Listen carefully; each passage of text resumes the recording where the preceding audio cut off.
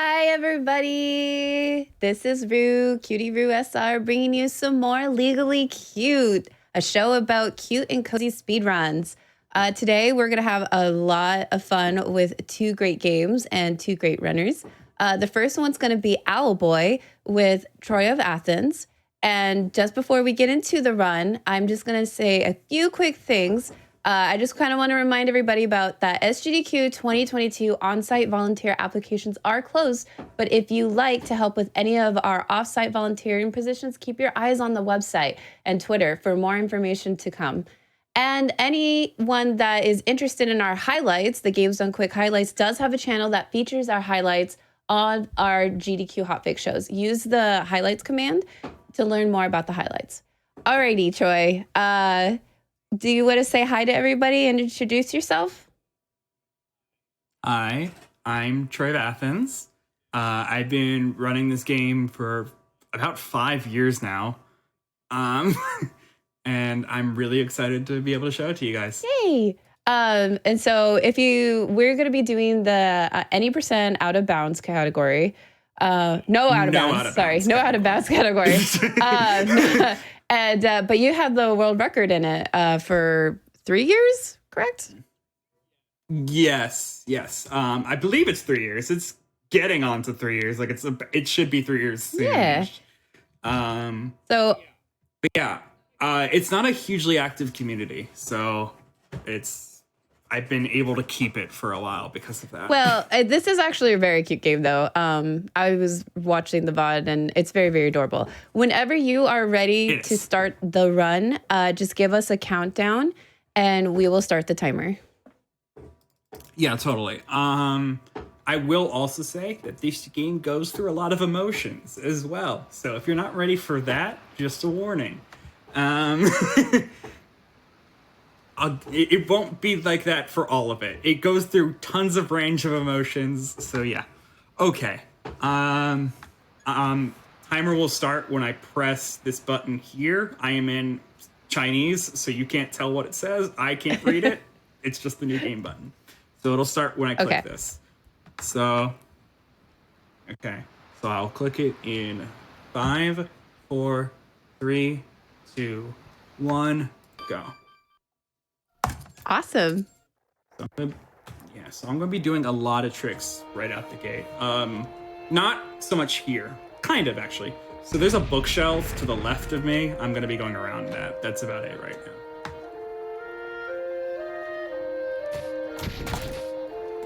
So yeah, there's like a cutscene that happens if I get those books. So I go around that. So for Owlboy, as I could see with what's going on with Owlboy, I love the speedrun. It's actually really good. There's actually a lot of like glitches and stuff like that were found in this game. But yay! And I know right now Troy is going to be doing some stuff in the beginning that's going to take a lot of concentration. And so we will explain everything towards like when we have a good moment. But there is a lot going on in like the first few minutes of the game. Yeah, I warned Cutie a little bit about this, but like, yeah, the start of the game is incredibly trick heavy. I am really glad I got that trick in live. I'll explain it in a second after this one, because I also got another one coming up during this cutscene. So I'll explain it. No worries. Definitely, to me, watching this. I need audio. Sorry. Damn it, missed it. Okay. Sorry. You're good now. Definitely. I just wanted to say this game is a lot of fun in terms of just like you're kind of like this owl, but you're an Owlboy. And the context of the game, I haven't played this game casually, so I don't know the complete casual storyline. But the speedrun is just, to me, it's a lot of fun. The music's great. You have it's artistically beautiful. So there's a lot going on in the speedrun. Yes. The start of this game is crazy. I just did essentially 4 tricks in the first 2 minutes. Yeah. It's a lot. I'm good now. Okay. We can talk. So the 4 tricks that you did, and one of them that didn't work, what were they essentially? So the first one you saw that was me going around the books. There would have been a cutscene that queued if I accidentally hit the books, and so I avoided that. People saying hi to me in chat. Anyway, second trick, which I did get, that was text storage, what's known as text storage, which during the cutscene where I went up to talk to my teacher, his name is Asio, A-S-I-O. I know too much about this game. He is my teacher. When I go up to talk to him, you're supposed to lose control of Otis, which is the owl that I am controlling. So I'm supposed to lose control of Otis and have to wait for Asio to finish talking. But if you do a right click, I'm using mouse and keyboard. If you do a right click at a very specific time, you manage to gain control of Otis again. It's very hyper specific, like crazy hyper specific. Like it has to do with momentum and everything. I don't even know what to call it in terms of X perfect. I don't even know. It's just that crazy specific. So that's text storage, and then from there was I just messed that one up. Sorry, I'll get to that in a second. We're in another area. This is Getty Toss. This is Getty Toss. I'm queuing a button to be pressed, and I'm no worries. While you could focus on this, I could kind of chat about a little things. If anyone from chat has any questions, I also saw that we have one of the the level designers in chat, and for Owlboy, so the only level designer. The only level designer. There's only 5 people who worked on this game, so it is the only level designer. So if you have any questions in chat, anybody, be happy to ask. And I'm happy to answer or ask the questions as well. Yeah. And definitely just kind of, there's a lot going on. I'm like watching it and I kind of have no idea what's going on in terms of just like what's going on. Like... Yeah, the way this game works is it's like, in terms of format, is like a bunch of cutscenes, dungeon, a bunch of cutscenes, dungeon. So it like keeps alternating between those, and the really intense movement and tricks is in the dungeons, and like we go right into a dungeon from like moment 1. So there's a lot of stuff happening right now. We'll be in a cutscene, like in a cutscene groove in a bit, and so then I can really get into explaining stuff. But anyway, one thing that I really want to explain in the moment is teleporter skip, and that's gonna be here. There's gonna be a thing above my head, like Zelda collection style, and I'm gonna be hitting escape at a very specific moment to essentially close the menu while it's trying to open the menu. While the game is trying to open the menu. So if I do it at the right time, it'll essentially cancel it opening the menu, which will skip another cutscene because of it. Well, that's cool. That's really cool. Yeah, it's frame specific, so I understand. And it's got like a window of like 5 frames, so like I can understand it and like see it pretty easily. Yeah. So it's on the 5th of it going up here. So. Okay. Easy. So you saw me doing it, like you heard me, and now I'm just spamming R to like trigger the teleporter. And now I'm doing buttons, doing that. Now we're leaving. Proper leave. Yeah, and then... Okay, we'll have cutscenes in a moment, I swear. No worries. Don't worry, there's a lot of downtime in this game. Like, we'll have plenty of time to talk about stuff. Yeah, easy game, easy inputs, you know? Easy. Easy. I definitely, so for anyone who doesn't know what no out of bounds mean. We can talk now. No out of bounds tends to be like, there's like rules and restrictions within that category. and you have to be within that rules. But no out of bounds is basically what it sounds like. You just don't go out of the bounds. Right. Okay, I'm doing some movement, but this is just basic movement. Like, I'm not doing any tricks here, so. So what tricks, like, do you use the most, and are they repetitive throughout the game? That would be my question. There are, but, like, it's more in the NA%, like, in the out-of-bounds category. Not so much in the out-of-bounds. And that's actually kind of what I like about no out of bounds, is that there is a little bit of everything. Whereas in the out of bounds categories, you're pretty much using the same trick everywhere, which I feel is kind of boring. Okay. Yeah, I know. I know, like, some speedrunners. Everybody has a different type of speedrunning style, if that makes sense. But I know for me, like, I prefer no out of bounds personally, just because I feel like the tricks, like, for example, Ori, there's Ori all skills, no out of bounds. And that. Okay. By the way, we got about a minute before I go back into dungeons. Okay. So we have plenty of time to talk. So basically, with Ori and the no out of bounds, I like being able to showcase the tricks, if that made sense. There's a lot of cool tricks in that category. But with Owlboy, what kind of tricks? It seems like there was a lot of tricks in the beginning.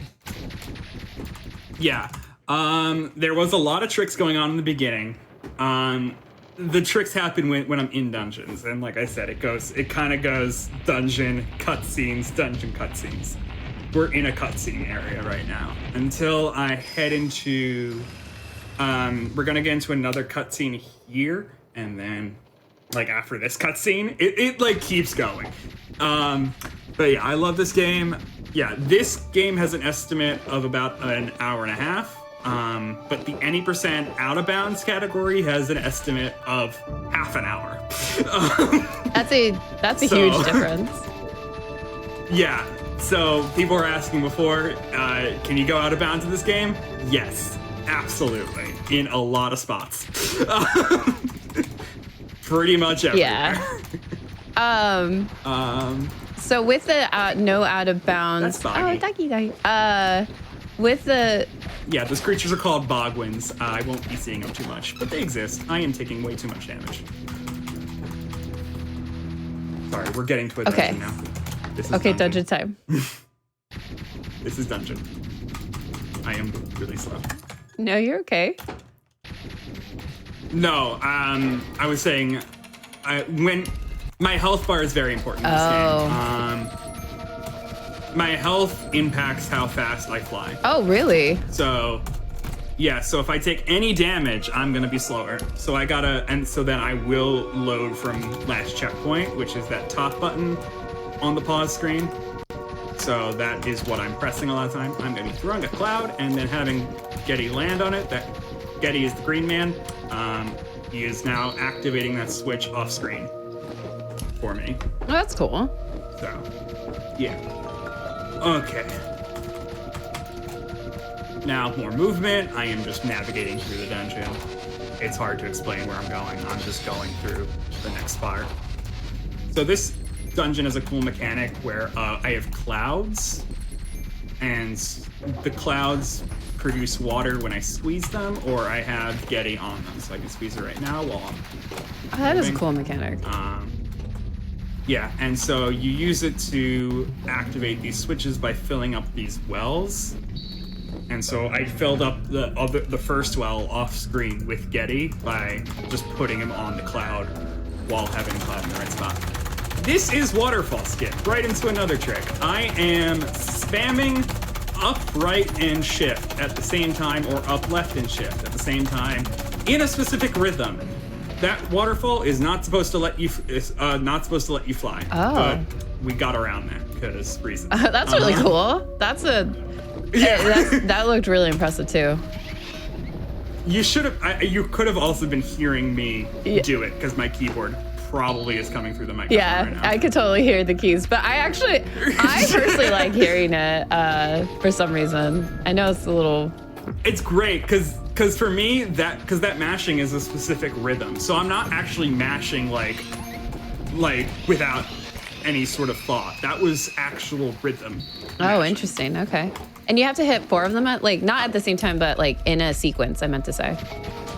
I am hitting 3 buttons at the same time. Okay.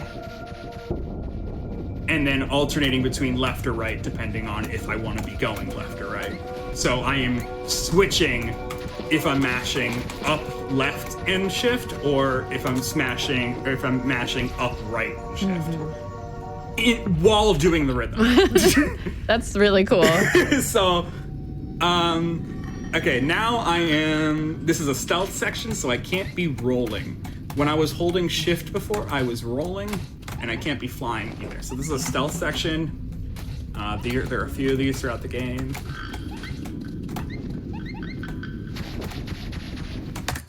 Yeah, Adrian can talk about waterfall skip history. As you noticed, Adrian's actually a very active dev in our community. So he has helped shape the speedruns. That's really cool. I actually like it when the devs are involved in that sense. Yeah, me too. That's pretty cool. Yeah. So yeah, that waterfall skip, as I was doing the one that we're still talking about, was not implemented, and then it was re-implemented a couple times. Adrian can go into the history of that. Right now I'm just fighting a boss. If I don't miss any shots, he won't shoot at me, but I missed a couple, so he shot me on that phase. I'll see if I can do it for this phase. So like he doesn't fire off at me, so I don't need to like fly around it. Yeah, he's gonna fire again. I didn't get it. Oh, that's fine. There's a safe spot right here, so he'll never hit me with those cannons. Oh, really? No matter what? Like, just no matter?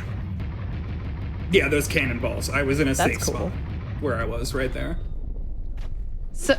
Okay, got a couple more cutscenes, and then I'll be in a Getty toss, and then we'll do more cutscenes. I'm no, sorry. You're fine. I'm so sorry. I actually like the cutscenes because you kind of get the sense of the storyline. Although... Yeah. We're not gonna cut too deep. Because I know, like, most speedruns, you don't see the storyline, like, especially when, like, you know, the dialogue is in a different language, but also a lot of times, even if it was in the same, you just mash through the, you know, dialogue most of the time. Yeah.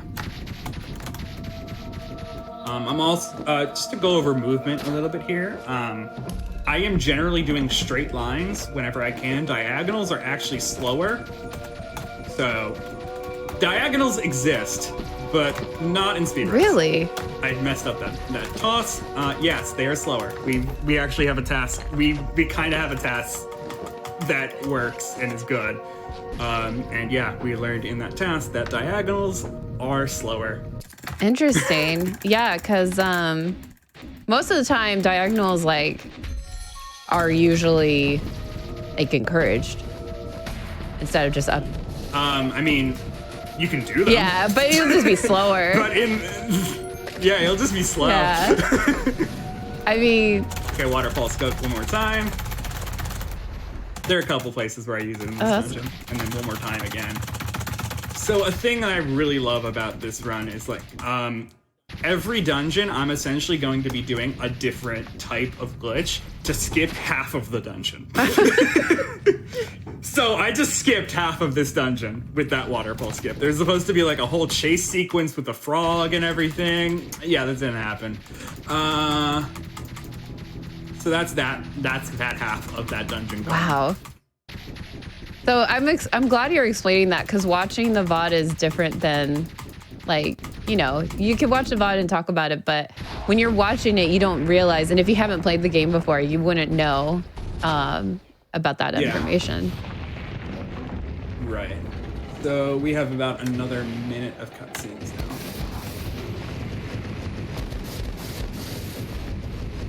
If you got any more questions, or if I missed I was gonna say, so I see the kinda task, and I see that Lukey did the kinda task. So what does kinda task mean? Does that make any sense?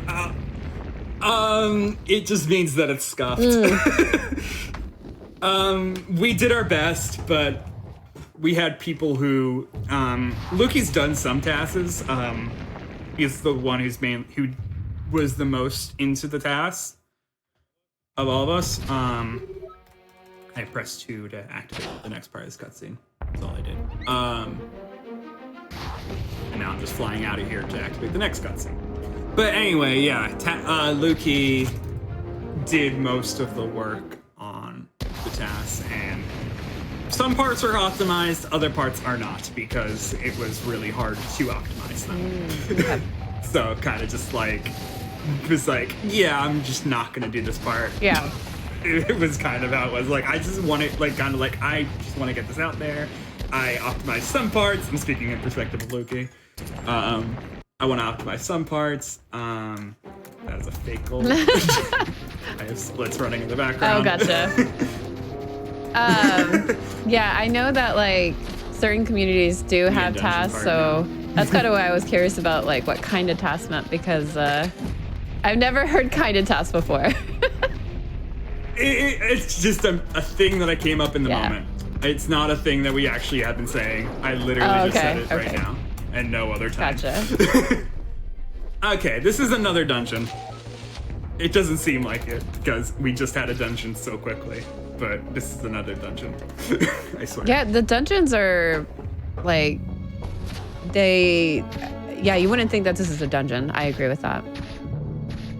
Right. But, like, I guess, like, story-wise, it's not a dungeon, but I call it a dungeon because in terms of how I deal with it in the run, it's another dungeon. Oh, okay. And, like, section-wise, like, this is another dungeon. So there's gonna be more stealth sections. These pirates I gotta avoid, so we gotta wait till space is right, then I can go. I can also stun them with the proper gunner. I missed, though, so I gotta wait it out now.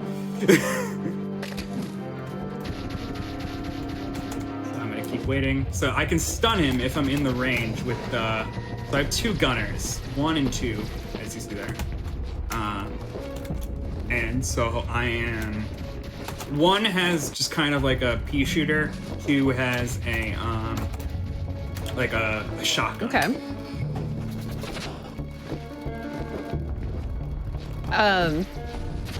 So the companions that are with you, do they, I know that like there was Getty, but what did the other? Yes, Getty is green. And then who is the red one?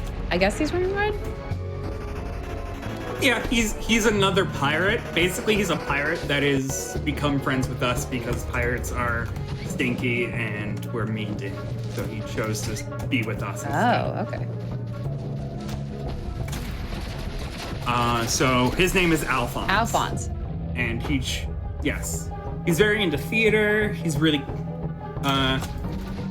yeah, he's got that. This is a temporary companion. This is forget her name. I forget her name right now. Maybe Adrian will help me in a second with that. But this is a temporary character. I only have this for the moment. I am essentially helping her get to her friends. So I'm using her. She has this like kick ability, which I can use for invisibility to hit these cannons that would normally hurt me. And I also can't drop her right now. She is part of me. Oh, she's literally. Whereas like, I can't drop her. I can show that after this cutscene. If I try to drop her, she gets mad and like jumps back into my hands. That's really good. That's so good. Because she has a broken leg right now. So she's like, no, I can't walk. So you can see me doing it here. And she's like, no, don't do this. And she's like, jumps back in. That's so good. That's good. Yeah. So I know we're not going to talk about the storyline too much, but I am kind of curious. I'm trying to be spoiler-free, gotcha. but I'm saying summaries, like how I said that Alphonse thinks pirates are stinky, and that's why he joined us. Yeah. Because I'm just kind of curious in terms of like, so with this dungeon area, we're like fighting the pirates, right? Essentially. Yeah, we're essentially like infiltrating their base. we're in their base right now, and we're like trying to go behind the scenes and like help be like, I guess, like ruin their plans, sort of thing. So we're doing our best to ruin their plans. Everyone in green is like our force, like the good force, like the military. Getty's also part of like the military initiative of Valley, which was the first town that we started in. Valley and Advent, which is the town that they are currently invading, and we are trying to stop them from invading this town. Okay. Which is more of a city than a town. Like, this is a city. But we don't get to see it much because we're just kind of trying to stop it, and then we leave. I like that you can use your companions in the fights. Yeah. Your companions are your way of attacking. You don't have a way of attacking normally. Oh, interesting. So the guns that they have are how you fight. That's really cool. Dropped Getty on that button there so I can activate that switch. I'm gonna then purposefully get caught there because it does some weird things with the switch if I don't get caught first, and then hit the switch. And now I'm just avoiding cannonballs. I failed at avoiding cannonballs. Oh, I see. And I failed at not triggering those bombs. This is a huge stealth section because I'm infiltrating their base. It makes sense canonically. Yes. Yeah, Otis is a small child who never killed a man. Thank you, Adrian, for that. So that's why Otis doesn't fight. The gunners do it for Otis. I just think that's a cool concept in terms of like, you know how most main characters have like abilities to fight.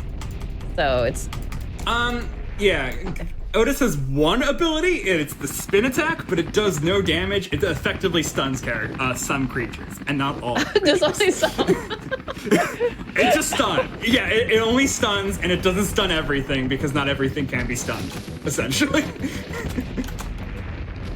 Or if things can get stunned, they're not going to get stunned by that thing. It's like, this isn't powerful enough to stun me. I am spinning. This is one case where the spins are really good. So I was using the spins to knock the bombs into that helicopter. Oh, okay. So it wasn't like homing. It was literally just... It was homing into me. And then you were using the spin. That's actually really cool. Okay, now I'm gonna be avoiding a laser. This laser has a timer. I'm gonna be flying to rocks at a certain time to specifically dodge it. You can see when it flashes, it's about to shoot off a laser. If that thing hits me, it's an insta-kill, and I have to do this all over again. Oh, wow, okay. But I'm being very risky with it and doing all sorts of things like that, so that was the fastest cycle for that. I used to do one that would be like, it would do one more, but people helped me out to find one that skips. That's really cool. And now I'm flying up to here, so we're in the mothership now, and we're gonna blow up the engine. So this is us in the mothership. This is a cutscene now. Okay. And Getty here is like putting all these things in the radiator, and was like, "Yeah, this is a great idea. We're gonna overheat the engine and then make it blow up. Oh, we can just stand here. It's fine. Wait. Oh God." Oh no. That's basically what they say in that cutscene.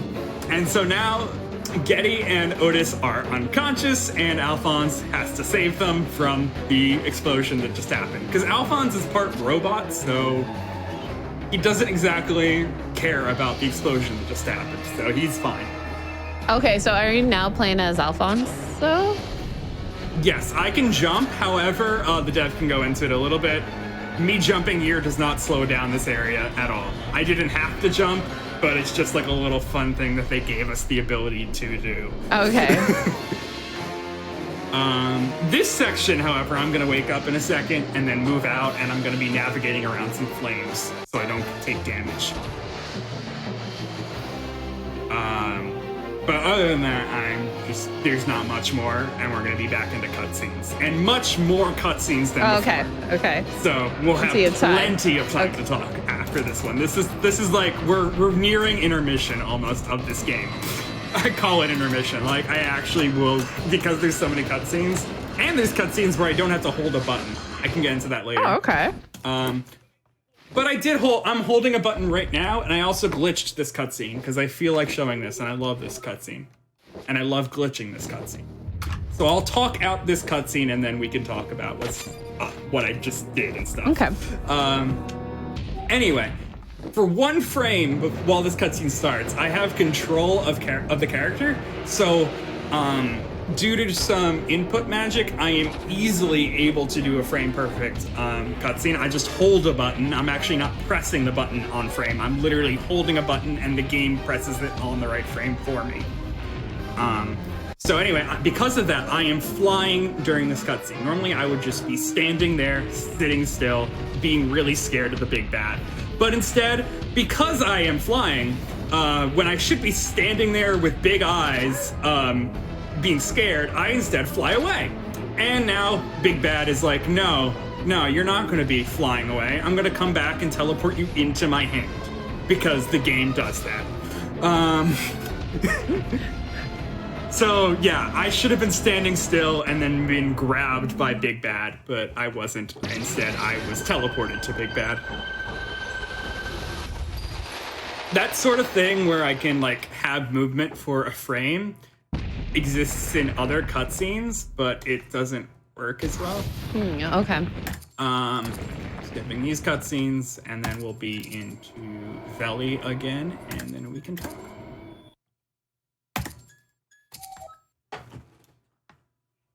And I will say the parts that I was saying are sad. We're in that part now, but we'll be talking over it, so. Okay. That's fine. Yeah, we can talk all we want. Okay. So there's not many tricks other than me. Okay. That's about it. It's just okay. me. So I'm guessing. So I have a question. How come there are certain cutscenes that you could skip versus? So are these like cutscenes that are movement based and you can't just get out of them? Certain cutscenes have a skip cutscene button in the pause menu. You saw that I have 4 buttons in the pause menu sometimes. Sometimes I have 3. Like if I pause right now, I only have 3. But if there's a 4th one there, I can skip the cutscene.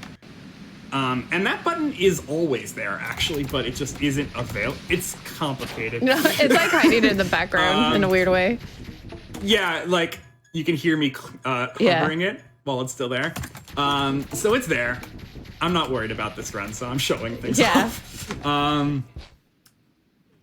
So yeah, that button exists, and it is always there. Yeah, exactly. Fellow previous runner in the chat. Right there, asking the same question I did. You just did. Yeah. So we can't skip all the cutscenes for reasons. I don't know why. But I know which cutscenes I can skip and which ones I can't. That's just what it is. Interesting. So this would be a question for anyone who's like listening on the YouTube side of things. For Adrian. The level designer. This would be a question for Adrian. Which I think they just answered. So under the hood, some cutscenes aren't safe to skip. That's the answer. Yeah. That is the basics. Yeah, so reasons. Yes. Yet again, just reasons. Yeah, we're sad. We're at a graveyard. That's all I'll say. Someone, okay. I do like the tree. People died. I was wondering, people. Yeah, this is a graveyard. Well, that's sad pandas moment. It is sad pandas, and you can see them being cutefully sad. But they're being cute while being sad, so it's fine. Yes. Sure. Question marks. But yeah. But I was wondering, so what got you interested into Owlboy? Just not even the speedrun, but the whole playing the game itself. Like what's the backstory behind that? I love this game. that is the summary of it. Is I just love this game. It is a really cute game, as you can tell, and I love that about it. I love the music. I love the art. I love its flaws. I love its amazing stuff to it as well. So it's just a game that I fully love through and through. And this was my first speed game as well. So, and as I think as you and I have discussed in other places, when you pick a speed run, you want to pick a game that you love to death, because it's your first one and you're going to need a lot of patience. So this is that game for me.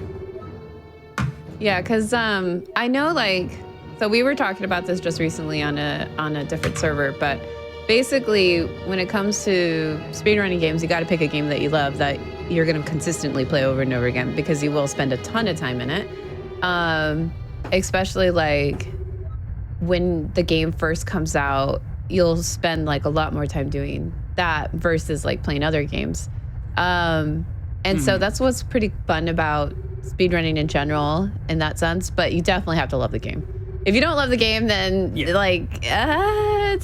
it's especially for the first speed game. Like this first speed game is going to be majorly different than the rest of the speedruns, because that's the one that's going to stick out in your mind, but also you like learn all the tricks for it. I know for me, Ori and the Blind Forest was technically quote unquote my first speed run. I mean, it wasn't my first game that I sped run. Like I did try Super Metroid, and I did do the blink flash movement thing, and then I did the morph ball skip, and but I didn't finish the game, and I never finished the game. Like I learned the tricks, but like that was for like a 12-hour thing. But like finishing a completed speedrun, Ori was my first one. And that level of a speedrun was hard, in my opinion, compared to other games that I speedrun. So no, totally. Yeah. I wasn't laughing at you. I laugh at everything. Oh yeah, no, you're fine. I was, so in my mind, like Ori is like the game that I'll never forget, on top of the fact that all the games seem easier after that. If that made sense. Valid. Yeah, I mean, I'm doing really high-tech stuff right now, but like, not to toot my own horn, but yeah, I kind of am doing a lot at once, so it's hard to say like what is happening, but I feel like you could totally go easier than this. Alphonse now gives us the ability to burn these vines, so we're doing that now that we have Alphonse. So we can go up here to this next dungeon. So I'm just moving more while I get to the next dungeon. So this is still more time to talk, but I just wanted to explain that I'm burning vines. Oh yeah. Anytime you have anything you want to talk about, especially when it comes to tech and everything like that, I totally want to know about it. Because I think, honestly, it's fascinating to learn. Because, like, I've never sped run this game. So, for me, it's really cool to know. Okay, we are basically done with that stuff now, and we're back into a dungeon. So, after this cutscene, we are in a dungeon. The beginning of this section is completely dark, except for a little bit of visibility that I have just around my own character. So I know this area pretty well. I did not split properly. I'm just gonna ignore that for now. So I like this torch because I'm supposed to be lighting torches throughout this dungeon to help me see. I'm not gonna be doing that. So I'm just gonna be going through this mostly blind. But I know where I'm going.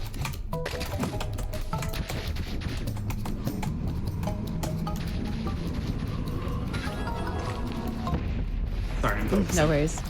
I am too. Yeah, you don't know what's happening. But it's cool. That was an invincibility trick just there. You are invincible for a few frames while eating. I did that to go through that enemy. I can do it again here. I didn't do it there because I didn't happen to go through a character. I accidentally got hit. I am now burning that area, burning down some blocks so I can hit this button that you can't see. And now I am still doing more stuff, waiting for cutscenes to happen. This is cutscenes. I'm not controlling character. Now I'm controlling character. Avoiding this guy a bit and Now we're out of the dark for a little bit. We will be back in the dark again in a second. Is the rest of the dungeons? We are not done. Yeah, no, the rest of this dungeon's dark, but we're also gonna skip half of this dungeon, like I said. So, so it won't be dark for too long. If anyone has fear of the dark, I'm sorry. Yeah, so it's light again. It's light for a little bit, and after this screen here, it's gonna be dark again. It kind of like you can see there are lanterns that I'm supposed to be lighting with Alphons, but I'm not. I see what. Okay, I see. There's spikes. Yeah, there's spikes, and there was also meat-eating gnats, I believe is what they're called. So if I'm in the darkness for too long, I will also start to take damage a little bit over time. Oh, okay. So I kind of have to like not be in the darkness for too long, which is also why I'm staying kind of fast along with being fast. We're in another. This is like a wave. This is a boss in like wave form, so it's like adding an enemy to each wave, and it's gonna go up to I believe 8. And then this boss will be done. And so as you see, my shotgun also has a timer, and like I'm waiting that out. You can see the red bar underneath my orange health bar, and so that indicates that I have a shot ready from Alphonse. Oh, okay. The orange is my health. The red is specifically Alphonse. Okay. Well. And then to the left of that, I kind of have like an icon, and that shows what character I have ready to come out. Oh, okay. That's really cool. So you can interchange them. Yeah, so you can see me switching between them right there. Okay, now this is the trick that skips half the dungeon. So we're gonna be lighting this to activate Bombbird. This is Bombbird. This is a temporary companion, my favorite temporary companion. Because of this trick. We're gonna be guiding Bombbird because he follows us all throughout this dungeon. He never stops. There's some eating gnats hitting me. So yes, he never stops following us. Bombbird never stops following. He loves us. He doesn't leave. That's cool. So we're just gonna be carefully guiding him to a specific area. This is not a thing that they wanted us to do. I accidentally got hit. If he hits water, he will automatically explode, and I want him to keep following me. So I'm gonna be very careful for him to not hit that pool of water there. And now pick him up. He can hit that water, it's fine. And then I'm gonna knock out that ceiling. We're not supposed to do that. Oh. So I just skipped like all of the dungeon. This is the final spot of this dungeon. And then we're gonna go right into the next dungeon. What happens is, if you notice, there was like a thing that sunk into the ground right there during a cutscene. So we're gonna go there now. And so we just destroyed the floor. This is the end of the dark dungeon, and now we're in the lava dungeon. Oh, that's really cool. So there's 2 dungeons in a row. They get away with this because it's supposed to teleport you back to the mainland. However, we're gonna skip the boss and the entire sequence that teleports us back to the mainland. So this is another boss that I'm in right here. But if you noticed, I am not in the boss arena. And that is because of a frame perfect cutscene storage that I did that allowed me to be in this. It was not frame perfect for me, however, because I used cutscene skip storage, which was that thing I was talking about earlier, how this button is always here. If I hit this right before a cutscene happens, it will automatically skip the cutscene for me. I do not have to go pause. That's really cool. Yeah, it's a fun implementation, and people don't do it a lot. So yeah, that was a boss that we were supposed to do. I skipped that boss entirely. Easy. Easy. It also skipped a bunch of cutscenes that happen afterwards, and then it's a lot. It's like a huge, several minute sequence that we just skipped. Yeah. When we found that boss skip, we were so happy because that literally saved almost 10 minutes in the run. I mean, 10 minutes is actually like a lot of time save. That's a huge time save. Especially, like, this game's only an hour and a half long. Like, okay, I'm dodging flames. This is hard. We're in another dungeon. Like I said, we kind of skip the cutscenes between dungeons. So while there would have been cutscenes normally here, there are no longer cutscenes here. That's so good. That's really cool. Yeah. This actually is like a really cool speedrun. Yeah, so this, yeah, I love this game. I love this speedrun. Okay, so now we're in the lava dungeon. So I believe, like, technically it's called the molten part of Floating Continent. Floating Continent 2. The first part we were in was Floating Continent 1 jungle section. This is Floating Continent 2 lava section, or molten section.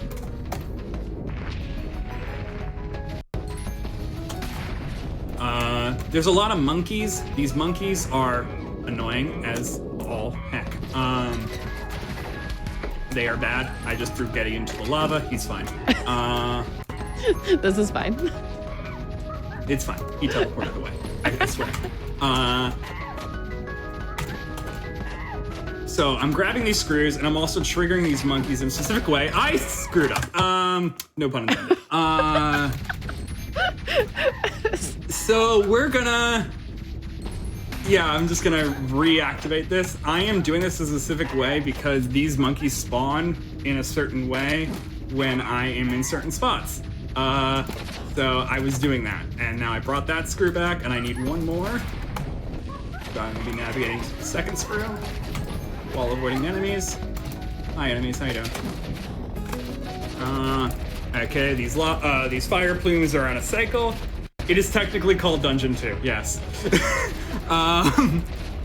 So yeah, I'm screwing this down. I also went a little bit to the left there, so now I am inside. This is still technically no out of bounds, but this will allow me, this is like in between bounds, I guess you would call it. In between bounds. Never heard that one. Yes. This is in the moment. I specifically asked for this one, like with the moderators for the boards. It's like, can I do this one? So, and they're like, yeah, it's fine. Because it doesn't put me out of bounds, it keeps me in bounds. So I am out of bounds right now, I can't move. But if I press up, I just jump up back in bounds. Oh, okay.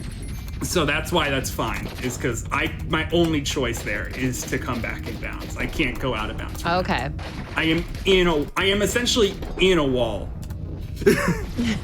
There, like the wall is wide enough for Otis to be in the wall, but normally you'd either be in bounds or out of bounds, but instead I am in the wall, I'm neither. Yeah. Yeah, it literally is in between. Yeah. Okay, cutscene here, and then this is another boss in wave form. This time, those monkeys. These monkeys are really annoying, and instead of being spawned in places that I can expect, these monkeys spawn in on the ceiling in completely random locations. So I just have to hope that they go into a good spot. This is the monkey boss. All speedrunners hate this monkey boss. I am the only speedrunner for this game right now. All speedrunners hate this boss. But I swear when there was other speedrunners, they hated this too. So I am just directing them to fall into that lava there, and also when I have a chance, exploding them with alphons, because that will hit multiple of them. If they are directly above me, they will immediately drop down. I just missed one. This is bad. This is really bad. Oh god. I am extending my invincibility frames with tricks. So I really only took 1 damage. I'm just improvising a little bit here. Hold on. Okay, we're good. I died. It's okay. I just gotta do it again. I just gotta start from the beginning with this boss. So yeah, there is a way to extend my invincibility frames by just spamming left click. It's very helpful for the casuals who play this boss, because this boss is very hard. So yeah, if you get hit there, you can kind of chain together your invincibility frames by spamming left click or spin, and that will continue to expand your invincibility frames into the next hit, essentially. So you won't continue to take damage. So that's very useful for the casuals who want to play this game casually. Not that playing games casually is a bad thing. I'm using casually as a neutral term here, not as a negative. Yeah. Well, no, like if you're ever interested in just playing the game in general. Yeah. Yeah. Because there are a lot of hard sections in this game. Like, at this point, we are at the section where a lot of people give up on this game if they're playing it. Oh, really? Because this game, yes. Because this game gets really hard. Like, this boss here and the next boss as well are really hard. Because of some things that I just said, like how they randomly spawn the monkeys in random spots and, like, you kind of dodge them and you only have so much health. There are places to get more health throughout the game, and we could have been getting them, but of course we're not doing that. But if you're not collecting things, you might not get that amount of health. Yeah. We've got fellow runners in chat, or people who were running and are currently not running this game in chat. I see Viz Major. They are a runner, or were a runner. I don't, like, if they want to come back to the game, that's their choice. But they did run the game, so they do have some things they can answer as well. Just by the way, for chat. Okay, so we're sorry. Okay. And then we'll be in cutscenes again. No, you're good. No, so this is the next boss. Okay. Yeah. I forgot to skip. So I have, because of skip cutscene, I have control of Otis for a second here, so I can do this. This is me doing as much damage as I can to this boss during all this stuff, because the more this boss is literally a health bar. So I'm just trying to do as much damage to this boss while I have the opportunity to do that. So I'm doing Alphonse's shotgun when I have the chance, and otherwise I'm just constantly shooting it with the pea shooter. So I'm just doing that, and it does these two looping attacks, and then, two attacks here, so it'll choose from like 4 different types of attacks. This is one of the 4, and then it will go back to the side. So now it's on the side. I am now just unloading on it. I missed the early cycle, and now it's gonna be a little bit early. So that's what's known as a 2. I like to call it a 2.5 cycle, because there is a 2 cycle where you don't see him shooting out that fire plume in the arc. Like, you can finish him off before that. But I didn't manage to do that. Oh, cool. And now we're in another section which I want to give advice about, so I will do it. These rocks in the first half are completely RNG. I am pressing up and down. Motion sickness warning also. I am pressing up and down to control the snake, and we are also spinning because they felt like it. I don't know. Yeah. So this first half, I am trying to avoid getting health damaged, but, it happens. The second half, however, is completely scripted, so I know exactly what I need to dodge and when. It is, for the second half, it is 2 down in this first half. If this is having trouble for you casuals, please remember this. So 2 down, and then it narrows, and then 4 up, and then it narrows, and then you hit that, and then it's 2 more down, and that's it. That is completely scripted. That second half is completely scripted. If you're having trouble with this section, and you're taking a lot of damage in the first half because it's RNG, you should be fine for the second half. So if you're having trouble getting past this part casually, there's your tips. That's good to know. Yeah, it's good to know. It's a scripted section, so it's actually not too bad.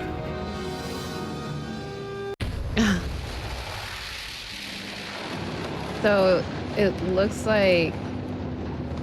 Okay, so this is another... Yeah, we're good now.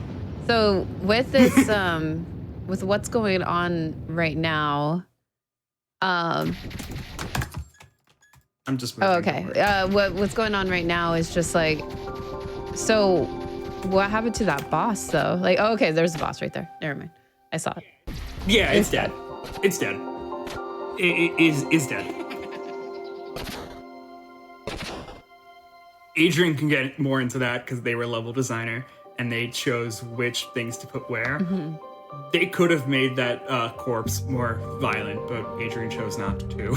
I think, rather, Adrian wanted to, and then Joe, who is the artist, Joe, I believe. Adrian can correct me if that is the wrong person. But yeah, that is the artist, and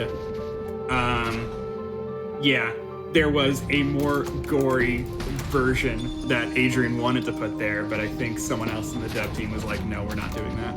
Gotcha. So right now it's just like just kind of more of the storyline going on. Yeah. Simon. Okay. My bad. Okay, we have one more companion. This is our final companion. This is Twig. They shoot webs. They are trans spider. I'll get into that in a second. That's my term for them.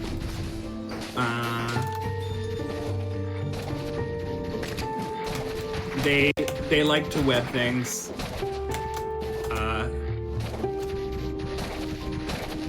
And so yeah, they have that. That was kind of like the tutorial section for this character. They will now leave us for a bit, and then we'll actually team up with them in a second. Until then, we're kind of in cutscene. Oh, okay, cool. Cutscene. Cutscene land.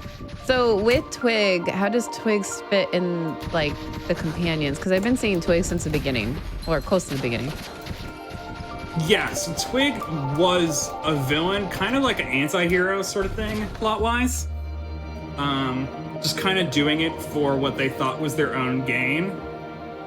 And then realized, oh, this is not, I should not be doing this for reasons that you're seeing right here of his family is being like heavily like infiltrated and like into their territory of like, why are you here? What is happening? So Twig, which is the name of this guy, looks like a spider. No, he's a stick bug, which is why I call him Trans Spider. He wants to be a spider because he thinks spiders are cool. But like transforming. Oh, okay. But so he wears a costume and shoots webs that he sewed himself. Oh, so cosplaying. He is cosplaying as a spider, but he's actually a stick That's bug. cool. That's interesting. I like that twist.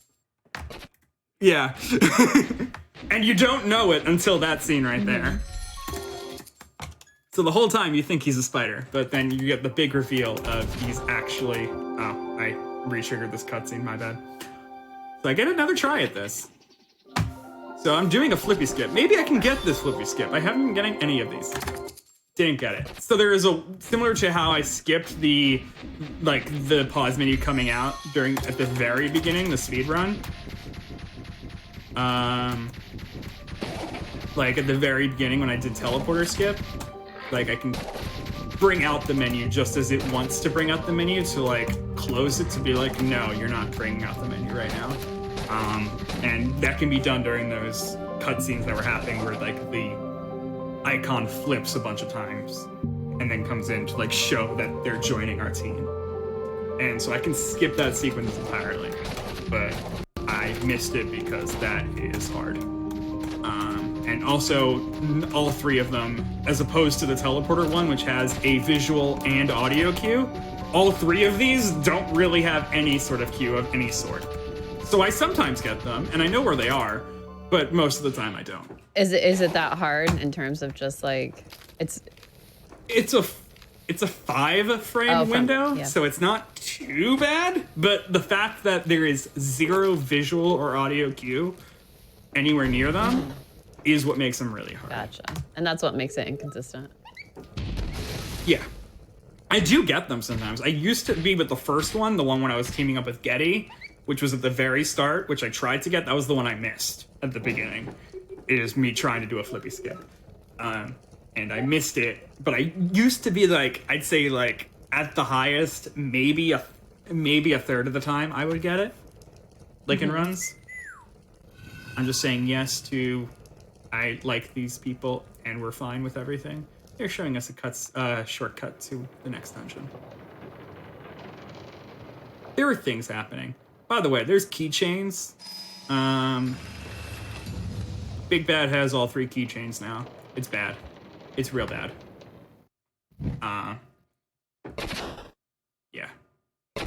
that's summary of plot for now. I'm not gonna go too deep Okay. into it. Okay. That's totally fine. Yeah, so I know for me, like, it's just I'm trying to, instead of learning more about the story, I'm trying to learn more about the characters themselves. And because of the fact that they are the companions that are throughout, you know, the run. I know with Twig, we're gonna see a lot more, you were saying, right? Like pretty much right now. Twig is with us now. That's what I was thinking. Twig is with us. There are some reasons, like plot-wise, that people leave us. So actually, I don't have access to Getty currently. If you notice in my top left, when I like switch between, I only have access to Getty and Interesting. Outlaws. So because like story-wise, Getty was like, I don't like Twig. I don't like that we're teaming up with Twig because Twig was fighting against us this whole time. So it takes a little while for Getty to warm up to the fact that Twig is now on our team, essentially. okay. Interesting. So Getty needed some alone time to like be okay with Yeah. that. This is a Bogwin. There's 3 Bogwins throughout the game. This is the second one that we see. I do believe we see all 3 of them. You saw one earlier. There's like a thing for like 100%ing this game if you save all 3 of them. But we don't do that. But they're very cute, and I have a plushie of them. You may have saw that in the tweet. They do still sell those plushies as well on the Yeti. They are adorable, and I absolutely recommend getting them. They're called Bogwins, which is it's the portmanteau of the word penguin and bovine. Oh, okay. So they're like a cow penguin. Yeah. They are cute.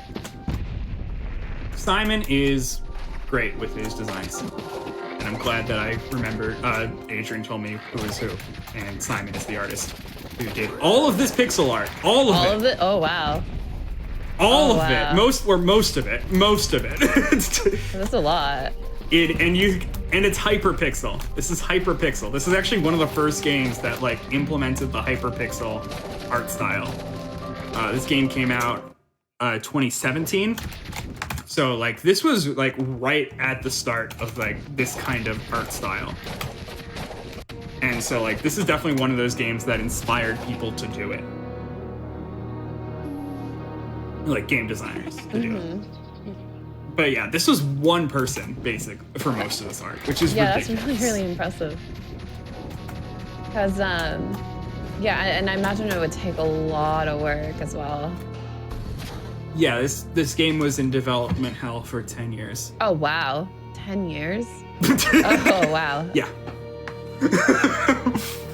Because they, you know, like they were doing, you know, they were feature creeping the game a bunch, and then they would take out stuff. So like, yeah, it was in development.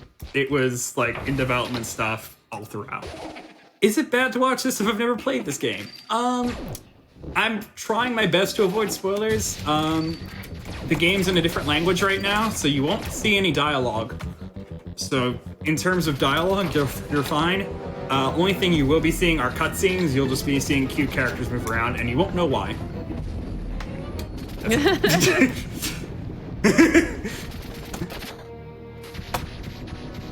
I mean, that's still impressive, though, like having, you know, it's a lot of work.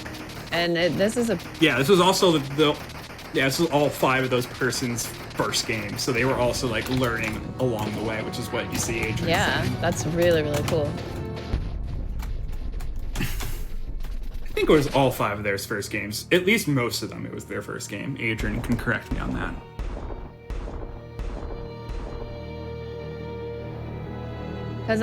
Yeah, we all found it in our own times as it was in development for 10 years. But I still, because it is a pretty decent sized game too. It's not. Yeah, this is more stealth sections. I could stun that enemy with the chest that I just did there, so I just threw it at them, and they will be forever stunned. Oh yeah, second commercial game. They do have another game. My bad. Adrian can advertise it as they want. I'm gonna stun that one again as well. I did that wrong.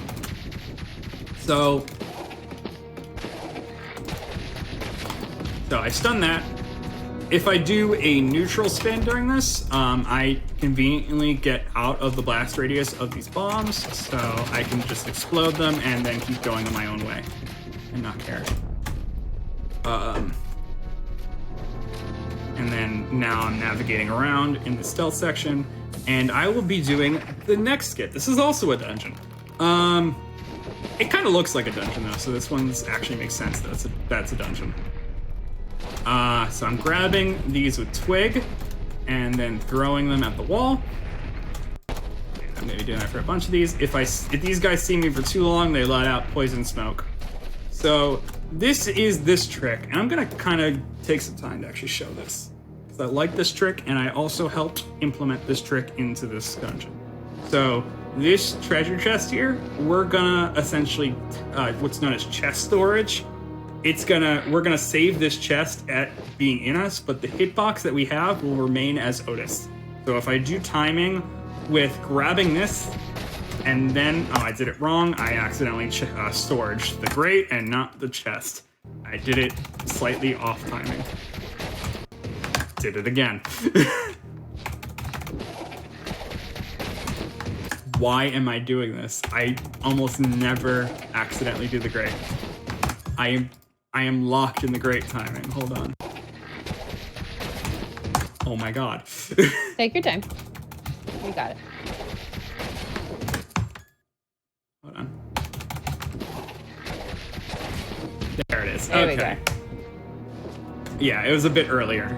So now I have the chest, and you can see I have Otis's hitbox. You can see I'm kind of like in this weird state of like having the chest on us, but the hitbox is like, no, you don't. So we have the chest, and because of it, my controls are kind of weird. So I'm navigating this without rolling. I gotta do it again. So I'm just navigating around here. I can't destroy these things. My spin move that I was using before is gone while I have this chest on me. So I'm just kind of going through here with my weird controls, because the controls are kind of wonky in this state. Take your time. You're good. Okay, and now we are done with this guy for now. We're gonna get out of that mode, and so we are no longer in chest storage mode, and we're gonna just be grabbing the chest. We needed to do that because the hitbox in here is too small. Like the corridors is like too small for that chest to be through there normally, but we want that chest for reasons that I'll show in a second. And this will skip another half of the dungeon. There's supposed to be a whole sequence where right now Alphonse is like in I guess like the technical spots of the ship and like doing behind the scenes work. So we don't have Alphonse. We only have Twig right now. So there's supposed to be another half of this dungeon where we meet back up with Alphonse and use him and like all that other stuff. Like I said, this whole dungeon is only Twig and Alphonse, but because Alphonse isn't like in the background helping,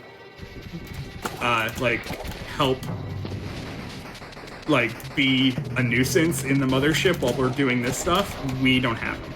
So we're gonna use this chest. This chest is now Alphonse, by the way.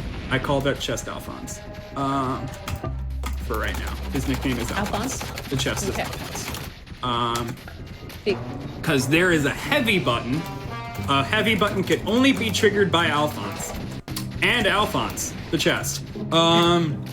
So I just brought that chest over here so that I do not have to team back up with Alphonse. I instead used Alphonse, the chest, to trigger the button.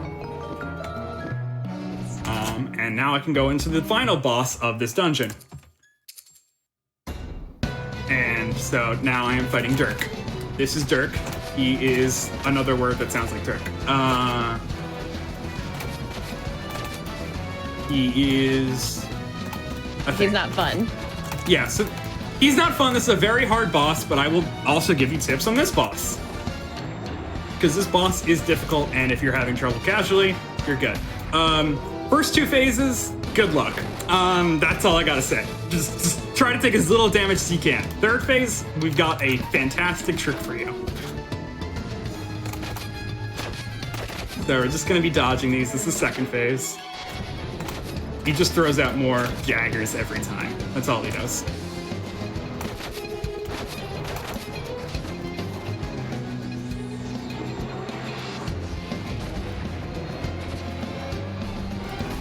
Okay, so now we're in phase 3. If you notice, the way he flinged me out, so he can either fling me to the right or to the left, depending on how I finish that cutscene. Otherwise, this is entirely mirrored. So if I go right here in the center of the door, you notice how I am in between all the bars. This phase will never hit me. These daggers will never hit me if I am specifically here. If I was flung to the left, this whole phase would be mirrored, and I would have had to do it in the left door instead. So, but if you stand in that very specific spot, you will not get hit at all by that phase. That's actually... So you are safe. But you gotta pay attention to like which way you got flung off. Otherwise, you gotta do it in. You gotta do essentially the way I remember it is whatever door you got flung into for that third phase. That's the door you want to do it on. Because yeah, that's actually really, really good to know. And you didn't take any damage during that phase. During the third phase, right? Yeah. And it's great. And it's also like not very well known. Runners didn't even know about it for a while. Adrian just told us about it after a bit. I'm not even joking. Adrian was, we were just doing this fight casually for a long time. Yeah, as Viz just said in the chat, like we were just randomly one day Adrian was like, by the way, this exists. And we were like, oh. So it made fighting that boss way easier. Yeah. And for anyone on YouTube, we're just having people explain the whole like third phase thing and how Adrian, the level designer, helped, you know, with that boss fight. Yeah, because you know they kind of made the boss fight, so like they knew it. They had made it. They put that pixel in there on purpose, but like they just didn't tell us about it for a while. I wonder. And yeah, and Adrian kept it to themselves. As they said, not even Joe, a fellow developer of the game, didn't know about it. So they literally put a safe spot for themselves for, like, I guess, QA, probably. So I do have a question then. How long did you know about it until you spilled the beans? Adrian. Yeah, that's for Adrian to answer, yeah. We got a lot of cutscenes. We're in cutscene land again. Because I definitely want to know, like, that's that's something to... This is our longest sequence of cutscenes for a while. Oh, gotcha. Yeah. So, we got a lot of time. Wait, so how did the other people on the team didn't know about it either? That would be my other question to you, Adrian. We'll get to it when they get to it. Until then, we can ask other questions as well, because we got a lot of time. Yeah. you were... Yeah, dev door confirmed, yeah. So Joe knew about it on release, a fellow dev. Joe knew about it like right when they released it, but we didn't know about that until I'd say about a couple years ago. Oh, really? At this point, and the game's been out for 5 years, so we legitimately did not know about that. That for the first few years. For years. That's my point. And so we were just like doing that third phase casually for the longest time, and we were just like, this boss is terrible. I hate that we have to deal with this boss like this. And then one day Adrian's just strolling on into the Discord, because, you know, strolling on into our speedrunning Owlboy Discord, because they're in it. And they're just like, yo, by the way, you can like be safe and not get hit at all during this third phase. It's like, and we were all just like yelling at Adrian, why didn't you tell us about this earlier? Like, yeah, I bet it was a surprise. Yeah.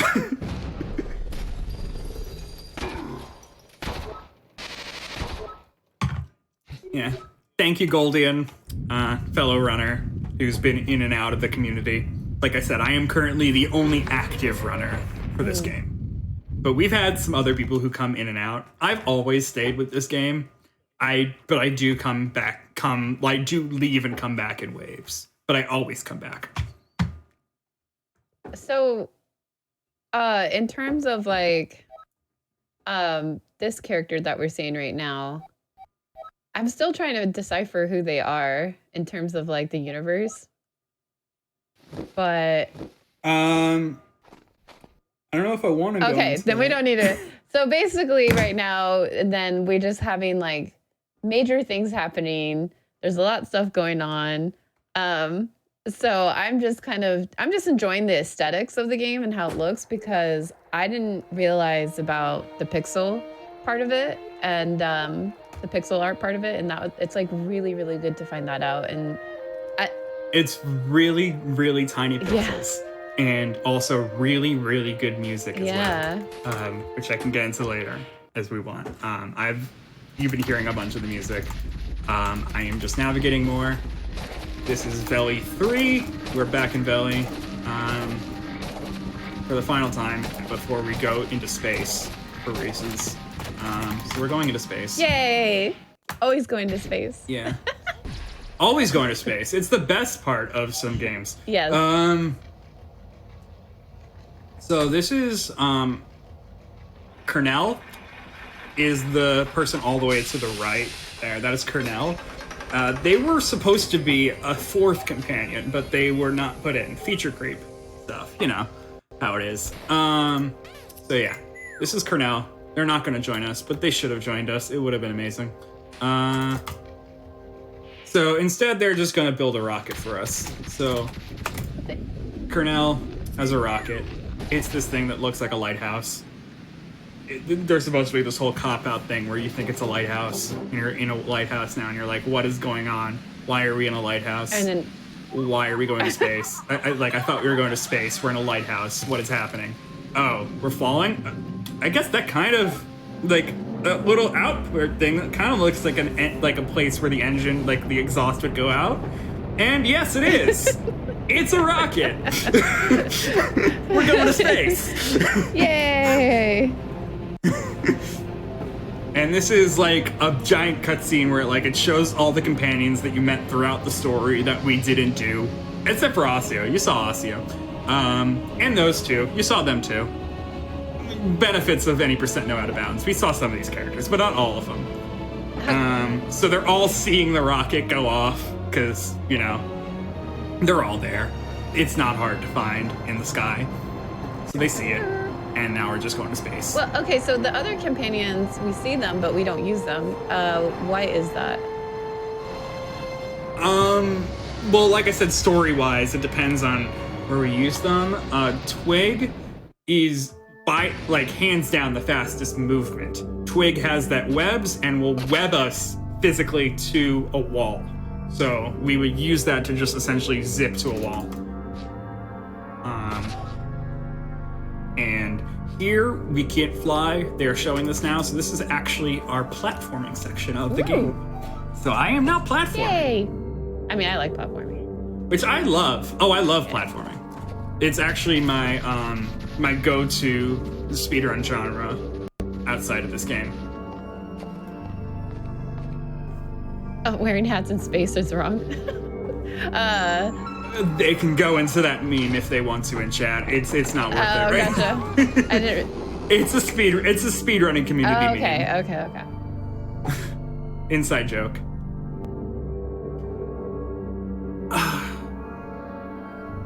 I love the ominous music. I'm just gonna go right into now. this dungeon. It's so good. Yeah, because this is the final dungeon. So yeah, we are in the final stages of this game. This is the final dungeon of the game. I'm sorry, we didn't get a lot of time to talk. I was talking a lot about other stuff. That's totally fine. You didn't get a lot of questions out, I don't think. No, it's totally fine. I'm actually just enjoying this a Okay. lot. It's a really good speedrun. I know there's a lot more going on behind the scenes than how it looks. Yeah, and I talked about some of them, and that chest that I was doing earlier, I literally helped make that route. That route for the mothership where I made a chest go into me and become part of me is I made that skip. The glitch itself was found by a glitch hunter, but I found like the route where it could work and help us in the dungeon. That's really cool. Yeah, so I love that.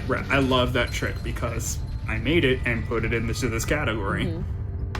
But yeah, a lot. Yeah, what I love about this game of this category is what I said. Of each dungeon has a trick that I skip half of the game with, that I skip half of that dungeon with, and it's a unique trick, as you saw.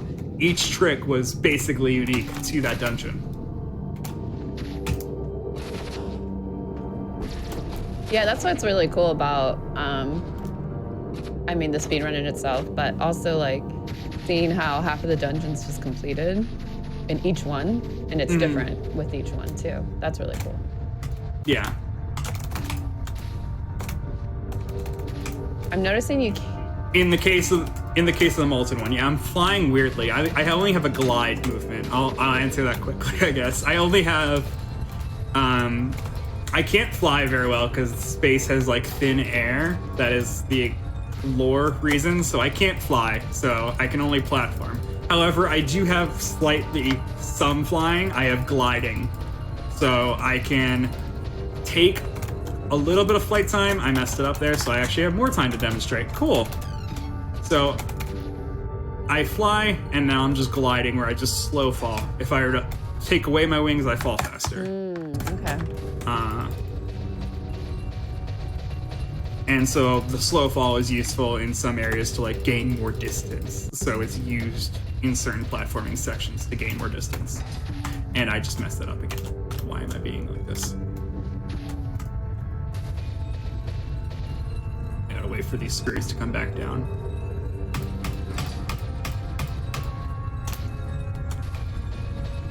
I'm normally way better at this. I'm the world record holder, in case you forgot. No, you're totally fine. You're totally fine. Like, it's like, how do I put it? Performing is always going to be, you know, slightly different, but also... Yeah, I gave myself a lot of, like, leeway anyway with my estimate as well.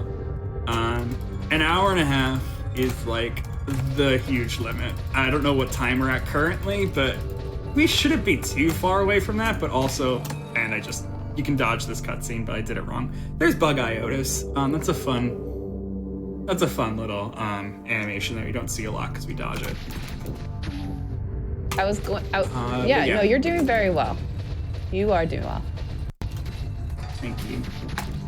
Okay, so we're gonna be triggering this button. There's gonna be panning there, and while it's panning there, we have control. You heard it rolling for a second, so I jumped over that gap again while I had control, but it was still panning back to me. If you notice, I forgot to reload cutscenes to regain health, so I'm gonna do that right now. And now...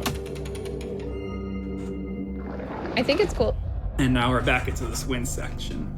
So now, like, atmosphere is in a weird spot. I'm sorry. No, you're good. You're good. So yeah, there's like, I guess, pressure differential stuff. I was a science major in college. I know this stuff. So yeah, pressure differential stuff. The air is rushing out into space when we had those doors open. So it was like a wind section where I had to navigate in a certain way and dodge rocks that were flying out. Okay. Sorry, we're still in dungeon mode. No, you're good. We'll be out of dungeon mode in a while. You're all good. And there'll be time to talk because after the final boss, there's more cutscenes before the time would happen. So we're still not at time. We still got a lot of stuff. We got a bit more platforming, then a boss. Well, sorry, a bit more platforming, a skip that I'll get to in a second after this platforming. Then the final boss. And then more cutscenes where we can talk for 5 minutes. Oh, wow. That's a lot. Yeah. And it's 5 minutes of cutscenes. And no gameplay, really, after that. Sounds good. So it'll be 5 minutes of cutscenes. It is the longest sequence of cutscenes in the game, and it's at the very end. 4, 5, 6. Go ahead. Here's 7. Okay. So you're supposed to be locked into movement in a very specific to the left here. I did not do that. This is supposed to be an auto scroller area that takes like full 2 minutes. Because we entered it weirdly, we're in a weird state where the game doesn't know what to do with us. So I hit skip cutscene, and it just takes us out of it. This game is so good. So yeah, that was 2 more minutes. So yeah, another half of the dungeon gone. Wow. 2.5 minutes of stuff, and now we're just navigating to the final boss, and then we'll be fighting final boss. So this is Solus. This is the final boss. Spoilers for everybody in chat who's played a little bit of this game. I'm sorry. This is the only section of spoilers because it's unavoidable. So yeah, Solus is the final boss. I won't get into why, but he's the final boss. Yeah, that was the character I saw since the beginning. Don't worry about it. I'm not going into it. You didn't see that. No, I don't know what you're talking about. No, it didn't happen. No. This is normal. So this guy has 3 phases. Each phase, he has different colored relics. Those 3 relics that we had earlier.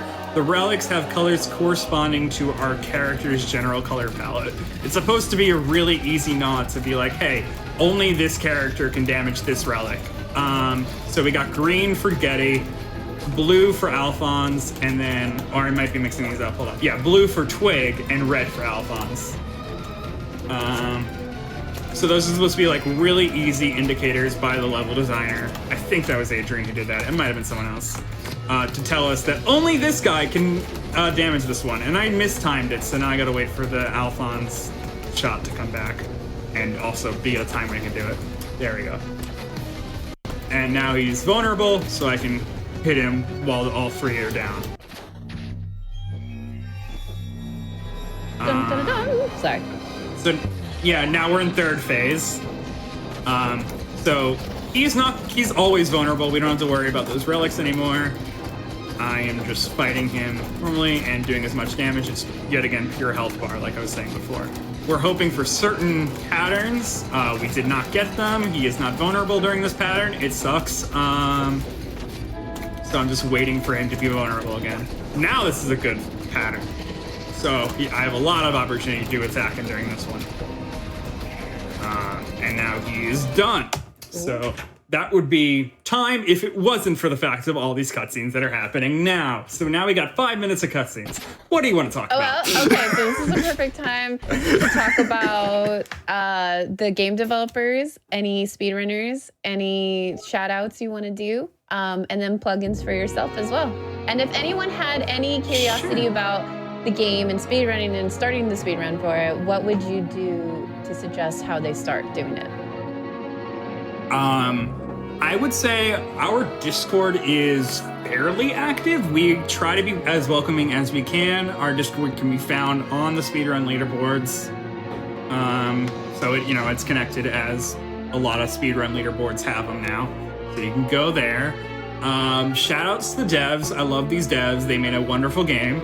I really was the only one who helped me do this specific, set up this specific hotfix. So I don't really have anyone to shout out for this specific run. However, I'll shout out my community a little bit, I guess. Lukey SR was a great help. They were the one who did the task that I kind of alluded to earlier. I shout out Kalai as well, the person who made LibTask, who also helped out Lukey make the task. They helped out at the ending section. Like the second half of space in any percent. It's an any percent run, not a no out of bounds. It's out of bounds. So it's got some other skips and it crashed in a weird spot. So the dev of LibTaz actually helped out after that. So yeah, I guess that's all of my shout outs. If I missed anyone, I'm sorry. I love this community. Definitely try to see our Discord. We will help out as much as we can. Any percent has a good tutorial, the out of bounds stuff. No out of bounds does not have a good tutorial because I am the only one who does no out of bounds. And I just haven't had the time to make a tutorial for no out of bounds. So I am sorry. But anyone can always ask you questions. I will be around. I'll be around and to help as much as I can. Yeah, exactly. Oh, I see. I see Okay. why we had. Now I can go to other questions. Yeah. We're still, I have gameplay right now, as you can see. I am spinning this thing. That's it. Okay. There's nothing technical happening from this point on. It's just, I am spinning. Yeah. I definitely was gonna say, and if anybody wanted, I gave the Twitch information and everything like that, but is there other speedruns that you play other than Owlboy? Right. So currently I'm on Owlboy grind because I am on a minute barrier milestone very soon. I am at 118 in-game time. We use in-game timer where we remove loads. So I have 118.06 world record with in-game timer. And so we're very close to, I am very close to 117. So I am trying to get that. We are very much not anywhere near that. We are currently in-game timer-wise 126, just by the way. Gotcha. So, yeah, we're nowhere near where I normally am, but I was having fun, I was being chill, I was showing off a lot of stuff as well. Well, thank you. Well, thank you for being on the show, and I hope you had a lot of fun showcasing this game. I definitely enjoyed the speedrun. We still have another minute of cutscenes. Yeah. Well, no, I'm just saying thank you. We still have time for questions. Yeah. But definitely, if anyone has any last minute questions for the runner and the developer in chat, I know, we have a little bit of time left, but I do have questions in terms of, I know that there was going to be an announcement soon for something with the developer, but would you, if this announcement is what I think it is, like another new game kind of thing, would you play that, Troy? Absolutely. I don't know what it is. There have been teases. Oh, I'm not flapping. There's a flapping thing because I don't have rolls. I am flapping instead. This is the fastest form of movement when you don't have rolls. So I am like hitting like in directions at a certain rhythm. That's about it. But yeah, would definitely be into playing it. I love the devs for this game. They're great people. As you can see, Adrian in the chat, it was great. DLC probably won't happen for this game. It's been out for 5 years. Just to tell you. That's how dev cycles work. It's been 5 years. They're done. Time. Sorry. Oh, time. That's time. Well, that is time, but there's more cutscenes we want to keep Okay. talking, and credits as well. Cool. But the timer is done, but there's more cutscenes, but there's no more gameplay, so that's why we set time. So definitely just check out the runner, check out the sorry, I was reading chat. Definitely. Yeah, like I said for Adrian. Yeah, definitely check out the developer for this game and everything like that. Wanted to thank everyone who did show up and who supported the Owlboy run. That was super, super rad. And also, it was fun to find out the little stuff, the one room with the boss, with the ninja boss, and then that was fun insight to find out. We definitely. I want to at least show the credits a little bit. They will be in English, I believe, so that'll be helpful. And also, it has probably one of my favorite songs in the game. So, if I have the time, do we have the time for me to show it? Or unfortunately, not right now. But we could just anything else that you have, any last minute thank yous for anyone. Before we head on to our next show, we will be having another runner as well as a game. And so I remembered one more okay, shout-out. do your what? Yeah, we have shout out, and then we're going to head on over to the next game. But beforehand, we are going to take a break. Okay. So can I do my last shout-out, or are we taking a you're break? good. Okay. So this is the credits, by the way, so that's the song. But yeah, Jonathan Gear is the composer for this game, and he's the only one who composed it. He had some friends who helped him orchestrate it. Follow him on Bandcamp. All of the songs are available on Bandcamp, including some songs that they didn't release for this game because feature creep. So there are a lot of songs for this game, including songs that aren't in the game at all that you can go listen to. Awesome. On their Bandcamp, Jonathan Gear. Awesome. Well, I want to...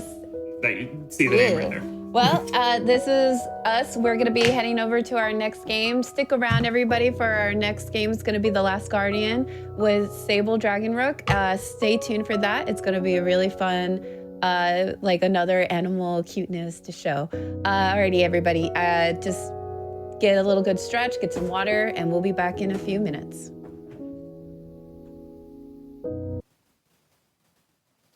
Hi everybody, I am Rue, Cutie Rue SR, bringing you some more of Legally Cute, my show featuring the cute and cozy speedruns. We have another one for our cute animals part 2 tonight.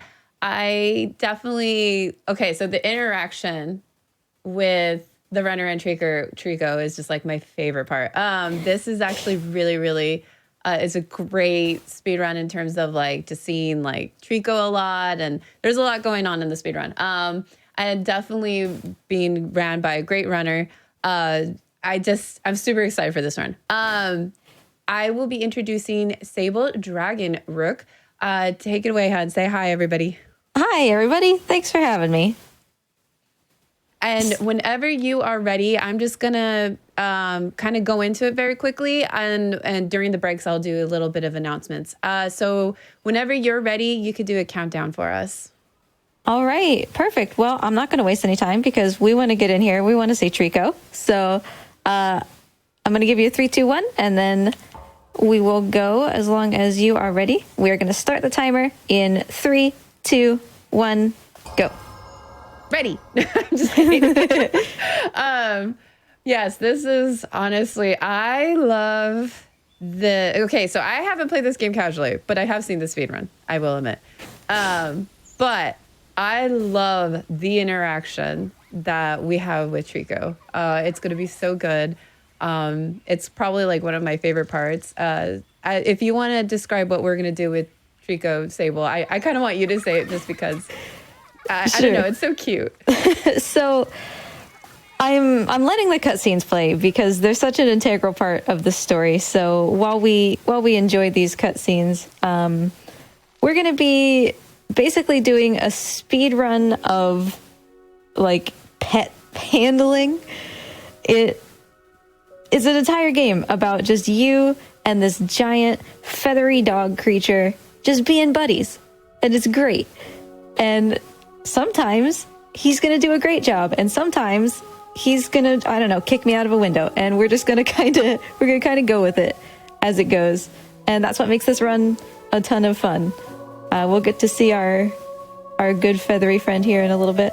In the meantime, top left corner of the stream, we have Mort, my blue-tongued skink. He's a lizard. He will be joining us as I have the opportunity to turn the camera. So he'll be out and about. It's actually his birthday today. Happy birthday! Oh, that's so cool. Happy birthday. Happy birthday. Happy birthday. He hasn't had his cake yet, but he will get a cake. Can I have some of the cake? Do you like worms? Maybe when I was a kid. No. So here's Trico here in the opening credits. We've kind of progressed through a bunch of animals. We started with like bugs and, birds and stuff like that, and we've gone up and up into like griffins, phoenixes, and at the very top it's like, oh, there's Trico. So he's kind of in the same category as other mythological creatures. So in terms of like Trico, what species is Trico? I guess is the best question for me. Trico is a Trico. We only call him Trico because we don't actually know what his name is. So Trico is the kind of animal that he is. I now also see that he's green because of course he is. We're gonna... I might have painted him some crazy colors and completely forgot about it until right now, so... It's okay. We'll have a green Trico. Yeah, no, he'll be kind of rainbow colored.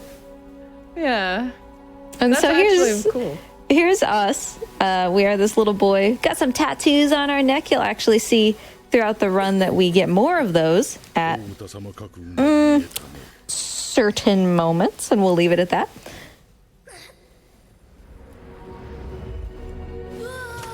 Hi, Moldy Trico. I'm sorry I forgot to unpaint you.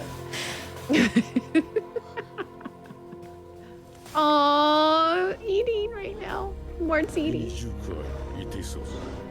Oh, Trico is going to like Trico looks like it's camouflaging, like So I chose an account that had like all of the stuff unlocked and completely forgot that like this was the account that I most recently like just painted Trico crazy colors to get the trophy. So that's why he's like that. But hey, fun fact, you can do that if you play the game long enough. You can paint your Trico. I didn't know that you could paint. So how do you paint Trico? It's quite an experience. Hi, buddy. So you have this, it's literally like a spray paint can, and you have to paint him like in the world while he exists and is just following you around. It's such a nightmare to paint him because he won't sit still. You're just like trying to spray paint a very excited dog. Yeah. Aww. So poor Trico. We woke up with him in this cave. Like, we don't know what's happening. Trico doesn't really know what's happening. We're definitely not friends right now. He's super upset. And so the first thing that I did was I pulled the spear out of his leg because, you know, nobody wants to have a spear in their leg.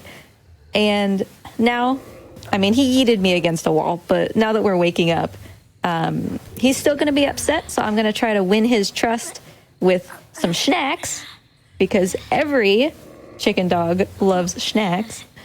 And hopefully he will be my friend. We like being friends. Yeah. That's good.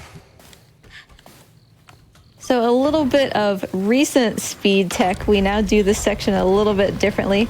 Just a movement optimization, hopping up on that lever there instead of walking all the way around to get that barrel. We'll find barrels throughout the run. Sometimes Trico will decide he's hungry and that he's not going to move until you give him a snacko. So these won't be the last treats that we feed Trico, but this is legally cute. We're going to treat Trico really well. We're going to make sure we treat his wounds and give him food. Everything we can do to make him feel nice. Yay! Taking care of animals. I love it. Especially Trico. Trico's actually really, really adorable. Like Trico deserves it. Yeah. And Trico fights a lot too, so he does. Definitely love seeing the snackies and the pets. Yeah, we would not make it very far without Trico's help. You gonna eat that, honey? Or are you gonna bark at it? Oh, woo, yeah, I understand. He's being like super slow right now. That's fine though. It's like just, you know, waking up. Come on. Yeah. I love seeing Mort too. This is actually like perfect. Yeah, So Mort's gonna do like whatever Mort's gonna do. And we'll see. Yeah. Mort's really cool though. In terms of, so does the camera follow Mort when Mort's moving around? I follow Mort with the camera, which Oh. usually means that I'm operating the camera with one hand while I'm riding on Trico, or I'm operating it with my feet. Oh, that's really cool. That's really cool. Fun fact, I have played video games before with my feet. It's fun though. Like, it's unironically fun. It's hard though. I have to admit, it is hard. In terms of like the foot positioning and the like, you can only do it on controller. I would never recommend keyboard. Just oh yeah, no. no keyboard. But no way. I know that's a weird thing to talk about, but I have done it. It's weird, and I thought it was pretty cool that I could do it, but I don't do it to this very day. This was when I was like a youngin'. Yeah, me too. I used to, before I discovered speedrunning, I was trying to find other ways to make games harder, and one of them was playing with my feet. I used to play Legend of Dragoon with my feet. Oh, that's really cool. So, I mean, at least that was an RPG, so it was mostly like menuing. Oh, yeah. I think I was playing a action platformer. I'm trying to remember what game I tried it on. I wonder if it was Jack and Dexter. I know it was around that era. Hi, buddy. So his eyes aren't pink anymore. He's calmed down. I've got a badge on him just because I can. And again, we're gonna stand here for just a second. Normally in a super fast speed run, we wouldn't be doing this, but he's shaken off his armor. He had a helmet and some body armor on, and I broke the chain that was around his neck, and he's able to shake that off now. So hello, we're gonna do this special interaction. Hi, honey. These are my favorite parts. Yeah. So this is the only time in the game that the boy will say, like, pleased to meet you, Trico. So I wanted to throw that in there. That's so cute. So we're friends now. I fed him, I took care of him, took out another spear in his shoulder, so as far as he's concerned, we're best buds. Aww. I don't know why, but that always like melts my heart. He's just so well designed. I'm not even going to talk about what I'm doing here because I'm failing utterly. It's one of the hardest strats in the game, which is like super weird because it's right at the beginning and it doesn't seem like it would be that difficult. But there's two variations of ledge jump and both are like super difficult. It would have saved like 20 seconds, not a big deal. Just wouldn't have had to wait for Trico. There you go, dude. Have fun.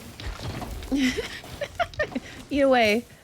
I know that like, so I know this, but I know for like anyone in chat, when it comes to Trico, the design to Trico is very sophisticated, actually. Yeah, there's a lot going on. Yeah. And so like Trico, even though like you're a boy and you're kind of navigating the world and doing things, there's a lot of interaction with Trico, and Trico is a very smart AI in my opinion. Absolutely. He is not just a walk over here, do this, walk over here, do this kind of thing. He will tell you, like, I'm looking at something I think you should be looking at. You told me to do something, but I'm not really sure that I understand. Like, understanding his body language, being able to interpret whether he's confused and what he's thinking is a huge part of improving your time in this speedrun. And he's very nuanced and very realistic. That's part of what makes it really a lot of fun.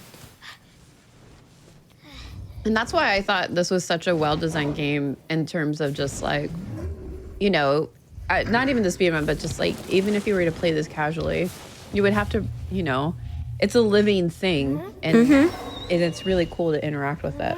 Yeah, and, you know, people come at that with kind of mixed results. If you're willing to just take the journey as the journey, then it really is such a pleasing game. Also, he has butt lasers, so there's that. Yep. So I'm resetting checkpoints to teleport me around and spend less time waiting on things. Sometimes, like is the case with that checkpoint reset that I just did, it'll move the boy forward or put me in a different place.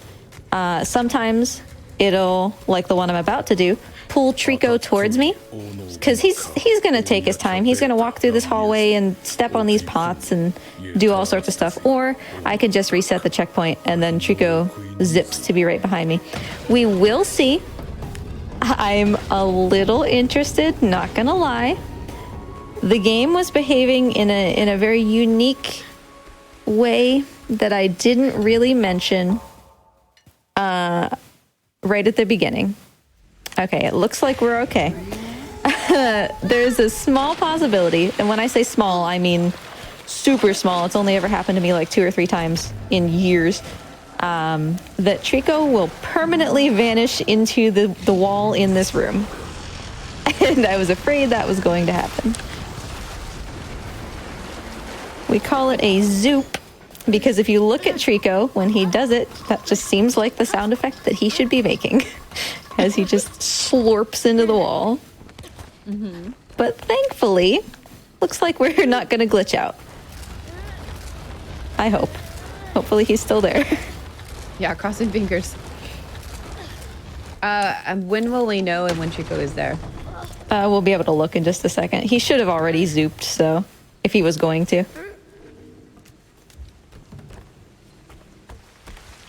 Are you there, buddy? Yeah, okay, he's still there. Yay! Yeah, I don't really know what happens. He just kind of vanishes into the wall, never to be seen again. Like, you literally can't progress. You have to start the game over. Oh, wow. But it's very small, like, as you were mentioning. Yeah, it's... Some runners have never, ever had it. A couple have had it, 2 or 3 times. Have you had it a few times? Yes, I've had it 3, I want to say. No, don't leave without me.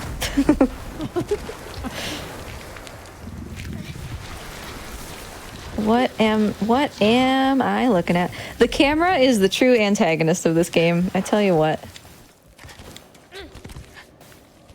Oh, so to answer a question, I know the answer to this question, but I'm going to ask you, Sable, what is the kid's name? The kid's name is Boy. I like, even the devs just call him like the boy. I've been working a bit on, because I have a couple degrees in linguistics, and obviously I love this game. So I've been kind of working on the in-game language, which we haven't quite been able to translate in the same way that we've been able to translate eco. And we think that the boy does actually have like a name somewhere in that language that they call him. We just are not sure yet. So far it's just a boy. Yep, he's the boy.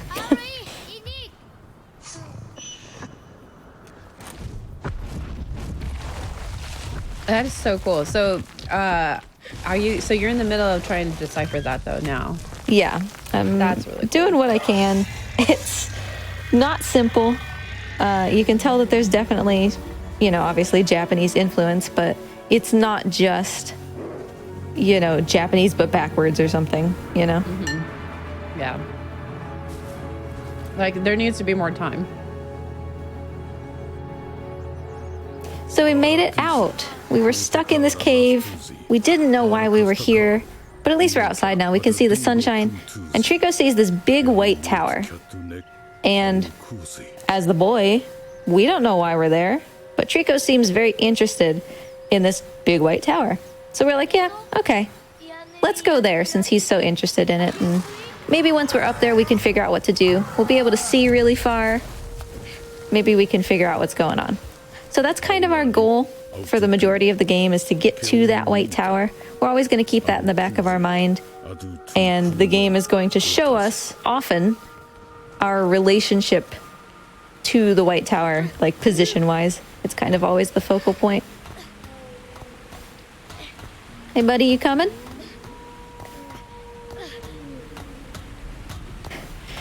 Come on, Trico ruins everything. Come on, dude. That's why I don't know why, but I just love the interaction. And he's always doing something. It's not like as soon as you stop looking at him, he stops like existing or moving. He's always doing something. And so a lot of times you can get these like candid moments if you just pay attention when you think he's not looking. And also, I didn't really comment on this mirror, which we have, that lets us control Trico's butt lasers. It just does. That's about it. We found this thing. It was actually on a sarcophagus, which, if you have any interest in the other Team Eco games, that sarcophagus is made of 16 pieces, which is interesting. Shadow of the Colossus and all, since it was in the same room as a pool that's identical to the one in Shadow of the Colossus. But we picked this mirror up and showed it to Trico, and Trico was like, whoa. I don't know what that is. I'm not sure I'm down for that. Maybe. Maybe. And if we shine the light, he'll shoot lasers at where we shine the light. I just find it funny that lasers are coming from the bum. Yeah.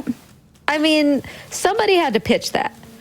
Somebody took the feather dog and was like, but what if lasers? And somebody else was like, yeah. Yeah, exactly. Like, that's the greatest idea I've ever heard in existence. Hi, buddy. I'm gonna have to give you some negative brownie points, my guy. That wasn't very good. He walked very, very far down. We wanted him to stop. Hi. Basically where he was. Without walking too far forward, so we didn't have to wait for him to do this whole spin around thing. But Trico will do what Trico does, and that's okay. Come on.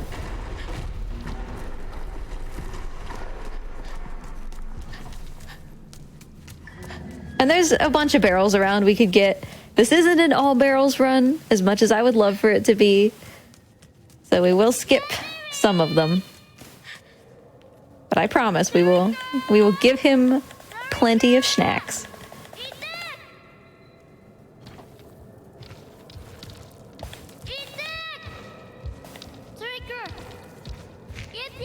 So for right now, I can't actually tell Trico what to do. I'm literally just calling, hey Trico, repeatedly, and hoping that he comes and stands in the spot that I need him to stand in.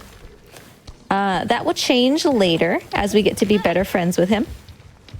But for now, we're just kind of acquaintances, so he doesn't really know how to listen to me super well. And a good speedrun is just all about managing that with a little dash of, there's really nothing I can do about it, you know? Yeah, this is a very, like, patient speedrun, I feel like. Yeah, you I mean, have to be patient. It took me years to take the world record because, like, I had all the tech, I had everything I needed. It was just, you know, Trico would go slow sometimes, or Trico would stare at the floor for 8 minutes. The one time that I was on world record pace, that totally happened, and I was a little bit grumpy about it. 8 minutes. 8 minutes? He spent 8 minutes staring at the floor. That is so long. That is very, very long. Not even like a minute. I suppose to clarify, he was staring through a door through the floor because there was an armor on the other side and he was upset and he wasn't supposed to notice it. That was like a game glitch, but in the end it was Trico being Trico and farewell world record. So it takes sort of a particular kind of runner to run this game. You know, one who does it because it's fun to play with Trico. Because if you don't come in with that perspective, you're just going to get insanely frustrated that he loses you time and there's nothing you can do about it. To give some context about the camera, that's Mort, and Yes. it's Mort's birthday. Yes, it is Mort's birthday today. He is a lizard. He has tiny little arms, so sometimes you might not believe he's a lizard since he looks like a snake. But yeah, he just turned... Yikes, you would think I would know this. 3. Aww. That's a long time for a lizard, isn't it? He should live to be like 20. Oh, okay. I didn't realize they can live that long. Yeah, he's still just a babe. Aww. A wee lad. Maybe I should get a reptile. I have 2 cats, and I love my cats, but there's things that you deal with cats. I mean, I'm perhaps a little biased. I am that lizard streamer, so... Yeah. Because, like, for me, I love my cats and stuff like that, but I know, like, other people are allergic to cats, so I feel bad when people come over. And so I always have, like, what do you call it? Like the non-drowsy Claritin on demand, just in case it gets really bad for certain people. But other than that, I love my cats. They're cute, they're fluffy. I wish they would love to be smothered more, and they're good. Yeah, that's a mood. I have a giant rescue lizard who is kind of the opposite of anything that could be considered smothered. He does not really like people, and he's like 5 feet long, so that's not the kind of lizard that you just say, hey, you know, I'm just gonna wrangle you anyway. I'm gonna make you love me. Yeah, basically. You can't just be like, do you want a hug and to be smothered in cuddles? Yeah. So Trico did very good here. We had an eyeball, that glass eye back there. As best we can tell, you know, like lore-wise, the people or entities, whatever, that lived in this civilization trained these Tricos in kind of the bad way, using these eyeballs. You know, they taught them that the eyeballs were scary so that they wouldn't go into certain places. So Trico's terrified of those eyeballs. And whenever he sees those, we're going to have to get rid of them in order for him to be willing to proceed. So he did a great job. He stopped being angry as soon as I got rid of it. And then there was another opportunity for him to actually get stuck on like a cutscene trigger, and he walked right past it. So he did a wonderful job. I did Otherwise, have a question. yeah. Oh, I did have a question from chat really quick, and I'm gonna ask for both Trico as well as Mort. I think it's more directed to Mort though. The important question is, do you boop the snoot? Always. Always boop the snoot. We booped the snoot once with Trico already, and the boy said, "Nice to meet you." But Mort, you can boop Mort's snoot anytime you want, and he just kind of looks at you and blinks separately with each eyeball.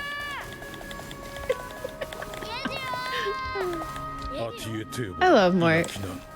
Mort's great.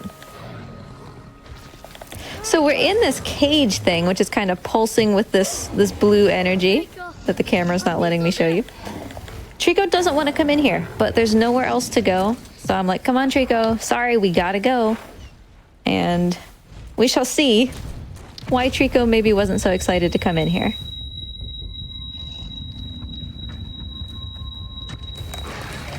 And I'm standing in a very specific spot. This is very intentional.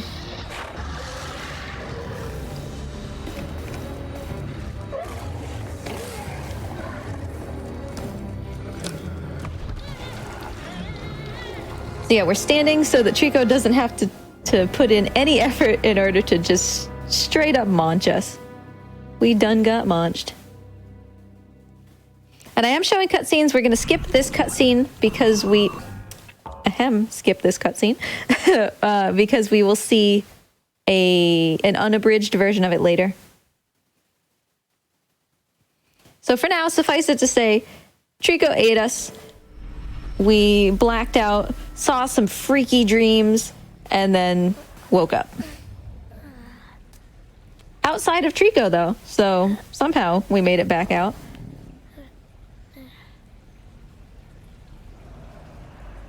Yeah, if Trico had teeth, I think this would be a very different story.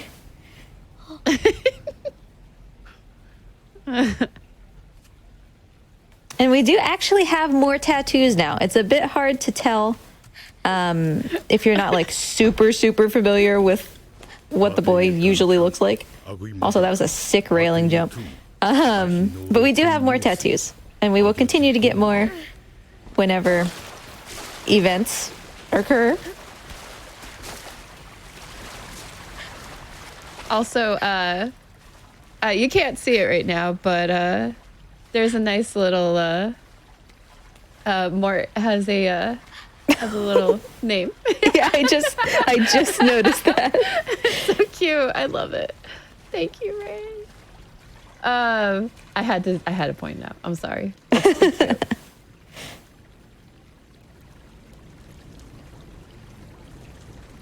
All right, so here we go. We are climbing through this tunnel. We see these armors. It's interesting, actually, because they're called yoroi in the game, which is just straight up the Japanese word for armor. It's like the only direct translation thing. So these armors are kind of the antagonists. We're going to see them a lot throughout the run. They're bigger and stronger than me as the boy, so I'm not going to say they're bigger and stronger than me in real life, but as the boy, we can't handle these things on our own. So we're going to have to ask for Trico's help. Maybe we can get some little speedrun tech going on that can get the boy to assist a little bit. But armors are basically always Trico's prerogative to deal with.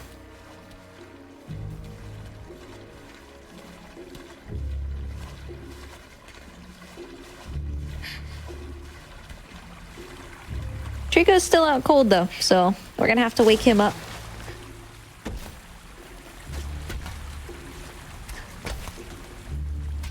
I was gonna say, if there's any questions in chat, you're more than welcome to ask throughout the show.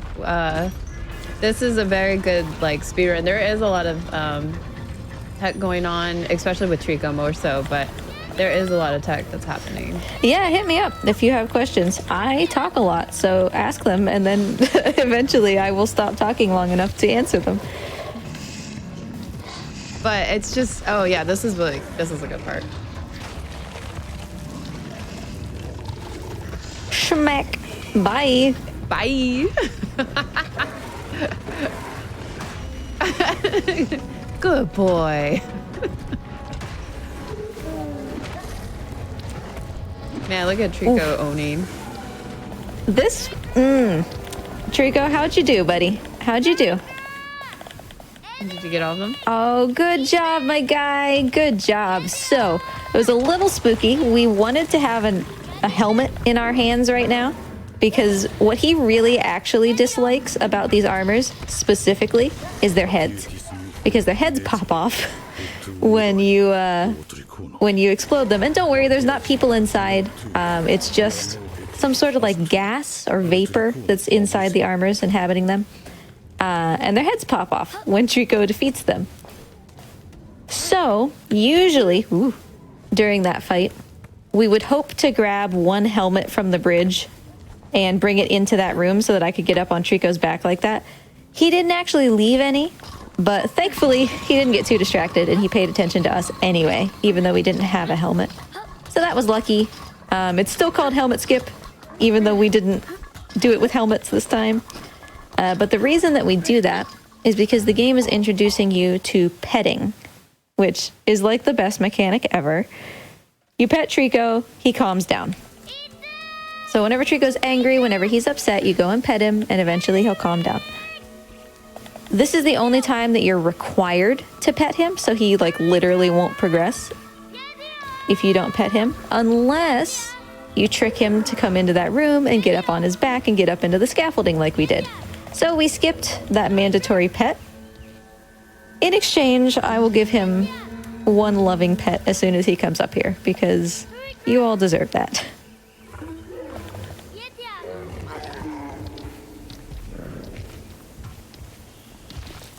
Okay, so I did have a few questions. Yeah. What category does Mort run? I had to ask that one. Mort, I want to teach Mort a speed run, because like you can target train reptiles. I want him to get a Crash Bandicoot bonus level under his belt. That'd be so good. Because there's like one bonus level where all you have to do is run in a straight line and then jump once, and I'm like, okay, Mort can do this. Yes. Oh, that'd be so good. And see Mort's name on the leaderboards, please, please. That's so good. And then I actually have other questions. Yeah. Do you wish the kid would have different outfits, like wearing a barrel if you find all the barrels? I would love a barrel, but actually, boop. Now we're wearing a different outfit. So we do have different outfits. You unlock them throughout the game depending, as you actually said, on how many barrels you give Trico. It feels wrong wearing the blue one, but we'll wear the blue one for a little while. So he's shouting at White Tower again, by the way. We have to go Baru every time we see the White Tower. And now let's set up for maybe Vine Skip, if we can get this to work. Be nice, Trico. All right, up we go.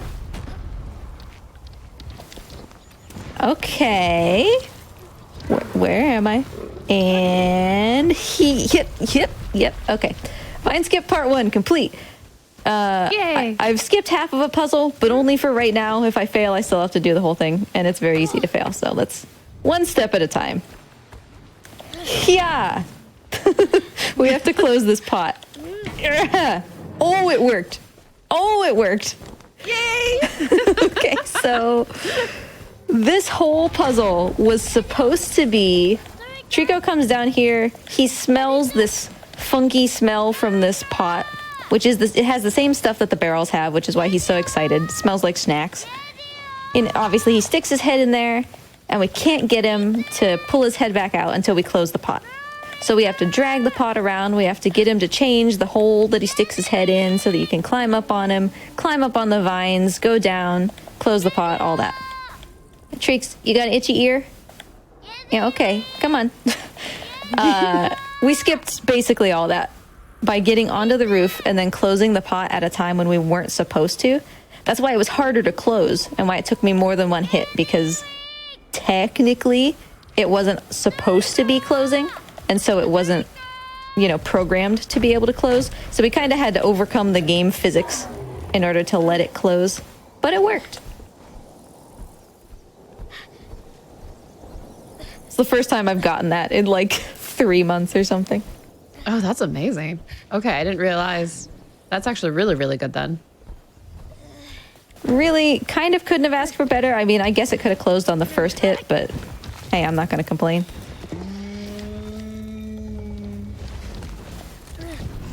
Trico, don't leave without me.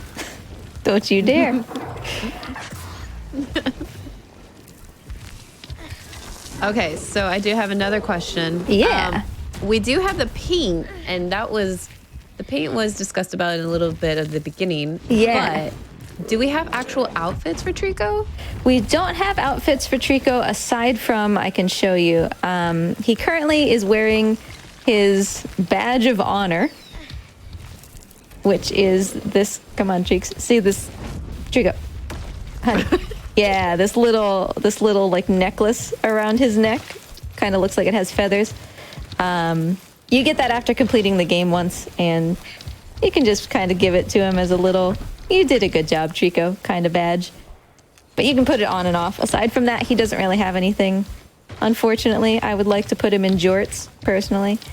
Oh. I mean, the paint's pretty cool too, though. You can still paint. So that's pretty cool that you can even do that. Now that you've seen, I guess I didn't even bring it up. We don't have the mirror anymore, by the way. Oh yeah, that's right. Completely forgot. The shield mirror thing that we were using to control Trico's lightning just completely disappeared when Trico ate us. So we don't have that anymore. But the thing that we use to paint Trico is exactly the same. You use it just like the mirror. You shine it on Trico, move it around, and then it paints him. And that's why it's so hard to like get him to look like anything. Because he's moving and the mirror's moving. It's a fun time. Yeah.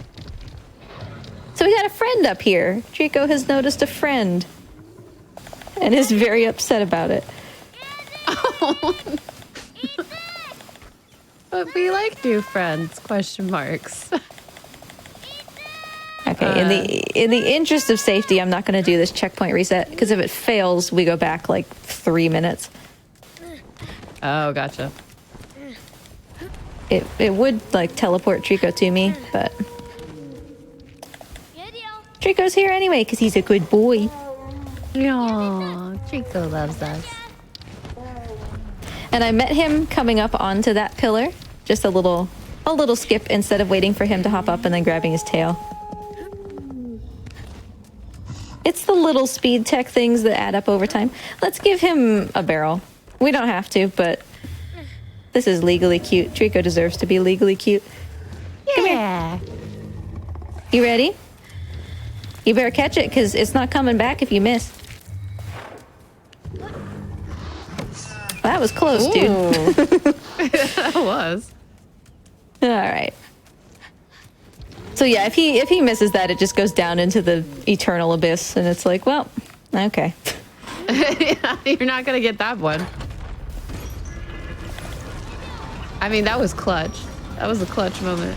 There's a trophy for getting him to catch, I think it's 20 barrels out of the air.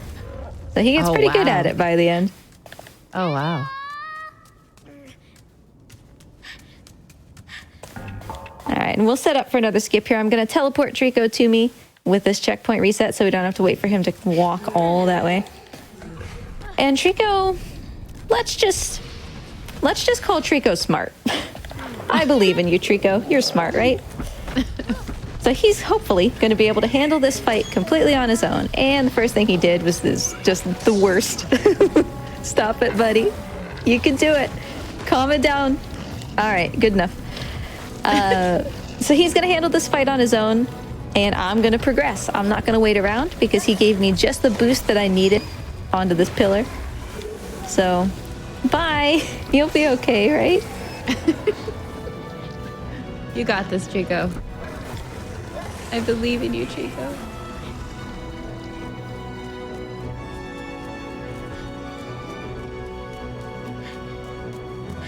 I did have a question from chat saying, is the end sad? But I don't know. I don't... The end will give you some feels. I'll tell you that. Yeah. Stick around for the feels because we're going to watch the full ending. Aside from the credits, because we don't really need to watch the credits. But we're going to watch the ending, including the after credits secret scene. So you should buckle in for them feels.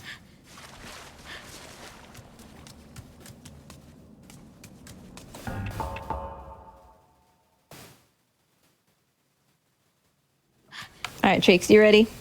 We're about to get a little chaotic here. So Trico is... You didn't get to see it because I skipped all of it, you know, speed run and all. But whoop. Trico, on the way to me, stepped on a pressure plate and it made the door close and his tail got trapped in the door. So he can't move, poor guy. Got his tail trapped underneath a giant gate. And I'm going to go free him.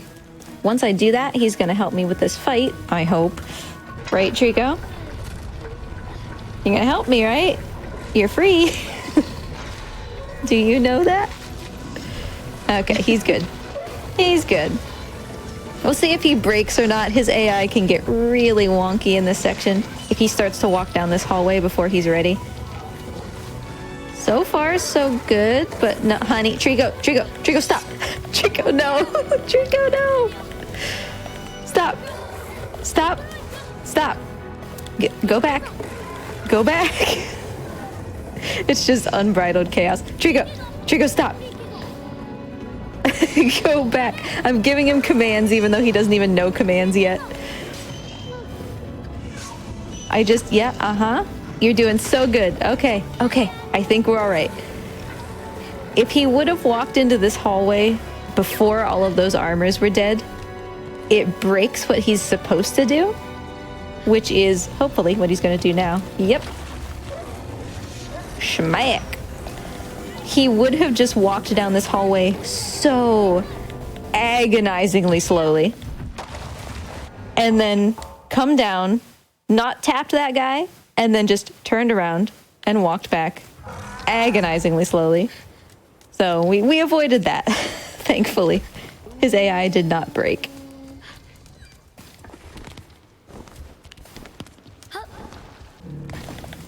And now we're going to do another skip, because there's actually a lot of tech in this game. It just kind of doesn't look like it at first glance.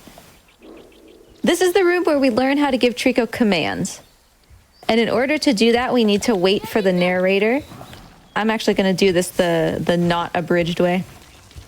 There's an even faster way to do this, but we need to wait for the narrator to acknowledge that we're like stuck in this room and we can't get out. And eventually the narrator will be like, but I learned that Trico would listen to me if I did things. And that takes a couple minutes for him to do that. So instead, I'm going to pet Trico right on the head. And he's going to sit down because I did that. I'm going to pet him on the head again. And he's going to sit down. And then I'm going to pet him on the head again because he's a good boy. And then when he sits down, hopefully, Trico, we're showing something off here, buddy. Yeah. Honey. We're showing something off here. There you go. Okay. Fifth tries the charm. Eventually, when he sits down because we pet his head, he'll lift his head up like that, and we can just get out of the room. So we don't have to wait for the narrator to explain everything to us. We don't have to do the whole puzzle about like learning commands to get out of the room. It's literally a skip where you pet Trico and skip the puzzle. And that's like the best thing ever.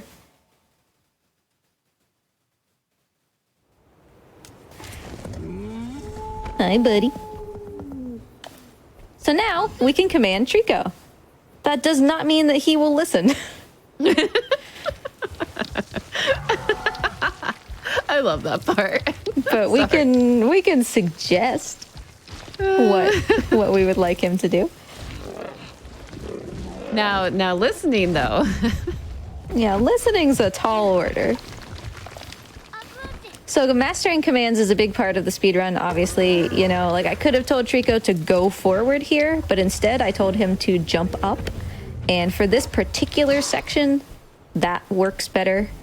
And just memorizing that across, you know, a 3.5 hour run is another big part of how you improve your time.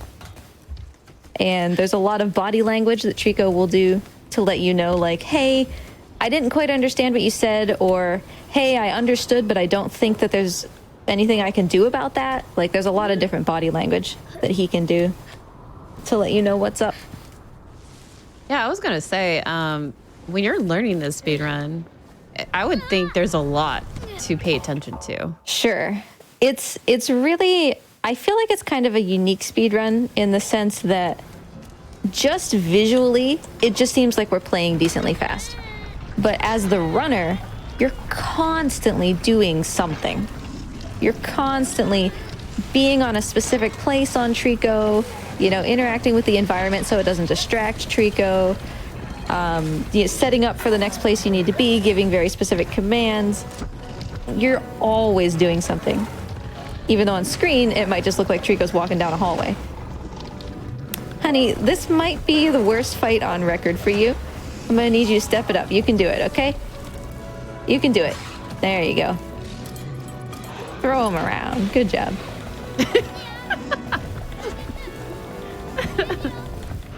In the, it's not truly a task because you can't task a PS4 game really.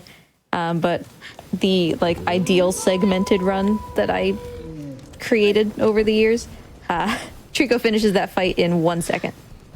Oh, wow. He comes in, goes flap, and it's just done. It's fantastic. Wow.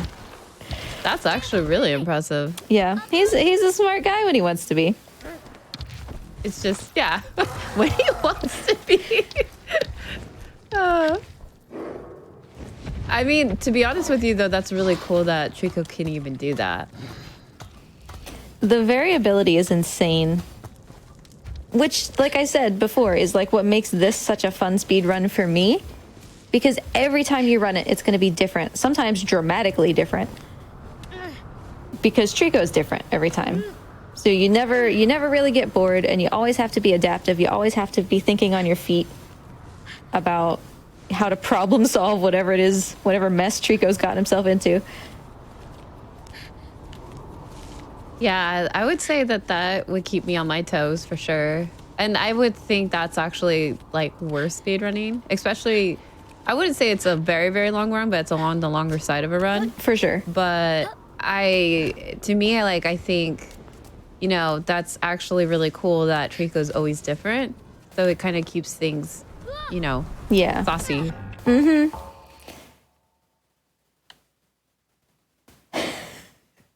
I also just noticed that in addition to the title bar for Mort, Mort is also on commentary. Thank you. Yeah. Yeah. Mort has been a brilliant contributor so far. Yep. Yeah. Happy birthday. But yeah, like yeah, another kind of task. Yeah, there's another kind of task. But so why are PS4s you can't task PS4s?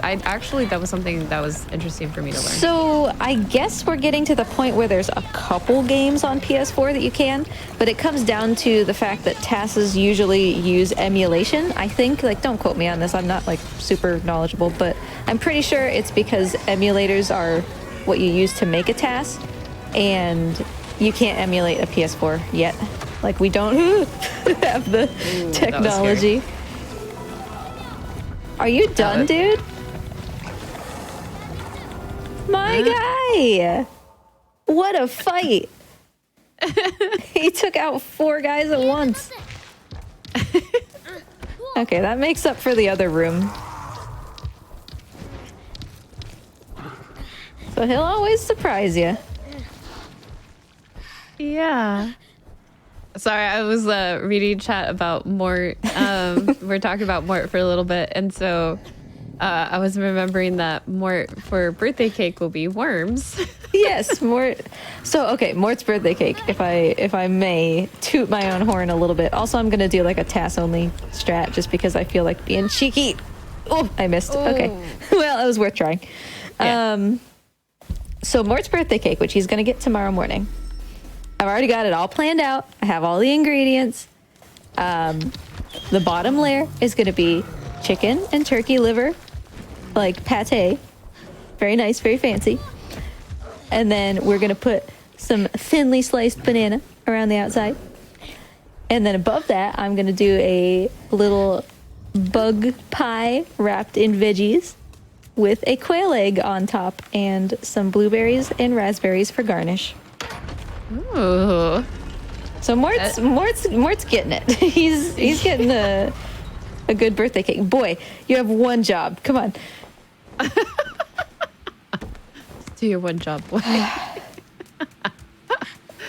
Climbing ladders are actually kind of hard. All right, let's get rid of this eyeball so that Trico isn't scared anymore. Oh, look at Mort. Mort's on. Yep, Mort's saying, yep, I'm ready for my cake. I'm so excited. Mort's out and about. That's actually a really nice cake. Like, if I was interested in those things, I would. I mean, some of it I am. The other parts I'm not. But if I was interested, I would be happy. Yeah, so you're saying if it had more of the fruit and less of the bug pate? Yep. The bug part is, yeah. I'll skip on that, but the fruit sounds delicious. Bananas and raspberries. Yeah, he loves bananas. All right, here, Trico. I'm gonna pull these spears out because you deserve nothing but the best as well, even though it's not your birthday. We're gonna take care of Trico. He's gotten these spears over the fights that we've done recently. We'll make sure to get these out for him.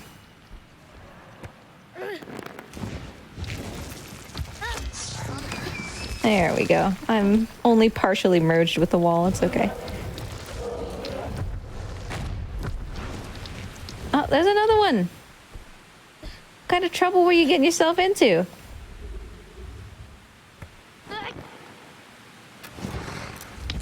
There we go.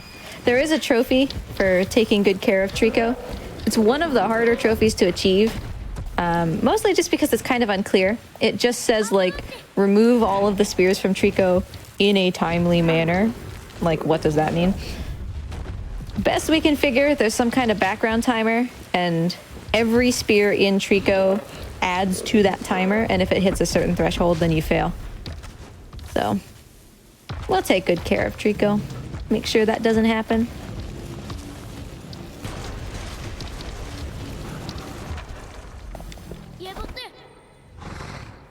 You got it on the first try? What a smart feather thing you are.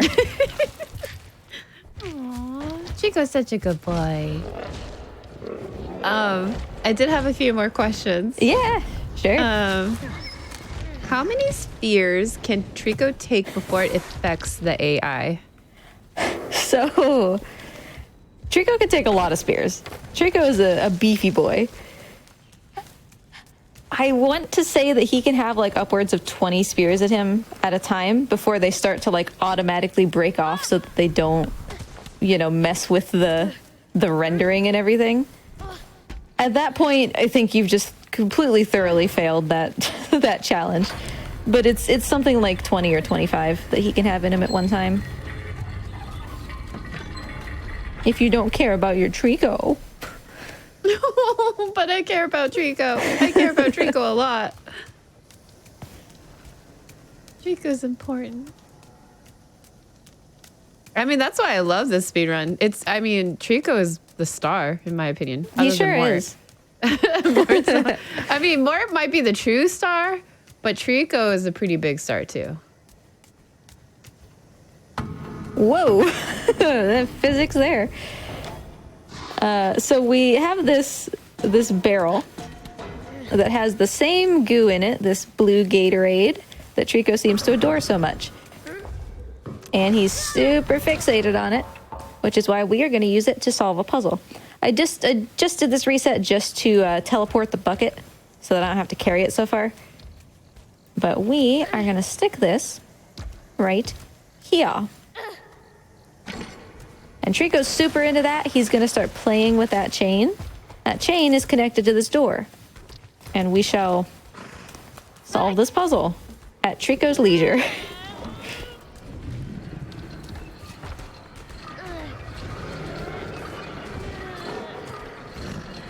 At Trico's leisure. There we go.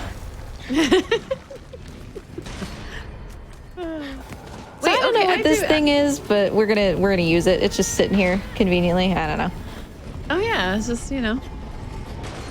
Why would we use such a thing? I don't know if is it wheels? I don't know what it is. Like the wheels on a cart that aren't attached? I don't know. Yeah. Oh, I can see where tires could be. Yeah, that's actually a good point.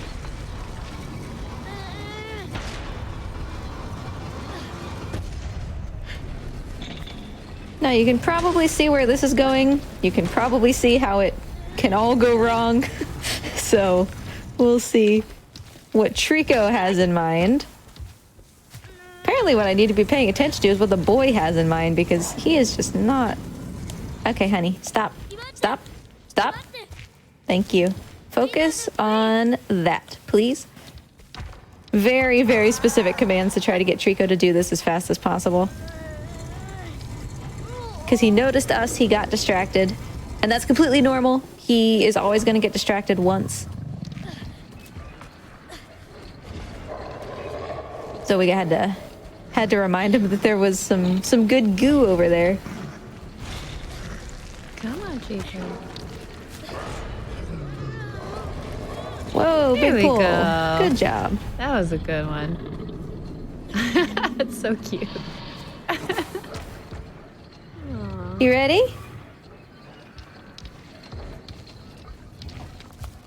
He's super obsessed with this thing, so we're gonna get his attention in a very specific way.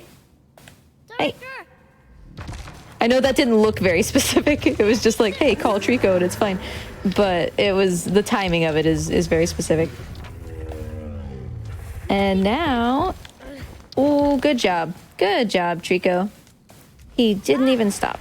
There are 2 eyeballs up here. Poor Trico is going to be very upset. Are you coming? But because of the way that we're standing and the way that we set this up, hopefully I can smash one of them during the cutscene. And then the boy will completely fall over and run the wrong direction, because of course he will.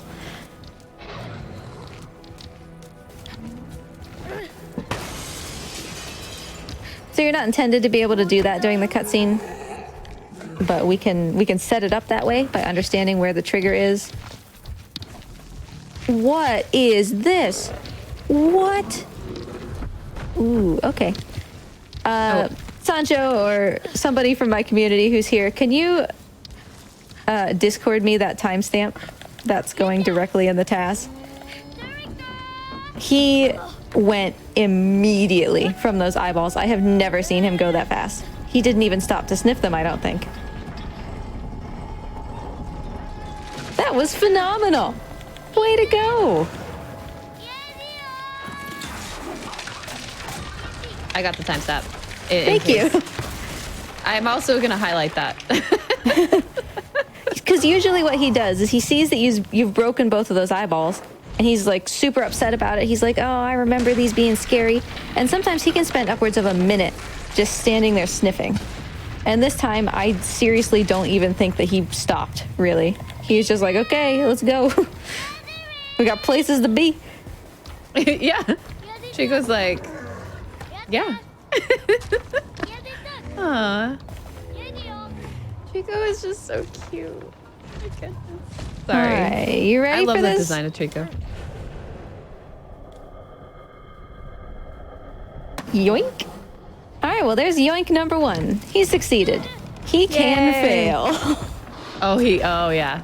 Yeah. And then you just fall asleep. Everybody always gets so excited. They're like, oh, this is like such an amazing scripted moment. That is not scripted, and he will sometimes drop you. Because all of these, what you would call scripted events, these things where the game kind of takes over for a minute, are not actually cutscenes. So they happen within the world of the game. That means that sometimes Trico can do things faster or slower, and sometimes he's a little too slow, and then Boy is meeting his demise.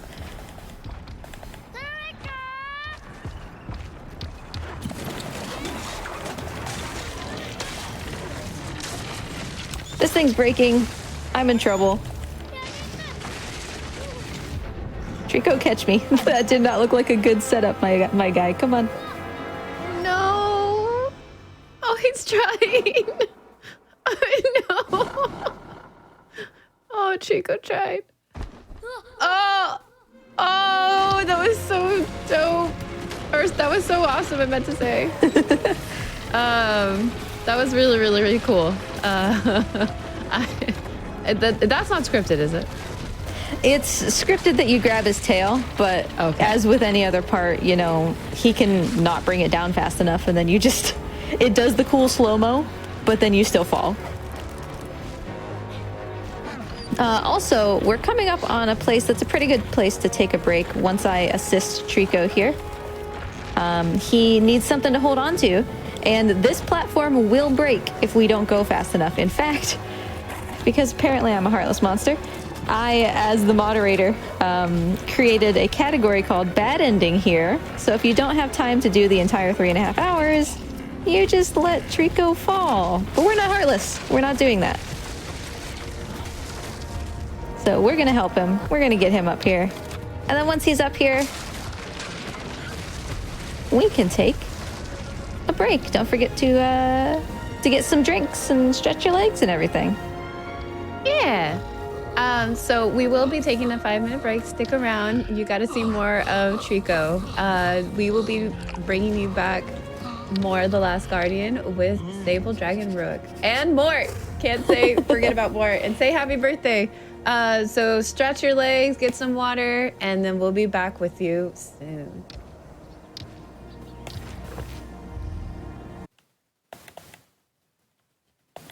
Well, hello everybody. I am back. We are all back, bringing you some more of The Last Guardian with Trico and Mort. Happy birthday, Mort. Just wanted to say a few things before we get into the run. Just a reminder that your subs, gift subs, Prime Gaming subs, and bits help support weekly hotfix content. Please consider supporting our daily content if you enjoy these hotfix shows. And if you're watching on YouTube, go to the twitch.tv/GamesDoneQuick if you're interested in looking at our live content. And it always starts on the weeknights at 7 p.m. Eastern, and weekends, it starts at 1 p.m. Eastern. All right, Sable, take it away. When you are ready, you can start us off with a countdown so we could do the timer. All right, fantastic. In that case, I am ready to start in 3, 2, 1, go. And I'm petting Trico here during that little intermission to try to get him to lay down so that he'll do a cute little yawn. There we go. Big yawn. Oh yeah, he laid down, but he didn't yawn because he's a goober. All right, fine.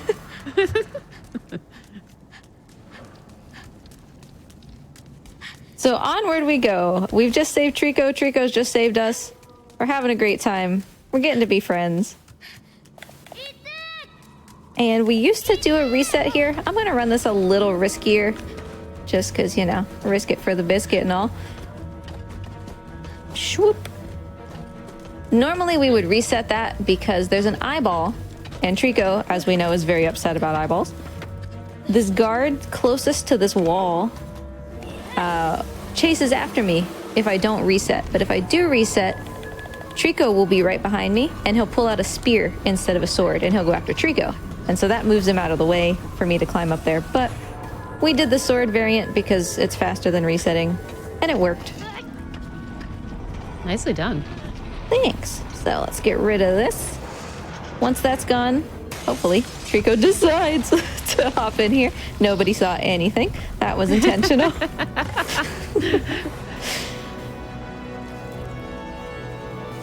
I kind of want to name, like, the next animal I have, I want to name it Trico. In terms of just, like... But I know it's not going to act like Trico, so... Well, I'm a big believer that the names that you give your animals is what they end up being. It's been true in our household. So Yeah. I would chance it. You would, okay. I would totally be down because so my one cat's named Yoshi. Definitely acts like a Yoshi. But yeah, I definitely like the name Trico though too. Trico's a good name. It's a cute name. Very simple. Hi, buddy. All right, so I think we all know what's going to happen here. There's a big eyeball. Trico's upset. We could kind of get like infinilooped here, where he looks at the eyeball, gets upset, backs up, looks at the eyeball, gets upset, and just keeps doing that in a circle. But hopefully, calm down, buddy. You got this. You got this. You good? This way? There you go. Good job. We should be good. So he did a direct spin without taking a step forward, which means that he didn't get angry again. Because he's a good guy.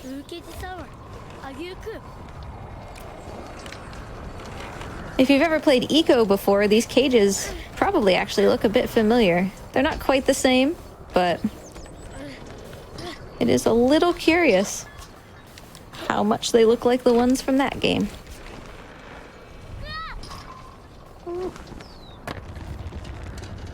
All right, nice chains and everything. Now, the way you're supposed to solve this eyeball, is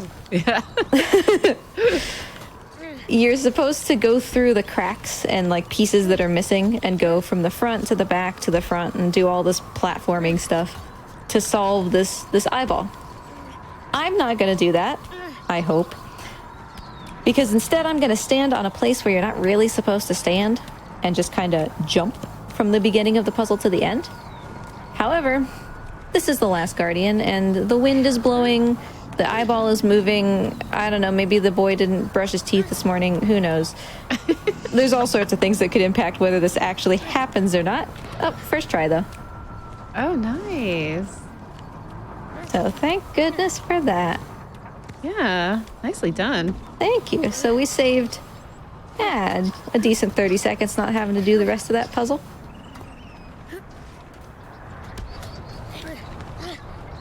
Trico, in the meantime, is waiting down here ever so angry.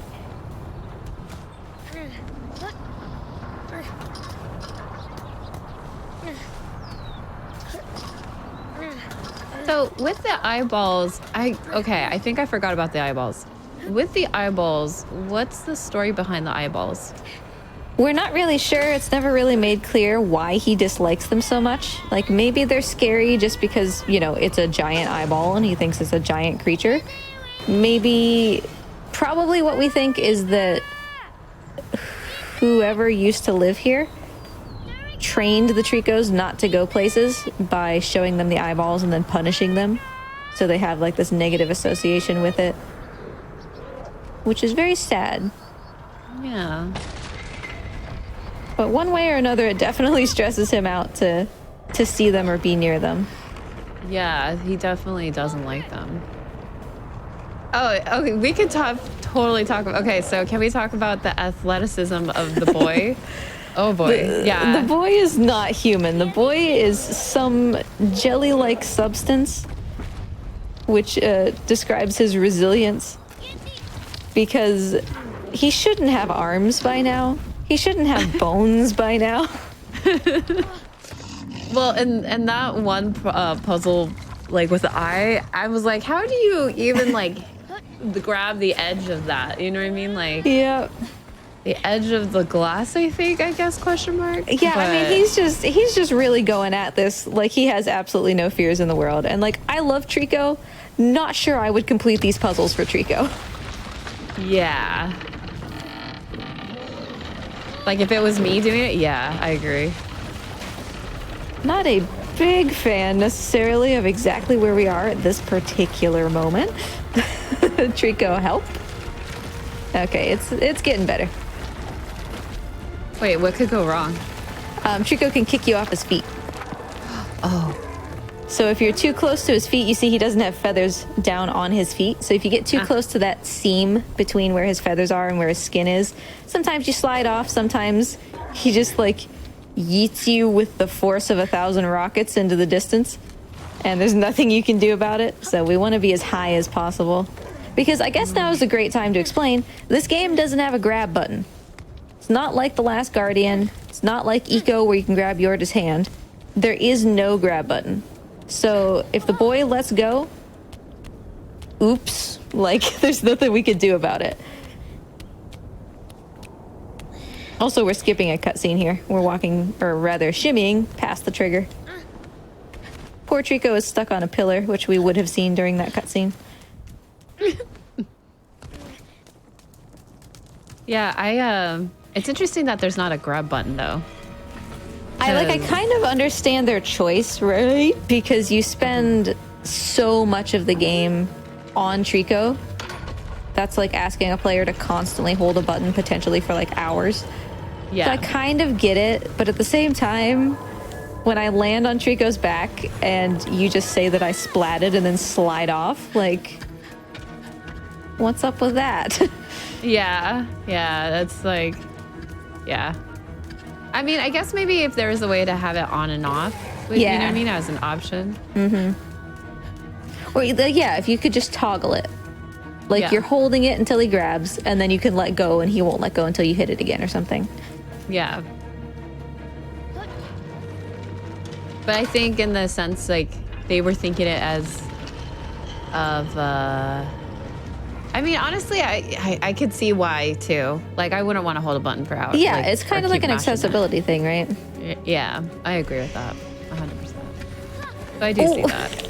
Ooh, hello there. You armor magnet hands. That was a lie. How rude. Yeah. What an inconsiderate fellow. Rude. So that was a bunch of button mashing. I don't think my mic picked it up, but you have to button mash to get away from them. And different kinds of armors are harder or easier to get away from. So there's this drawbridge over here. It's currently up, but that's the only way that Trico has to go because he's on this pillar. This pillar. What you're supposed to do is grab the scaffolding up here and then it'll break and Trico will be like, oh no, I have to save my human, and he'll jump over and help you. We're not going to do that. We're going to land on this tiny little part of the drawbridge that we can and skip the entire puzzle. Whoop. Boy. Yeah, I tell you what. That was funny. So because we didn't do the whole cutscene thing where Trico like jumped over and spread his wings and like opened up his back for us to fall onto him, we actually got over there so fast that the game had to spawn Trico on the drawbridge or else we were going to get too far ahead. So you skip so much that the game just literally teleports Trico to you since it has no other choice.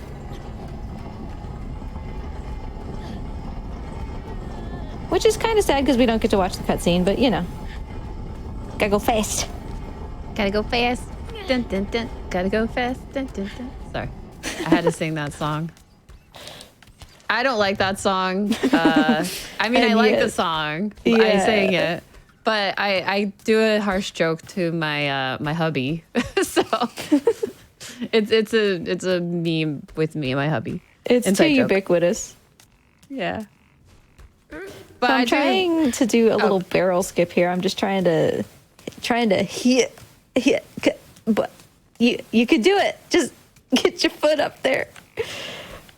The intended way to there we go, to solve this puzzle is to throw this barrel from like platform to platform and hope it doesn't roll off and like try to go catch it real quick, and it's a nightmare. Or we can just walk straight out of the puzzle. Do it better than I did, but you know, that's how you do it. Just shimmy. Yeah. Shimmy. I mean, you can get it instantly if the boy is in a good mood. But the reason we're doing this is because Trico has sat down. And if we would have paid any attention to him whatsoever, we would have seen that he's unwilling to move until he has a snack, which is fair. You know, he's worked hard. Yeah. So we're going to give him a snacko. Oh, I love that interaction. And now that he's had that, he's willing to help us. Ah.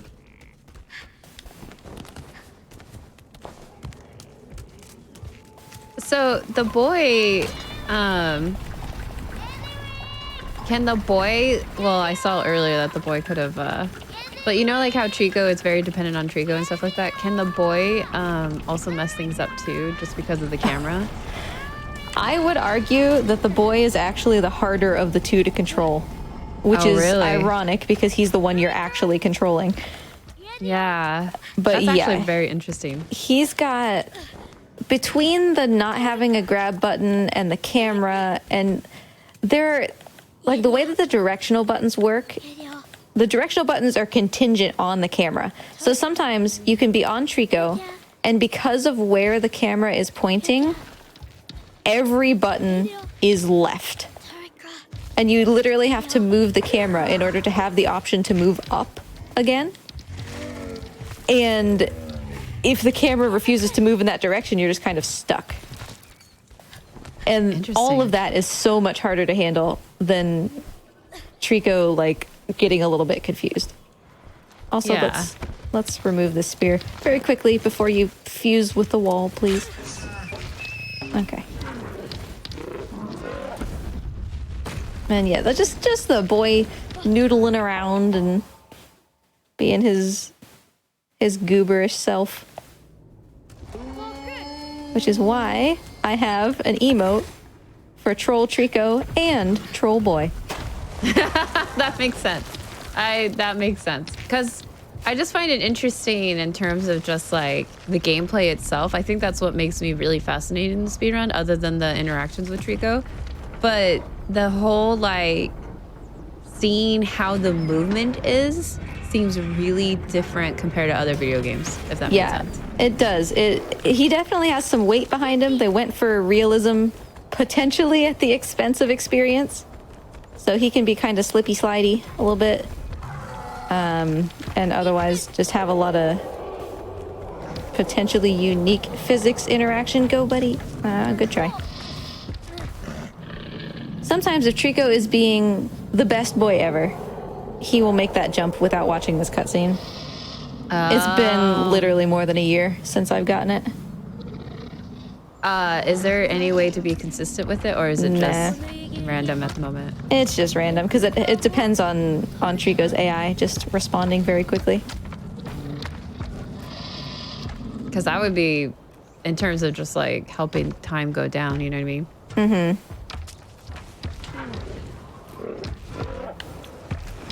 I feel so bad he has these spears. We'll remove them in a little bit, I promise. We'll take good care of our Trico.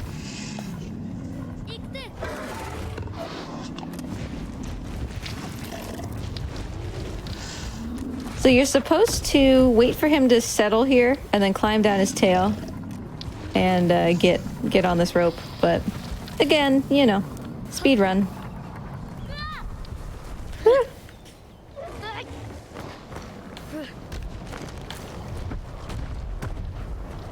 I mean, that's the boy for you. You need me to go over here? Sure, whatever. Doesn't even spare a thought.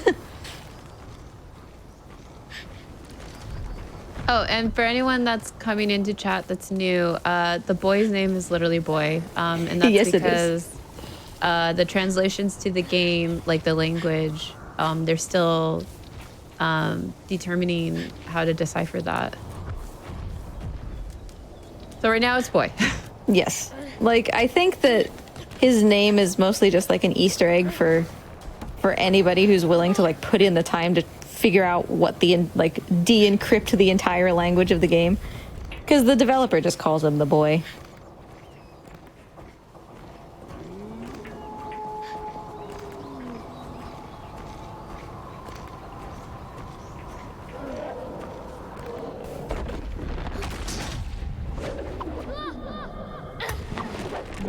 Anytime stuff like that happens makes me worry. Like the whole the boy trying to catch on to things. I mean, he should be like swole at this point. I know we've only been in this valley for like a day or something, but he should just be absolutely ripped, right? Yeah. With all of the stuff that he's doing. Yeah. Just like, yeah. The dexterity and the strength and yeah. It's amazing. So we're going to try a cute little trick called the Panda Plummet, found by Sancho Panda, who was around in chat earlier. The boy usually keeps his arms out to his side when he's wandering on skinny things like this, ledges, ropes, whatever. By using this little run exploit, I can get him to continually run along the rope as long as I'm very, very precise. And that hopefully, Trico, will time out with Trico being exactly where he needs to be for us to jump on his head and skip having to do this whole eyeball puzzle thing. You ready, Trico? Here we go. Catch me. Oh, help. Okay. Okay. We made it. Yay. That was a good landing job. So otherwise, we would have had to slide down that thing and do all this platforming with all these chains to get down. But the Panda Plummet just says no to all of that.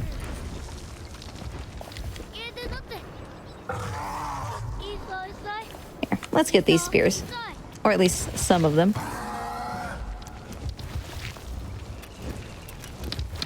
I guess I'm not allowed. Excuse me. Yeah.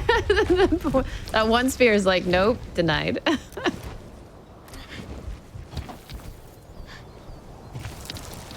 it's going to be a little bit hard to see, but up above there's actually an eyeball. Yeah, there it is. Trico's going to see that in just a second and again, get really upset. So our next little goal is going to be to remove that for him. We'll leave him on his own for a bit. And then I promise, cross my heart, we'll take the spears out. Trico's such a good boy.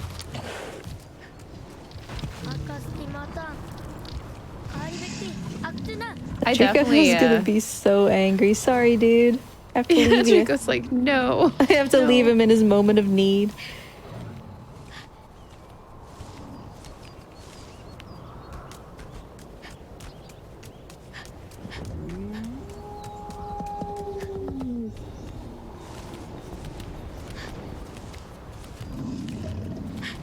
Almost there, buddy. Okay, you ready? You ready? We're gonna get rid of this thing. Yay. Yeah, no eyeballs, please.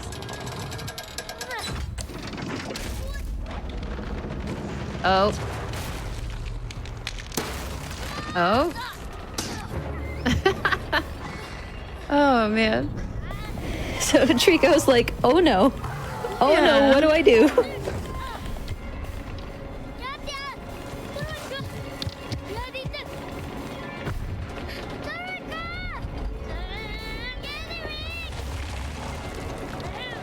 Okay, we're gonna give Trico just a little bit of extra time to discourage him from missing. Please don't miss me. Trico, honey, grab me. Thank you.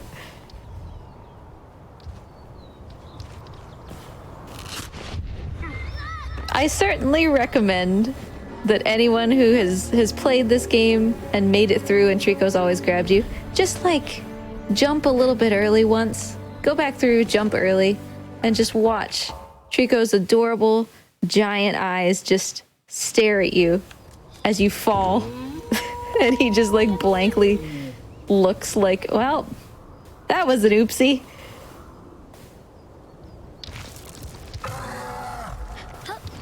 That's a kind of common place for him to miss.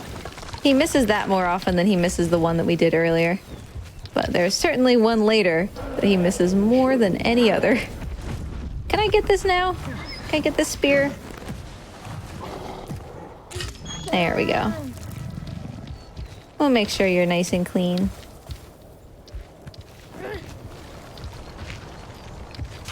What on earth was that noise? There's a noise coming from the general direction of the reptiles. I am suspicious.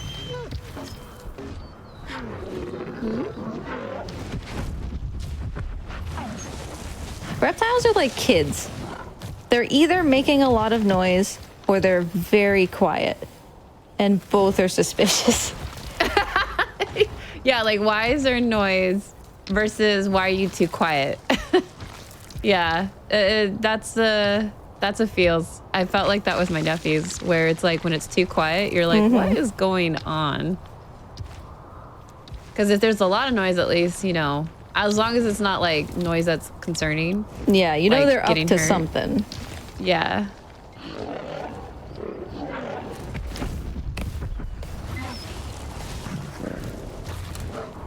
So But yeah. Trico's actually doing this entirely on his own because he's a very smart bird thing. I'm not giving him any commands. He's just figuring all of this out on his own. And we've learned over time that we should just let him do that because he is a lot smarter than we give him credit for. And we just make it worse if we try to interfere. Oh, really? It just kind of delays the time. That is very interesting.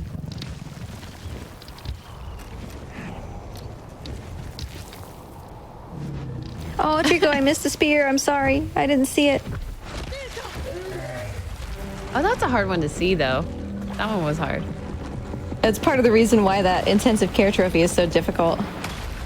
You can go like half because- the game without realizing there's a spear, and then it's like, well, that's too late now. Oh.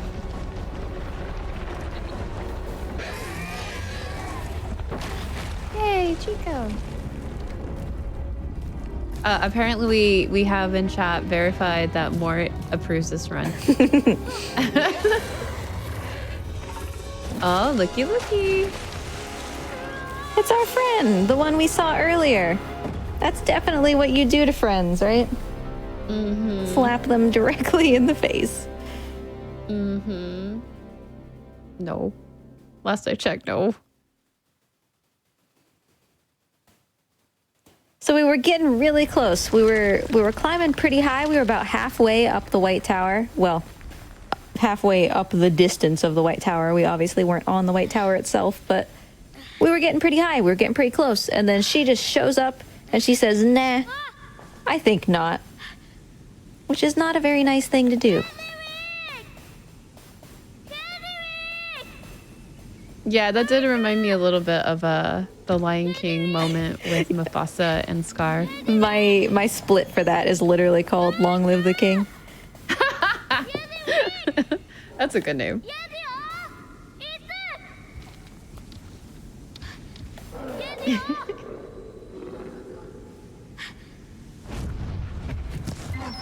So poor love Trico, he's gotten beat up through this. You'll see that his ear and his eye are kind of squinted shut and a little droopy. He got hit in the face. But he's okay. He's mostly just worried about us. This fabric, though, whoever designed this deserves to be paid more.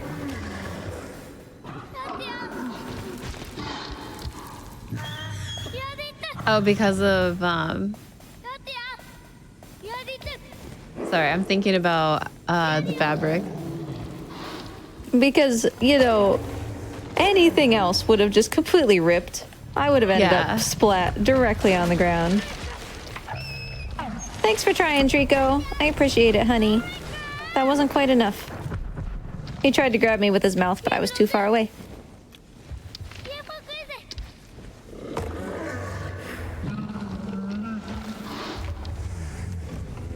Oh, that's very true. You know, I never thought about that. Trico, are you joshing me right now? Bye, I guess. I see who my real friends are. Okay, yeah, he's gone. Come here. It's supposed to be this warm-hearted moment where you save me. But yeah, I never thought about the fact that his shirt is like so durable right now, and yet when Trico catches you in his mouth and it rips and you fall like just for dramatic effect. Trico doesn't even have teeth. Okay, Treeks, can we try this again? But like with more compassion this time?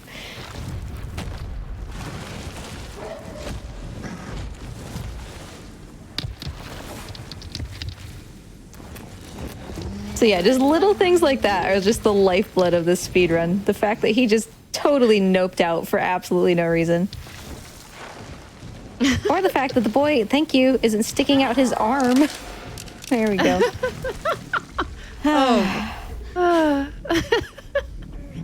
Oh, that was something. So yeah, I see what you mean. That was actually a really, really prime example of that. I haven't seen it too often, but now I'm seeing what you're saying in terms of just like you, that one part like will just mesh with the wall and never come back in the beginning of the game. Oh, nice. Yeah, exactly. So that was first try vine skip. Let that be known that I got that first try because I am notorious in the community for dying a lot to that for absolutely no reason. We cheated death, I suppose you could say, because that fall to those vines was exactly how far you needed to fall in order to die, but it gave us credit for the vines first. And also there was another barrel skip. Suddenly there's a million things happening. So we hopped down to the vines so that we didn't have to wait for Trico to jump down from where he was, which he's clearly so good at doing because he left us. So we didn't have to wait for that, and we just went without him.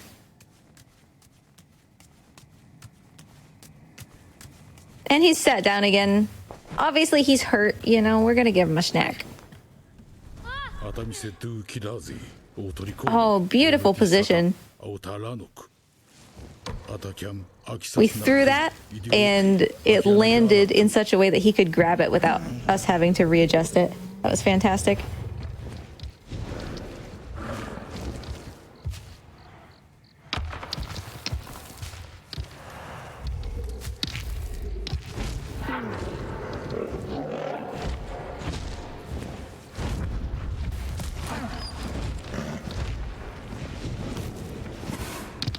All right, so he's had his schnackos. His ear still isn't quite feeling so good. His eyes still shut, but It's he'll on be the okay. the right hand side. Yeah. Give him a little time. He'll walk it off. Yeah. Does it heal over time? Mm-hmm. Oh, that's really good. Yeah, give him some time and he'll be okay. And anytime that he gets hurt or gets tired, we give him snacks. And it's not just like for the purpose of being cute. It does genuinely, like, there's something in those barrels that gives them energy and like heals them. So we can use that to make him feel better. Yeah,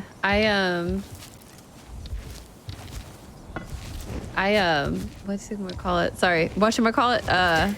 I like the fact that like that barrels, like, cause I kind of know, but yeah. So basically, with the barrels and everything like that, it's actually really cool that it actually does have some like something towards, you know, Trico, that it actually boosts the energy. Mm-hmm. Yeah, so we'll be encountering more barrels as. Thank you, camera. What? as Trico needs the barrels, we'll be encountering more.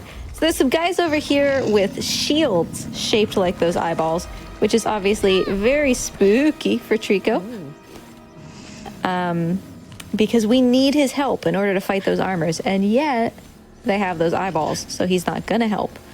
So first order of business whenever we see those is to knock them down, ideally break them if we can so that they can't pick them back up. We're going to start seeing those shields a lot more often. It's kind of how the enemies level up and get harder as you go throughout the game. So we got to knock those shields out of their arms.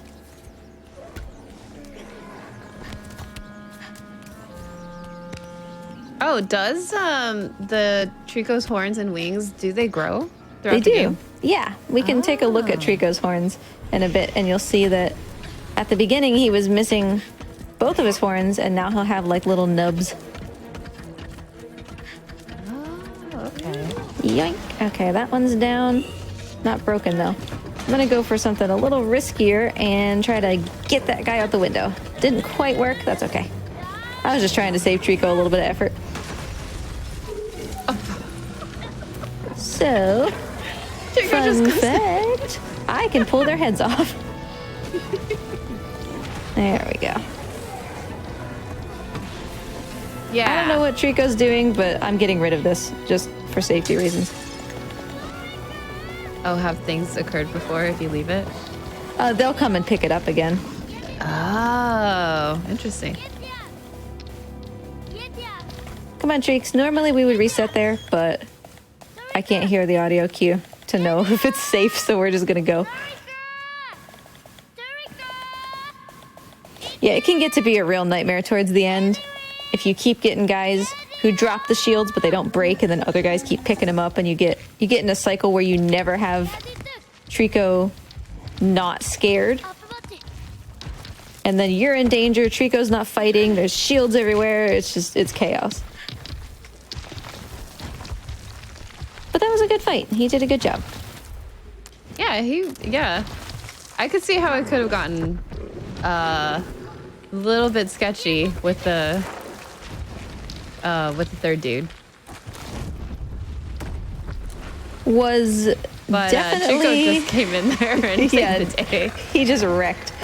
Was definitely kind of expecting to get kicked out of the window, because that's one of the most common things that happens to me there. I get into a fight with an armor kind of close to that ledge, and Trico's like, I'll help, and he goes flap with his hands, and then I go flying. And then we start over because he reset the fight since I died. Just trying to be helpful.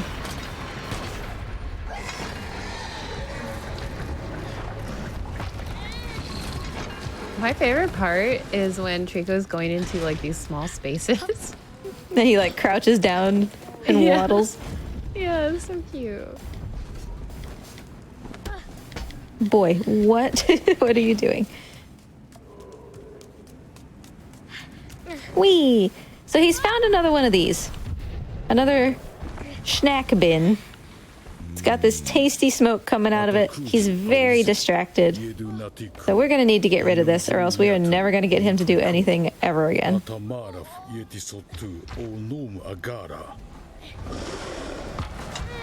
Yeah, because he's just gonna want to eat the snack. Yeah. The whole entire thing. That makes sense. Oh, Trico. Just let me grab your arm. Grab button Y.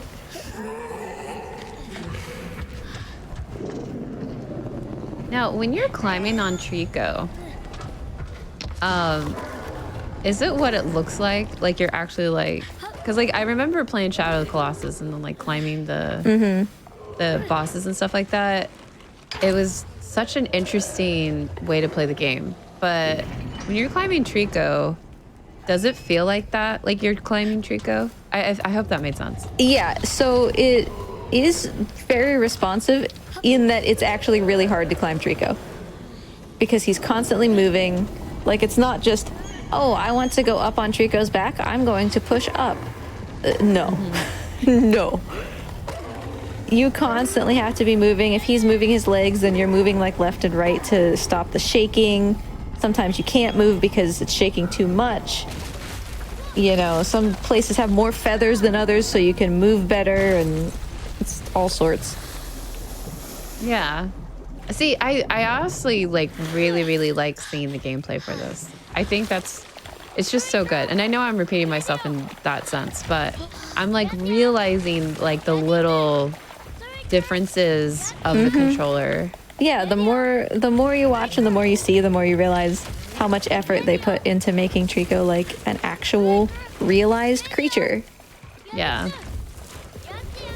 And that's really cool. Like it's just, I don't know, it keeps blowing my mind every single time I'm having that realization. Good job, dude. And this game came out like in 2016, 2017? 2016, yeah. Late 2016, I think. That's super impressive. It was meant for the PS3 originally, and then it was obviously notoriously delayed for like 8 years. Oh, 8 years? Yeah, Oh, it was a long time. That is a long time. But I'm glad that it came out for the 4 instead of the 3. I think that it benefited from it. To answer your question, is this a normal playthrough? No. This is technically any percent speedrun for the Last Guardian. And we're going through the game as fast as we can. Yes. It just happens to be that we do have to play the entirety of the game. There are no sequence breaking skips. Yeah. Ooh. Cutting it a little close there, dude. That was a good little water puzzle, though. Trico's doing a good job. We can definitely have days where our Trico AI is a little suspicious, and other days when he's doing like really, really well. And today I would put him in a solid 8 out of 10. He's doing really well. Being a little bit of a troll sometimes, but everybody deserves a little bit of self-expression from time to time. I would say that Trico deserves all the treats. Well, he's gonna get another treat right now. I'm gonna make sure that he gets a treat here, because he's currently doing a fight. He's being a good guy, and I will reward him for his hard work. Yeah. I was going to say was, so what's the worst that can happen with Trico? Like, just Trico doesn't do everything? Yeah, there are times when Trico can very much just get stuck trying to do... I'm trying to do a little cheeky thing and it's not working. Like, the most catastrophic thing in a speedrun with Trico is usually just like, hey, Trico, do this, and then he just doesn't. He just stares, and no matter what you do, you like can't get him to follow that command for whatever reason. But later on, for some of the later fights, like I lost a world record run once to, whoa, good try, to doing the longest fight in the game, which is at the end. It's about 3 minutes. And I had one guy left, fight was over, and Trico kicked me through a hole in the floor, and I died and lost the 3 minutes. So, like, things like that can happen at any point. Oh, yeah, nummies, huh? Very good. Oh, Trico's so happy. This is actually the very room where I lost that other world record that I was talking about before, where Trico just stared at the floor for 8 minutes. He stared so this is right there. Oh my goodness. Oh no. Because there's an armor on the other side of this door. You can't see it from this side because the game doesn't want to spoil you that it's there. But there's an armor. So I think that he like got confused about it, even though he wasn't supposed to be able to tell that it was there. And so because that was like a mistake, his AI couldn't resolve it. It was very frustrating, but it obviously stands out in my memory as an endearing moment after the fact, I suppose. Yeah. I mean, 8 minutes is a long time, though, too. Not just like a minute or two. No. It was 8. It was like, 8 agonizing minutes of just being like, Trico, please, why? Yeah. That's like, oh, that's heartbreaking in that sense. But yeah, I just, like, a long time, too. And so that's the unfortunate part. And it's hard to say like, oh, I need to reset the run because you spent so much time, you know? Yeah. And at that point, that was like, what, an hour and 30 minutes maybe? Mm-hmm. About, yeah. I mean, I'm a resetless Last Guardian runner. I do not reset this run. So to have something like that happen, like, I know I'm still going to finish the run. And I know that it's not going to be good, you know? Yeah. Yeah, I don't really reset runs too often either. Like me, myself, with like the video games I do. Yeah, I can't do it. It just leads to so much frustration. Yeah. Yeah, I kind of like, because you still don't know, maybe something might happen while you're so time somewhere else and then you can do it next time kind of thing. Yeah. Good job, Trico. Thank you. That was actually the ideal outcome.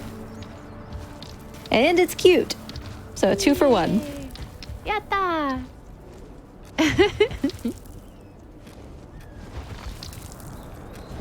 So in this next little area, that we've got this Coliseum thing down here. There's going to be 4 armors that are supposed to spawn in there. But interestingly, they spawn one by one. So they don't all just pop in at once. I'm going to try, if Trico is kind to me, to only get 1 to spawn. This is basically the only glitch in the entire run. Be good, Trico. So, hopefully... As soon... Oh, that's going to be too late. As soon as we load the zone, we try to reset. And if we can cut that reset right as those armors are spawning... Yeah, we got all 4. Only this one in the back corner will spawn. So it was worth a try. It's mostly beneficial because, you know, Trico only has to fight 1 guy instead of 4. And also because this guy doesn't have a shield. Because he's not there. Oh. But not a big deal. I mean, in the end, Trico's gonna do the fight almost the same regardless. And in the context of not just being like on my stream, it's kind of nice to not have it happen because the game, of course, thinks that there's supposed to be 4 armors that you defeat. And so when you only defeat 1, it doesn't think the fight is over. So you get to listen to the fight music for like ever. Oh, there's a music glitch? Yeah. It messes with the music, so can't necessarily complain that that didn't happen. Yeah.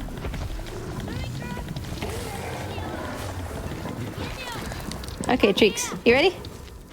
Do this. We're gonna have him go mess with that cog.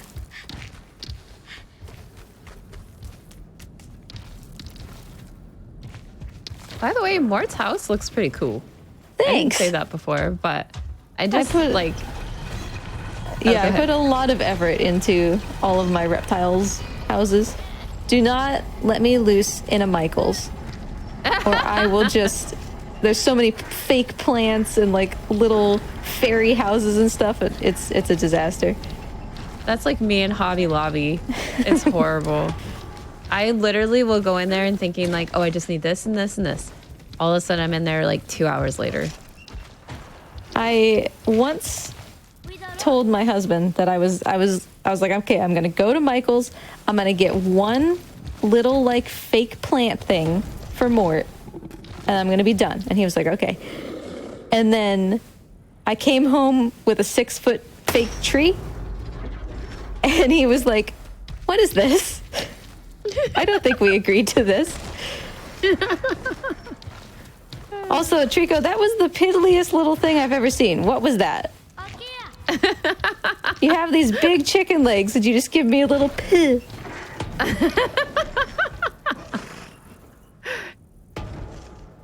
Like that. There we go. Thank you, buddy.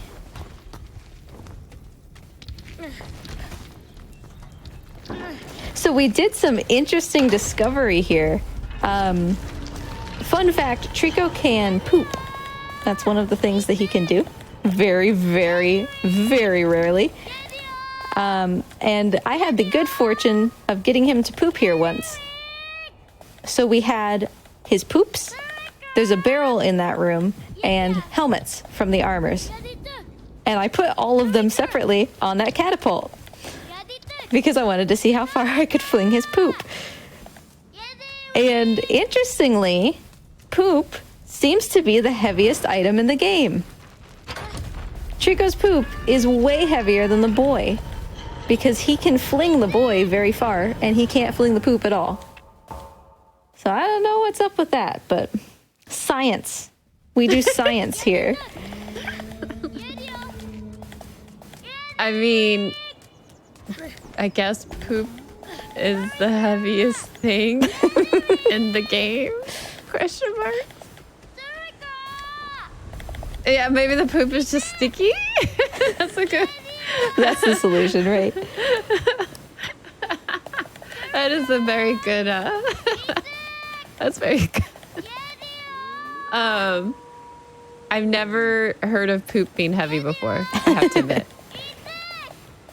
I would love for him to poop like in this run. That would be fantastic, but that's a tall order. Yeah, It's not common. No, certainly not. There are 4 people who are even on the boards at all for poop percent. Okay, that's very, very uncommon. Like, very, very.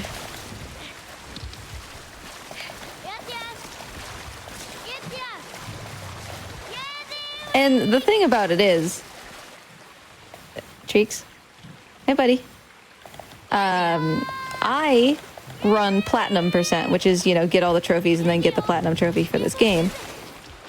I'm the only one, probably for a reason, because one of the trophies is poop. You have to not only just find Trico poop, you have to catch Trico in the act of pooping. You have like 5 seconds. Oh, that is so And so you can do a 12-hour run and then find that it's not completable because you didn't get lucky and Trico didn't poop. Wow. Oh, wow. That's a commitment. I run it every year between Christmas and New Year, and that is all. Yeah. You're like yeah.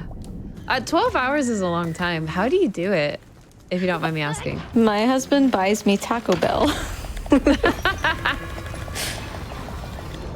Because that's a long time.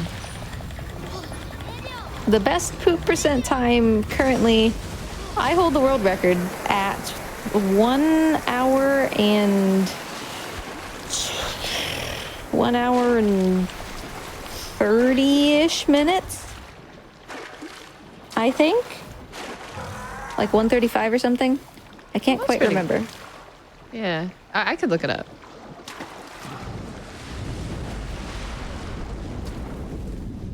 But pooping in this game is very uncommon. Like, yeah, that was a good way to describe that. Yeah, and we've done so much testing and we can't figure out any way to make him poop. But what we do know is that it's possible for him to poop as early as what would be about 15 minutes into the run. So that world record could be improved by more than an hour. Oh, wow. That's actually okay. I see. Okay, so I see platinum any percent, 11 hours and 35 minutes. Where's the poop category? It's called Call of Nature. Call of Nature? Yeah, because the trophy is called Call of Nature.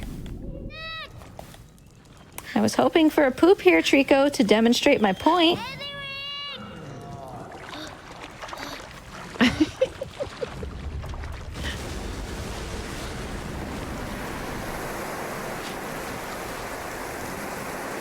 The rules for poop percent say, like, in order for it to count, you have to actually go and, like, pick up his poops. You can't just see them. And we did it that way so that if you already have the trophy, it's not like you get excluded from being able to do the run. So we couldn't do it, like, when the trophy pops. So you have to go and pick up his poops. But they're very jiggly. You don't have to jiggle them. We encourage that you jiggle them. This is actually really interesting. I'm gonna have to admit, I never talked about poop this much in my lifetime, but this is actually really interesting. So it's heavy and it jiggles. Yes. Sounds good. Truly the ambiguous substance of this world. So yeah, we have no idea why he poops, what causes him to poop. He seems to do it more in all barrels runs. Bye. Which is when we give him, as you might expect, all of the barrels. So that doesn't necessarily mean that it has to do with how many barrels you've given him, right? It could just be that you're spending a lot more time looking at him and you're spending a lot more time going slower.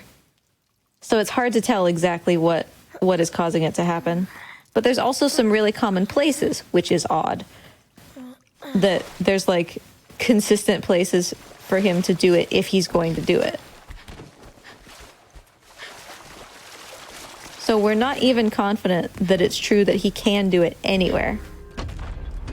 Like, Basically, only we have no specific- idea. Yeah. That would be something interesting, and I don't want to put this. It would be interesting to ask the developers that question, like in a serious way. Just be like, for the coding on this game, is there specific spots to poop? You know what I mean? It's Yeah, just because we think it's just like a yes/no flag. You know, like, is Trico eligible to do this thing in this room? Yes, no. And if it's checked yes, then he will, if you fulfill the other criteria, like giving him time. But we really just have no idea. As with many things, doesn't really make a whole lot of sense. Also, Trico's gone. We've been spending all this time talking about him, but he left me. We solved those water puzzles, and Trico kind of forgot that he has much bigger lungs than we do. So we got separated. By the way, Mort looks so cute. Oh, it's such a good shot of Mort. Cozy is kind of his middle name. Aww. Mort Cozy. Oh no. I love it.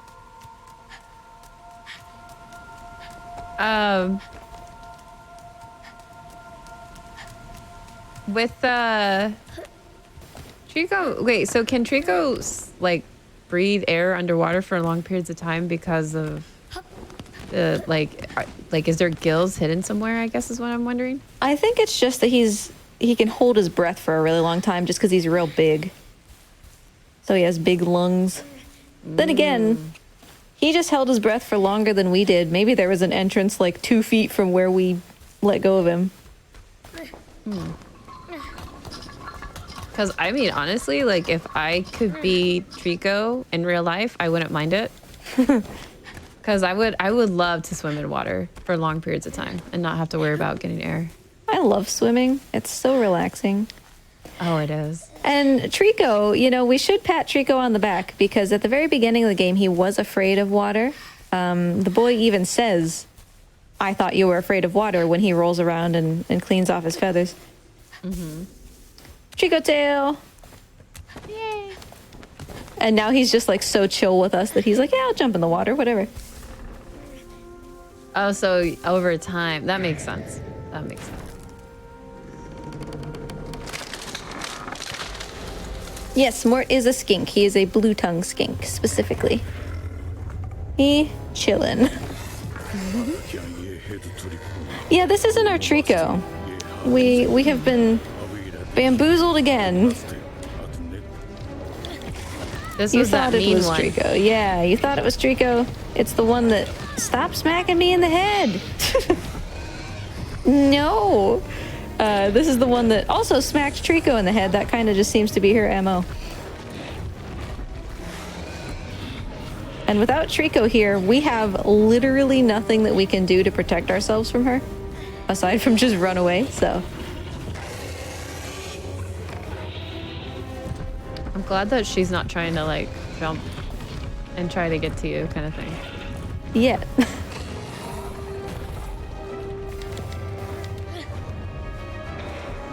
That tail does look different.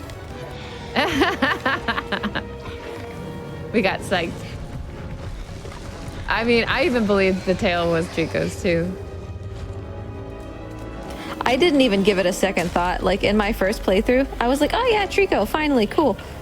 Didn't even realize. Because our Trico's tail is much shorter. We'll find out why in a little bit.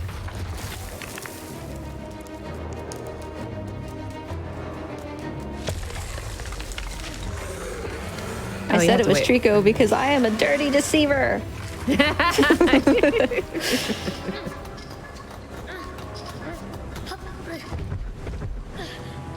Oh, Mort is so cute. Sorry, I can't get over how Mort looks right now. It's just so adorable. Oh. Mort's moving around.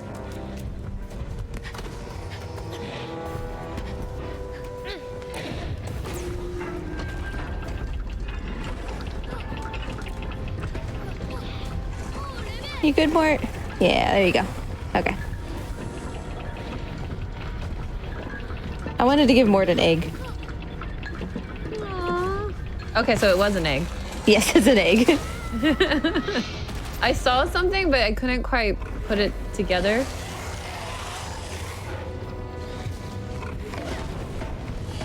It looked like a chew toy almost, but I was like, I don't think lizards have chew toys. Yeah, it is a quail egg. Happy birthday, Morty! Happy birthday, happy birthday, happy birthday to you. Okay, so right now, I see that, okay, so the horns are reacting to something. Yeah, the horns are reacting to this droning noise in the background. And off she goes to answer whatever is calling her. And here we are left alone in this cage that we definitely can't get out of on our own. No Trico. Kind of not in a great spot. Is this the first time that I've broken my leg in this entire run? I find that unlikely. Wait, you can break your legs? Yeah, you can. The boy can injure his leg and then he just limps around for a while. It's one of the easiest ways to lose time. Then this cage is like great for doing that because the physics of it is a little bit weird. So yeah, we're in this cage and the narrator is like, boy, it feels like I waited for an eternity. So here we are. We gotta wait for an eternity. It's on a timer, so there's nothing I can do to make it faster.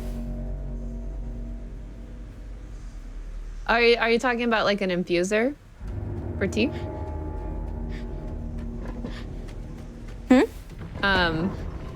Yeah, another egg.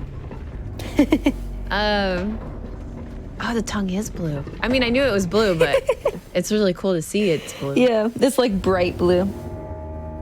Some people think they're like that because they want to trick predators into thinking that they're poisonous.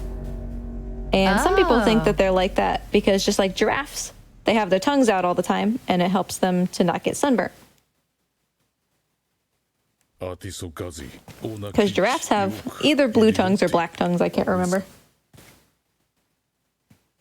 Science, once again. Science. It's science time. So earlier, so in chat it was mentioned about like the cage looks like the cages for tea. Oh, so yeah. I'm thinking it looks like those infusers, like You're right. that you make with tea. You're right. that It does was, look like one. Yeah, I think that was interesting. Because I never even thought about it like that. Let's not make the boy into tea. No, that does not sound delicious. Personally, I like my tea leaves. Tea leaves are good. It's kind of funny. I don't have sugar in my tea. I'm not big on tea to begin with. I think Avatar Last Airbender, I think it tastes like watered down leaf juice or whatever it is that Zuko says. But hey, everybody else seems to like tea, so I think there's got to be something pretty nice about it. Oh, do we have a friend? Yeah, we have got a friend. Trico. Yay, Chico's back. He found me after all this time. I'm sure you were definitely looking for me this entire time instead of just sitting in the sun and sleeping. We love Chico. Chico's the best. Okay, so here we go, Trico. That was already negative points, dude. Okay, we're gonna start again. This is Cage Puzzle. This is the great run equalizer. A good cage puzzle can put you very far ahead of average. A bad cage puzzle can kill even like the best pace. Because this thing is really hard to control. Trico really wants to help you, but he's also kind of a little bit meddlesome with his helping. So we'll see. He just wants some pets. He just wants some pets.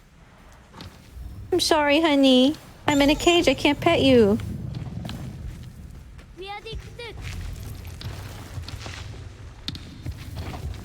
You ready? Got that big brain and that big old head. You can do this. You just gotta go straight. That's all you gotta do. Come on. Push, push. Push, push, push. Oh, up, up, there we up. go. There we go. Okay. Oh. Okay, step one. I'm satisfied. We didn't end up immediately in a corner. Trico, stop, honey.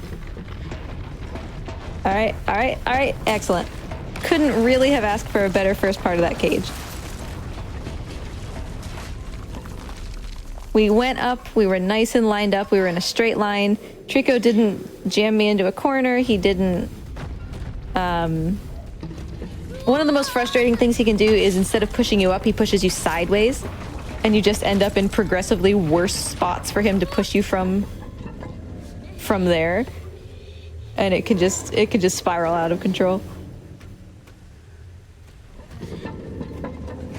So part 2 has a lot more to do with me and a lot less to do with Trico. Thankfully. Sorry, buddy. Well, yeah, leaving it up to Trico. I'm not sure, kind of thing. I think it could go wrong really quickly, I guess is the best way to put that. Yes. And he's just trying to be helpful, but sometimes, you know, helpful turns into, honey, why did you do that? You know? Mm-hmm.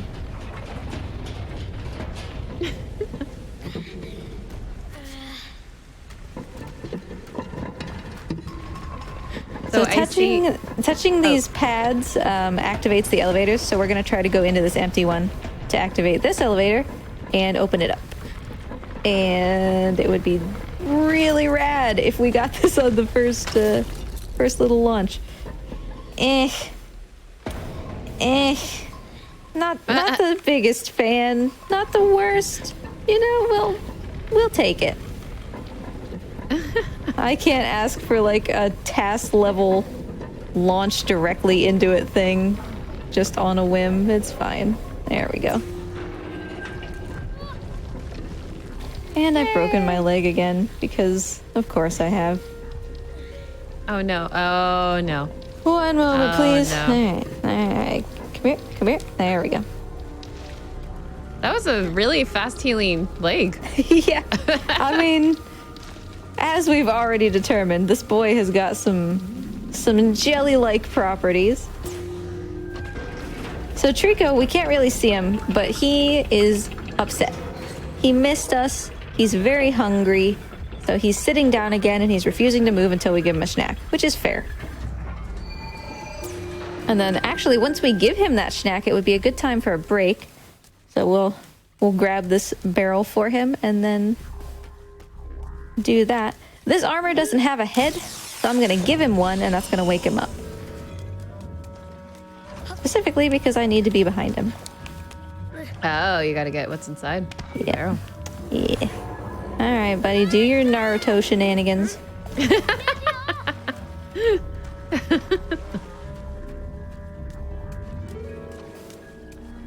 Aw.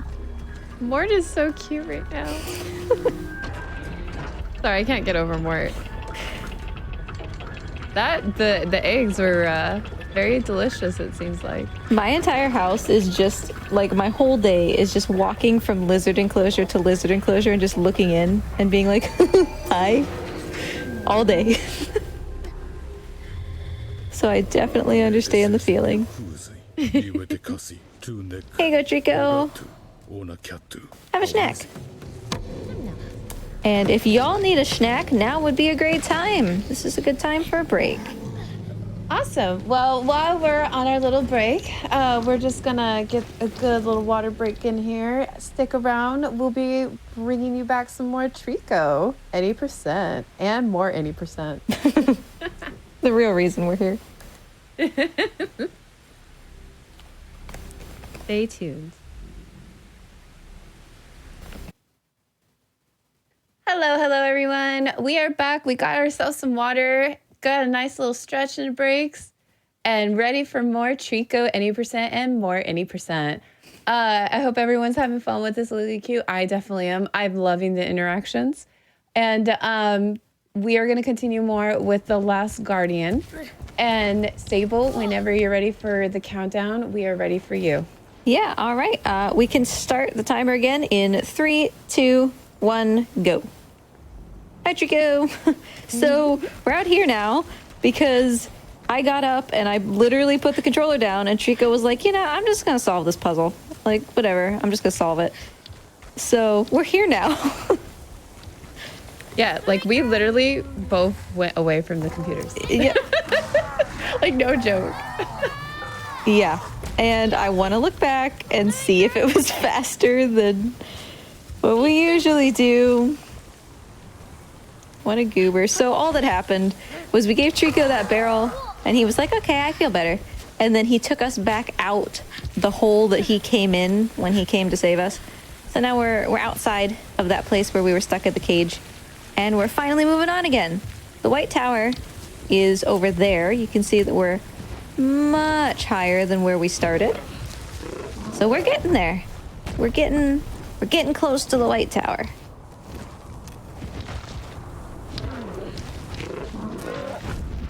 We are going to be coming up on quite a decent bit of cutscenes, but we are showing them, and they're fantastic. They are, to me, one of the highlights of the game. We will get to see how we got here and basically just what's going on. And after those cutscenes are over, we will go through the game's longest scripted event. So, Trico will be doing a lot of stuff on his own without my input. But it's not quite the same thing as a cutscene. Sometimes he can do it quickly, sometimes he can do it slowly. It's kind of a meme in our community that when I took the world record in any percent, we were comparing the videos side by side. And during that part where neither of us had any control, I took the lead because my Trico was a little bit faster. So Trico can certainly do whatever he feels like during this scripted event, but all of it is very lovely, and I hope that you enjoy. One of my favorite parts of the game. I'm sad that we don't usually get to watch the full cutscene during an any percent.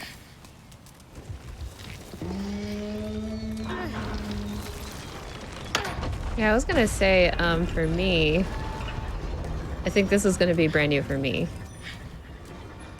Yeah, it should be. The any percent, yeah. I think it cuts it completely. Mm-hmm.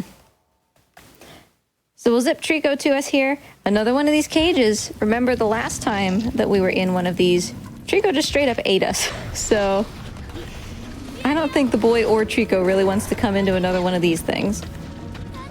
But I need help. I can't deal with these armors on my own, so Trico is forced to come down. I love that Trico just knocks him out. Oh, I remember this. Like, not, I think it's this.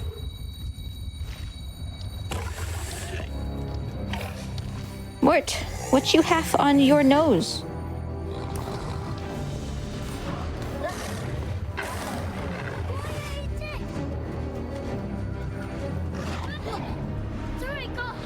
So once again, I don't know why we would expect anything else. We got eaten last time, so get maunched this time too. But we just taste so good, question marks. They put us in the tea infuser for a reason. Yeah.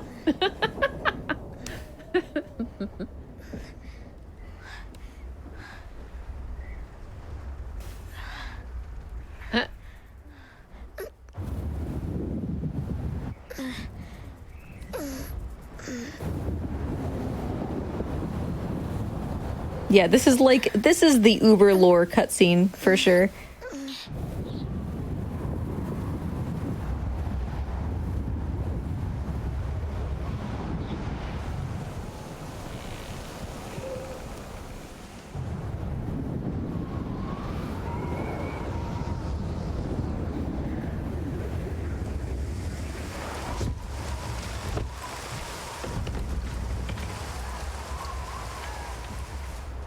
The Trico got big wings there. I mean, a Trico. We've seen that there's more than one, so. Is that the female Trico? Or a different one? Well, you'll just have to wait and see.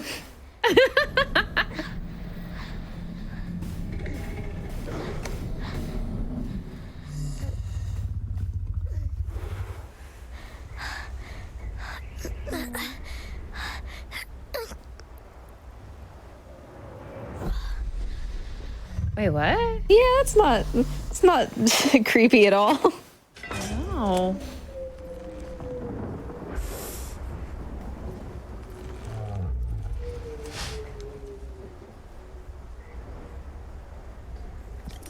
What? Why is everyone eating the boy?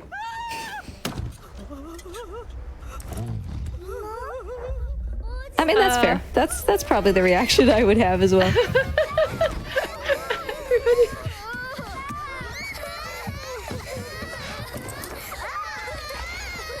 Everybody eats the boy. Well, not everybody, but the Tricos are eating the boy.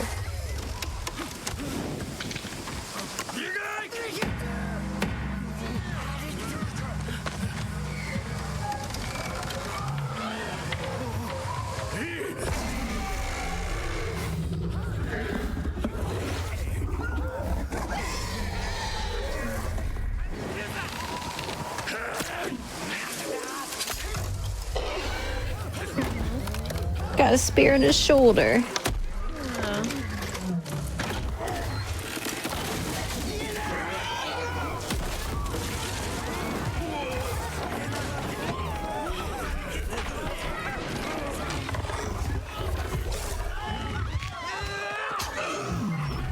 And a spear in the leg.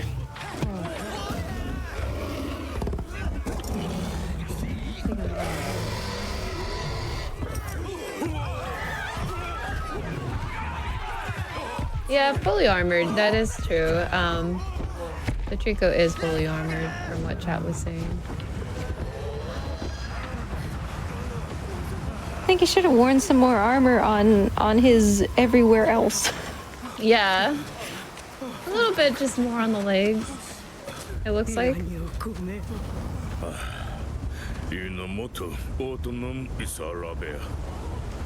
So this isn't like unusual to them. Probably not like great, but it's not unusual. They seem to think that the boy being taken is just part of like being a chosen one, whatever that means. Interesting.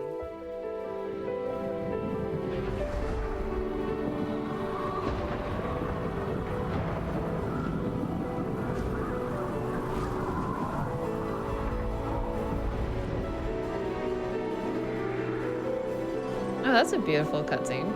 Yeah, it's the lighting in this game and the music is just glorious.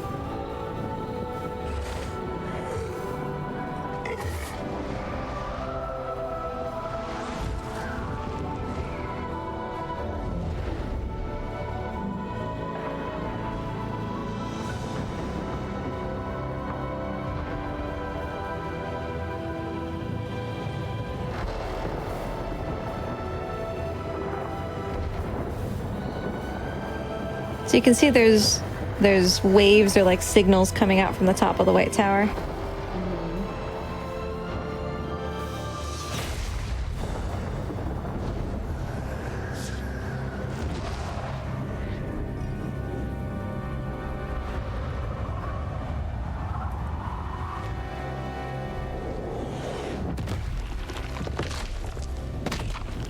I know I have a bad feeling. I have a bad feeling. You know, like when you're watching something and you're like, oh, I gotta listen to that feeling. Mm-hmm. The sound design just really sells this whole thing, I think.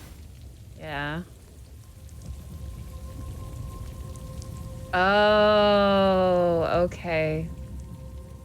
His tail did just fall off, yeah. When the lightning struck him, it blew off a piece of his tail. I know who it is. I'm not gonna say it, but I know who it is.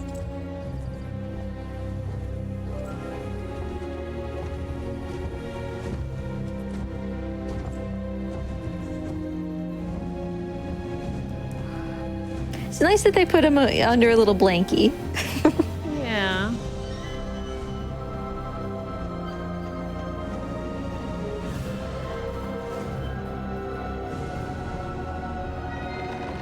Sleepy more percent. Yeah, that's true. From chat, we have the sleepy Mort percentage because Mort is sleepy now. Oh yeah, we've upgraded from just Mort any percent.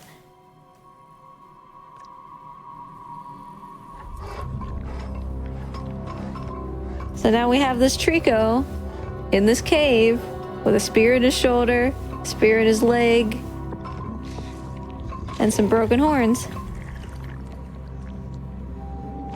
Oh.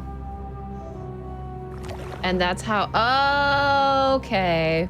So that's Light how bulb we went ended off. up at the beginning of the game. That's where the game started, was us. We're getting our tattoos because of whatever is happening in Trico's belly. And that's literally where the game starts. You start immediately after that happens. You just wake up and you're like, what? Where am I? What is this thing? How did I get here? Mm-hmm. So Trico came to snatch you from your village. For what reason? Might need a little bit more time to figure that out. But he's now launched us for the second time. Well, clearly he's launched us once before when he brought us here. So I guess this is the third time, right? Mm-hmm. And this time, when he presumably barfed us back out, we're not doing so good. Don't quite have the skip in our step that we usually do. And Trico is realizing, like, I kind of messed up. I probably shouldn't do this. What do I do to help? I don't know.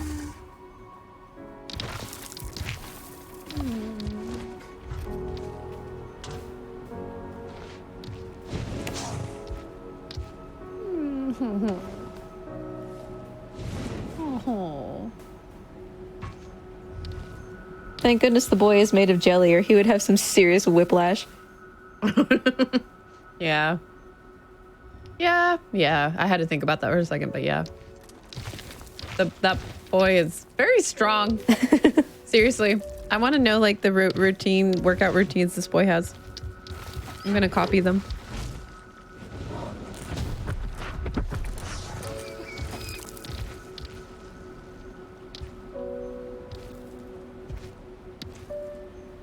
I don't know why, but this interaction always makes me, like, sad. They did such a good job on it. Like, did. Trico's expressiveness, the music, and just, like, long camera shots that linger.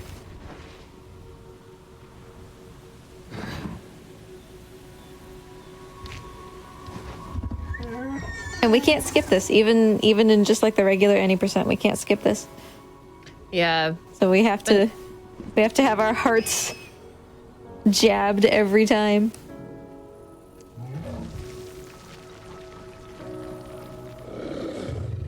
Yeah. This is so heartbreaking. Oh. And, like, Trico's like, oh, this is making me... this is so good. Okay. Pull it together. He's just trying to figure out what to do. He's just trying to figure out, maybe if I do this, he'll wake up. Yeah.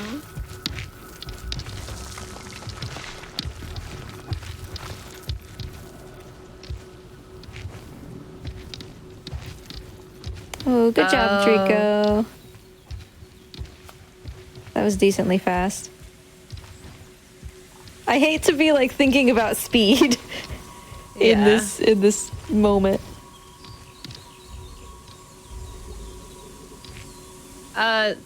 To answer the question of, okay, so basically the question would be, Sable would be, what did we do just now? Like, basically from the cutscene, we found out with the cutscene that Trico was the one that invaded the little boy's village and then took the boy. Well, kind of, I don't know, like, the eyes were the same as Trico's, so in my opinion, like, kind of mesmerized Trico. Trico mesmerized the boy and Yeah. then ate the boy and then took it out from the village. And Yeah. the village was like, oh, the boy is the chosen one. This is okay. Yep. And we learned from that cutscene too that it seems pretty normal for Tricos to like eat people and then barf them back up. And they're like fine. And so when we had entered the cage earlier that was kind of mind controlling Trico, he ate us again because that's just what he does. And barfed us back up, but this time we're not doing so good. And he's trying to find a way to wake us up, which apparently involves drowning. Thank you, buddy, for putting me face down. It worked though, so can I really fault you? To answer the question, this isn't a flashback now. No. It's now this is like current. And Yeah. so it was kind of like a mixture of a flashback with the cutscene and kind of explaining the intro of the game. But now when like Trico, well, technically third time Barfy's now sub because now we're in current time. Yeah. We basically had the flashback while we were unconscious in Trico's stomach from him eating us. And then he barfed us back out and we were sickly for a while. And eventually he figured out what to do. After he tried like putting us in the sun. And I love that he puts you in the sun because he thinks that's going to help. And then he immediately just stands over you so you don't even get any sun. Yeah. Like Trico's trying to help, but there's things to think about. I mean, I'm glad that the water was the trick. Yeah. Even though you're face flat down, but hey. I mean, it seemed to work.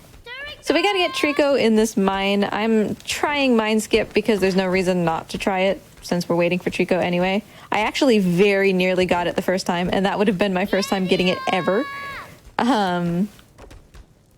But we're just trying to like basically super bounce off of this rock in the same way as ledge jump from the beginning of the game, which I may note that I also didn't get. To try to get up here without waiting for Trico, but it's no big deal. Like the run is basically built to have no mine skip, so it's the cherry on top and not a necessity. But Although we're still waiting for Trico, right? we sure are. Trico, okay, honey. You know, I realized that I have not given myself the benefit of the doubt. That you didn't come because I didn't open the door. That would probably help, right, honey? Okay, let's try that again. You saw nothing. The past. This is fine. Nothing Yep. happened. This is fine.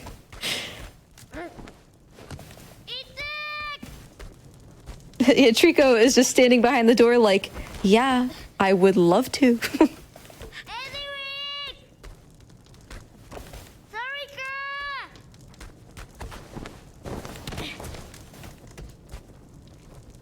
I don't think I've ever done that before. I was just like zonked. I was thinking ahead because we're coming up on one of the harder.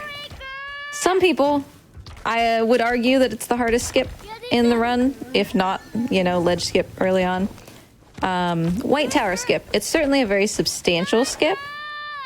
It's the closest we get to a sequence break. It skips an entire little section.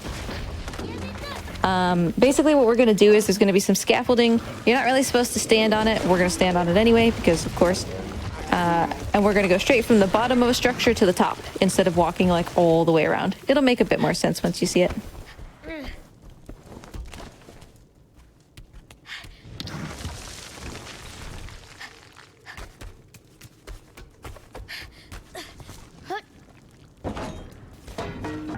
All right, bam. Checkpoint reset. Great. We eventually got Trico through that door through no fault of his own. Was he slow? Nothing happened. Nope. Absolutely nothing happened. He went right from the checkpoint reset immediately into the mine with nothing in between. So this is a pretty tiny tunnel for our big feathery friend, but he's gonna make do.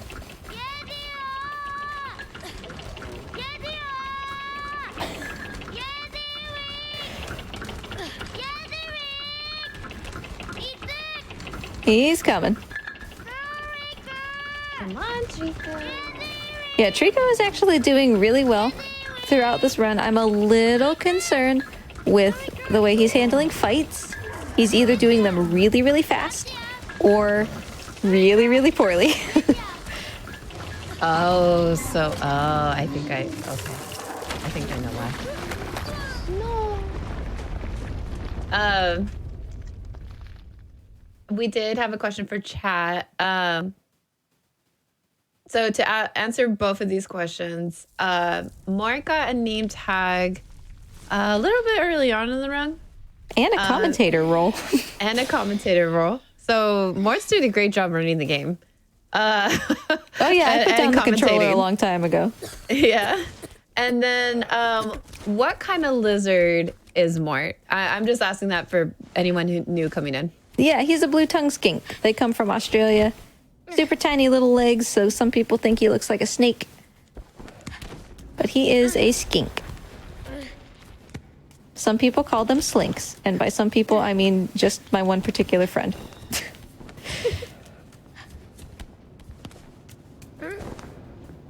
Yeah, I've never seen a lizard like this before, to be honest with you.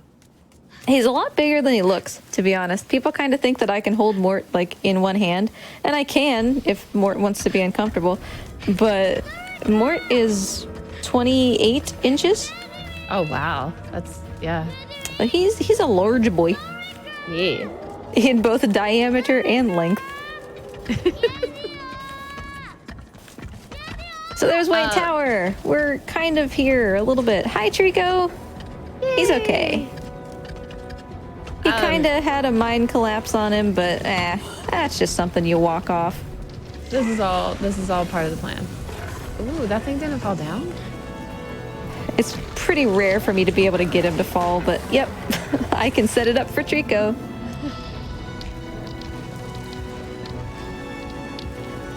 To ask another question, are they good pets? I think that if you're going to get a pet lizard, Morts are among the best. They're very chill. They're decently easy to take care of. And generally very friendly. As always, you should do the appropriate research to make sure that you have what you need, but they're very forgiving.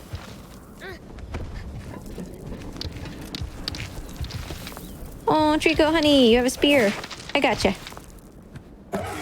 We take good care of our boy here.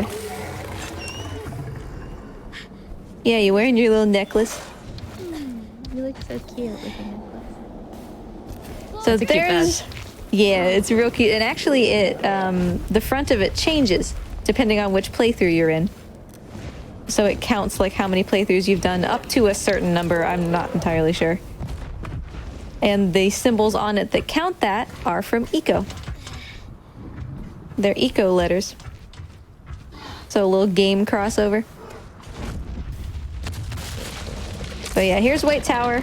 We finally made it. This is the place we've been trying to go the entire game. Of course, Trico breaks it as soon as he gets here.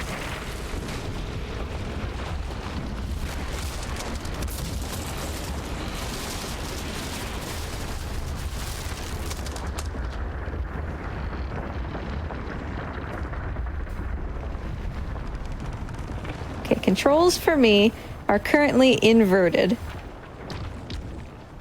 And yet we did decently well moving during that cutscene.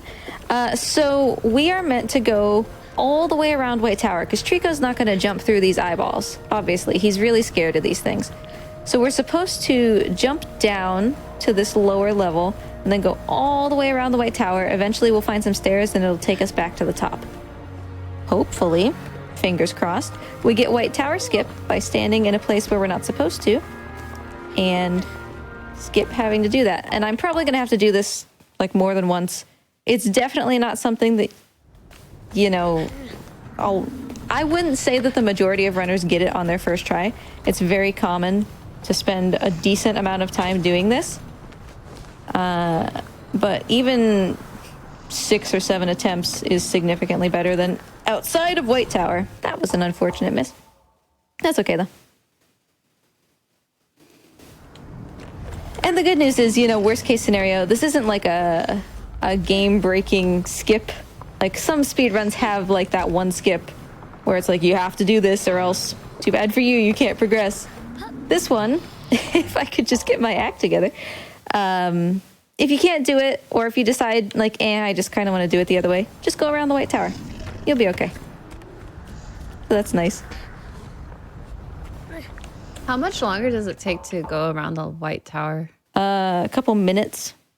Oh. So it's certainly worth it to try to do it this way. I could even try to do it like the swaggy backup way, which used to be my primary way, and everybody was like, why would you do this? But to me, it just kind of made sense. Okay, boy. I'm gonna ask you, please. Thank you. Nicely done. I had that set up like 3 times and just didn't actually execute it. So Nicely we weren't. done. Thank you. We weren't really supposed to stand on any of that, but there's just enough of like the game filling in the blanks that you can get that to work.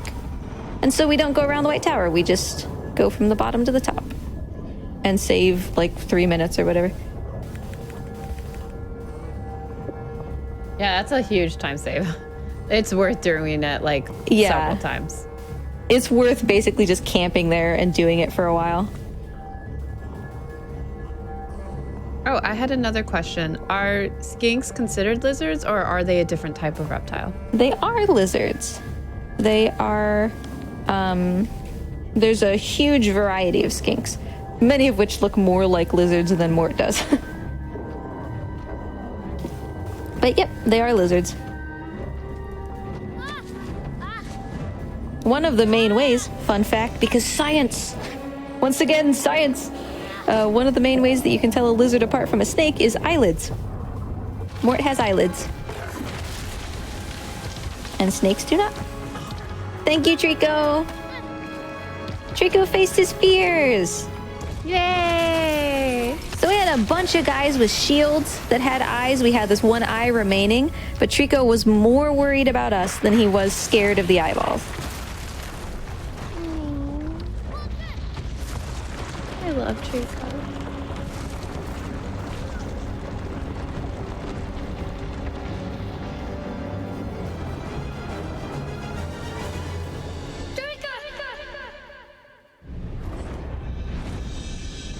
And now he can fly as well, which we knew from the flashback, but, well, he can kind of fly. Still maybe not 100% there.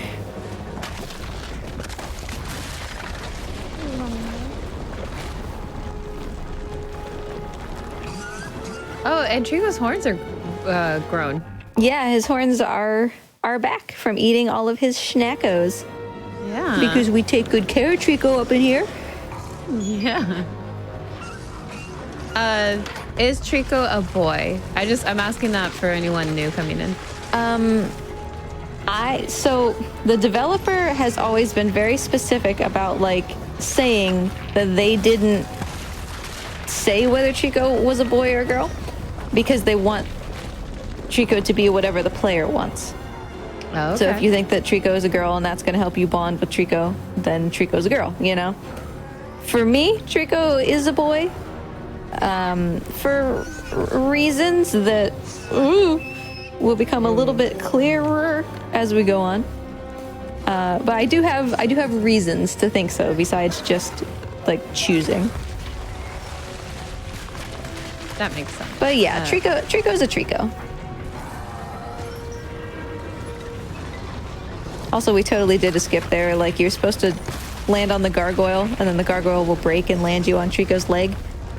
But we can just not do that and land on Trico's head, so. Yeah, it was a moment, though. I was like, ah! I was like, it was so, I don't know, those moments, like, to me, are just so, like, good in the sense of, like, is this gonna happen? Yay, Trico! Because, is this all script? This part scripted? Yeah, he will always catch you there, at least. That second, when your shirt rips, he'll catch you. The first one's certainly not. Super easy to die there. And the next little trick, or my next trick, I will be doing what I affectionately refer to, and I believe it came from Tic Tac in our community, refers to as the thing, because we are very creative in the Team Eco community with what we name things. It's literally just a really far jump. Like, that's all. We're gonna jump, hopefully, across a far distance and just barely get to grab instead of waiting for Trico and riding him down. But come on, Trico. It is obligatory, once we get up here, to shout the thing as we jump across. Yes, and you see, I made it. It's because I shouted. And only because you shouted. Yes, specifically only that. So that makes Trico come down faster because I'm already down here, as opposed to me standing up there with him and like pointing forward and trying to get him to go, which, you know, takes his chicken brain like a hot second to figure out.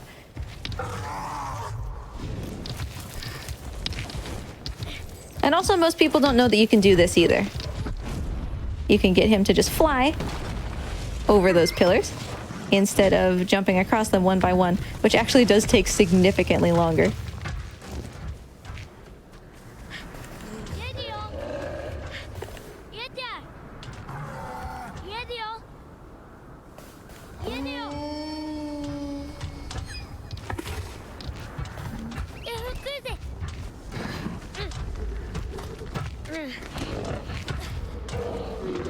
Coming up on one of my favorite parts of the game. Well, I mean, it is my favorite part of the game. Don't judge me, okay? Because you're gonna think I'm a bad person, but it's great, okay? Just wait until it's over.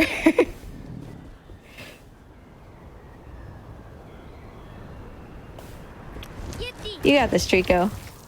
I'm sorry in advance.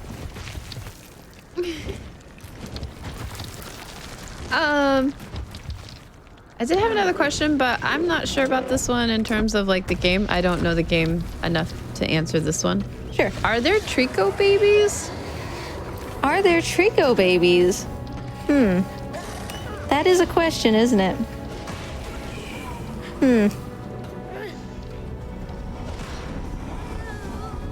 That's that.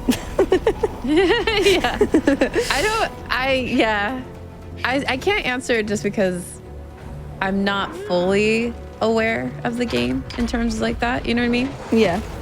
So, because I still need to play this casually. I have a whole backlog that I need to play. This is one of them. It's certainly worth it. Hi, buddy. Thanks for being here, like, right away. Okay, don't judge me, okay? This part of the game is fantastic. You just have to accept that it's a little bit scary. She's back.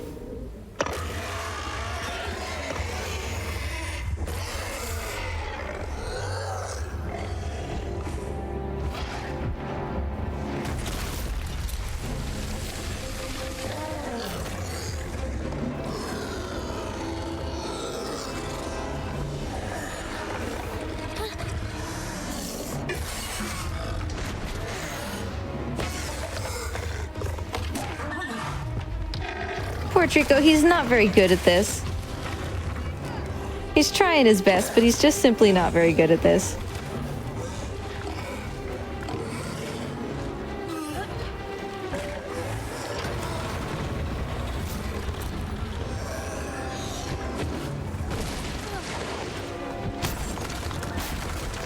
In terms of a speed run, this part is fairly consistent, if a bit stressful. Because if you do it wrong, the checkpoints are really, really unforgiving. Like the places where you'll spawn if you reset are very unforgiving. I don't know why, but I still find that very fascinating. I'm sorry, honey. I don't want to have to hurt your tail. Let me through, Trico. Help. Oh, Trico. No. Okay. That's the part that, that's the part that scares me. That's always like the stressful part, because if Trico is near you when that cutscene starts, the boy will just like automatically grab Trico and you'll go down with him. which is not where you want to be. It can lose you like a minute or more to end up down there.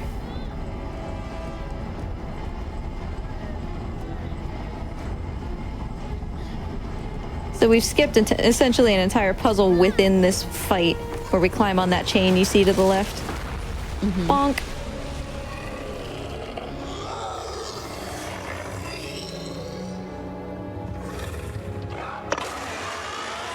Oh.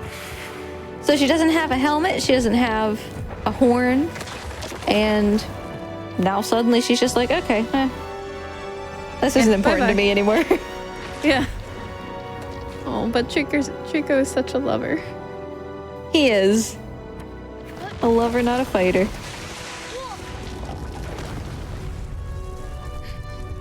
Okay, one thing I'm not a super big fan of, again, don't judge me, I don't see spears, which I don't necessarily like. Oh, there's one. Okay, good. I will explain more momentarily. So poor Trico, he needs some help. He's not doing good. We gotta get some good schnackos pronto. But hey, look what we have. The mirror, which hey, did you forget that this existed?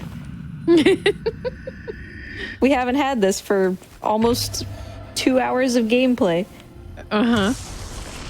So it turns out that the reason we lost it to begin with was that the first time Trico ate us, it came off of our arm while we were in his tummy. And it stayed there until now. But now we have it back, which means we can start solving puzzles once again. With Trico's butt lasers. I miss the butt lasers. So I just destroyed 2 sets of armor. They have absolutely nothing to do with what we're doing right now. But when Trico gets up, because he's okay, I promise. And he goes up there, he'll get angry at them and start to fight them if he sees them. But if we destroy them early, he doesn't even know they existed. And so all that time that we spend fighting them, calming Trico down, getting him refocused twice, we don't have to do.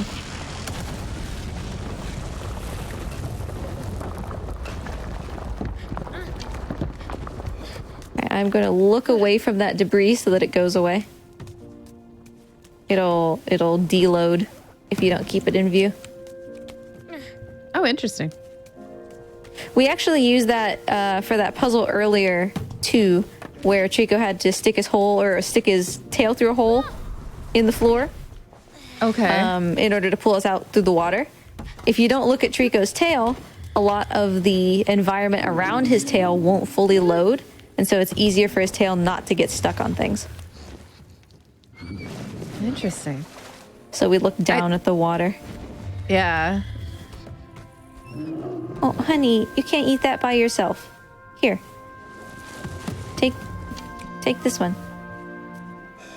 I'll feed it to you. Oh, it's so cute. Oh, my heart is melting so much. Here, Treeks, you got it.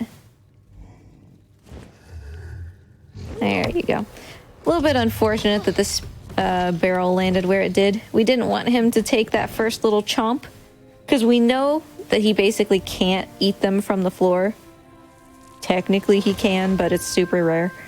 And it takes him a long time in between chomps, so we had to wait a little bit extra because he tried with the first one.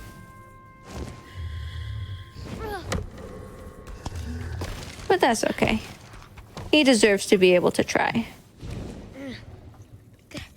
So the reason I was looking for spears too, this is the only point in the game where taking out spears is mandatory. The game will perform a spear check, and if Trico has too many spears in him, it won't let you progress until you take some of them out. The problem with that is that a lot of those spears right now are in Trico's other side, the side that he's laying on. And so if you don't have any spears to pull out when it says that, there's just nothing you can do.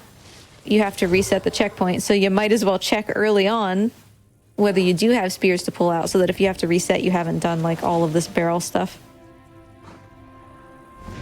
But we have a spear, which I don't even think we need to pull. Because we've been taking good care of Trico.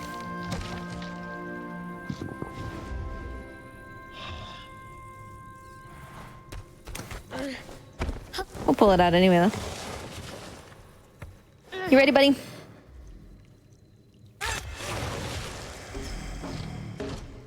Alright, let's go sleepies. I just love this interaction. I don't know why, but it's just, this is so cute. It makes it so surreal. It's just an entire game where it's just like nothing but the two of you, you know? And a lot of time there isn't even music. And I think all of that really plays into it. Yeah. Like for me, I don't know, it just makes it that much more special. Because you could really feel the development of Trico getting attached to the boy, and then vice versa. Depending on what kind of controller / console you're playing on, that part there where you as the boy are sleeping right next to Trico's tummy, your haptic feedback might give you his heartbeat. Aww.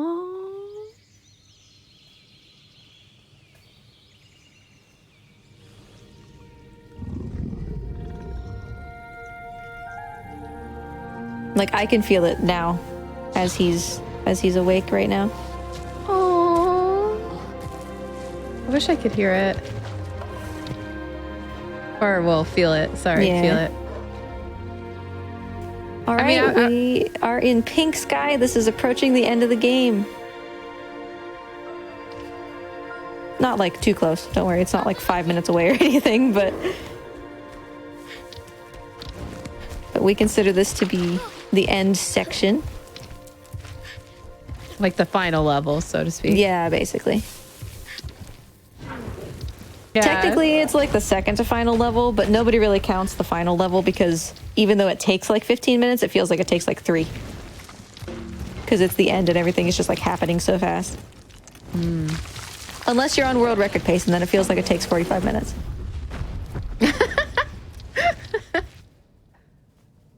Because there's like 6 cutscenes where you just like walk 2 feet and then there's a cutscene, and then you turn around and walk 2 feet and there's a cutscene, and all of that is like, oh, just finish.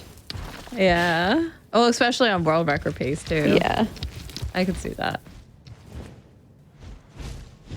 Yeah, that feeling like your heart. I don't know. For me, when I've done world record paces, my heartbeat starts going. In this game, you really don't know what your pace is until like literally when it's over, because there's RNG and like really unlucky stuff can happen all the way through to the final thing that you do. But if you complete the section that we're in and your time is like sub 3 hours, you're like,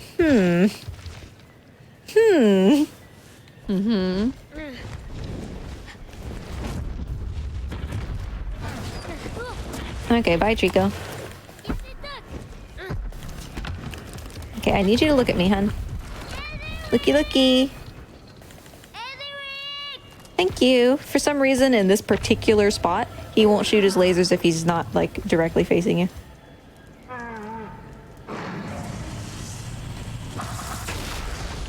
Ooh, I almost died. Okay. So his lightning's a little bit different now. He's fully healed, his horns are back, and his tail is back. Which is why his lightning is now like ball lightning instead of just a lightning bolt.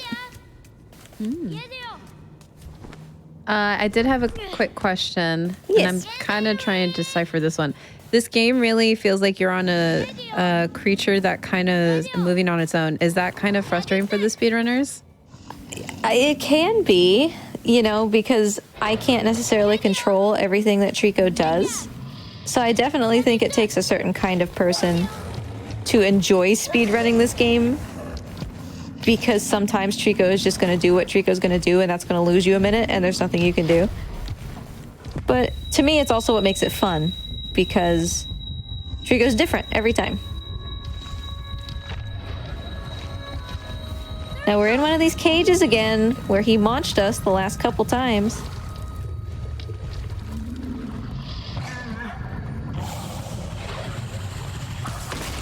Way to go, buddy.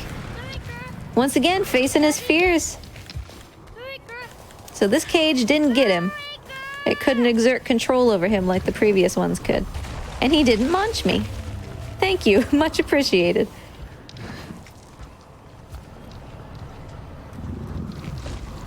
Hun, you're a bit far.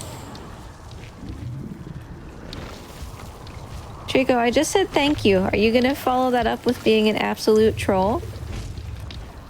Because my impression says yes. Hun. Don't tap me. Where's your tail, bud? There you go. No, there is the lightning. I see the lightning.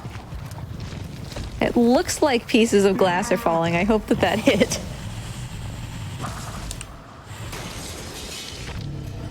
This is, for some reason, one of the trickiest sections to do, like getting him out of the room, but not far enough that he just taps you off the edge, and like getting him to listen. Sometimes your lightning hits these, but they don't explode. All sorts. But once we complete this, it would be a great time for another break. Oh, well, if you are good to go, There we go. and continue to good to go, that's up to you. Because I mean, we I'm can good to go continue. through to the end, depending on what Okay. y'all want to do. Okay, well, we're good to go too, because this is really good. Like, it's like, I don't know, it's really good.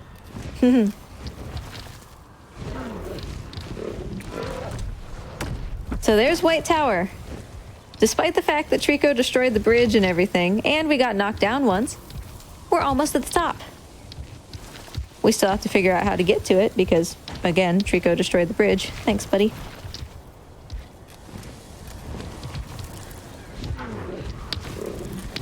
But first, in order to get over there, since Trico destroyed the bridge, we need to make a new bridge, which we are going to do if Trico would ever let me, like, look between these two towers. We're going to go back and forth, platforming between those two towers to go up and up and up in order to make a bridge. Trico nearly spelled my doom there.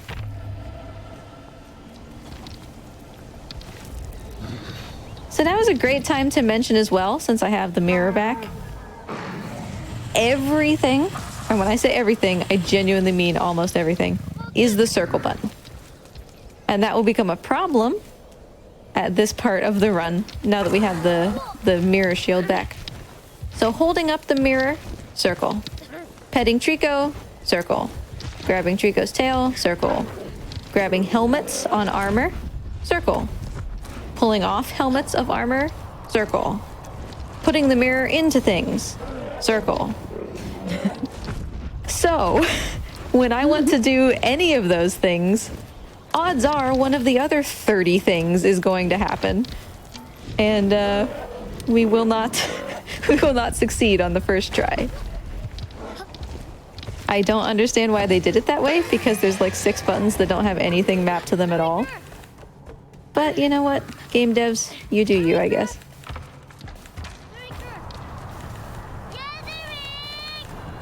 Circle. Yeah, it's all circle. I had to do that.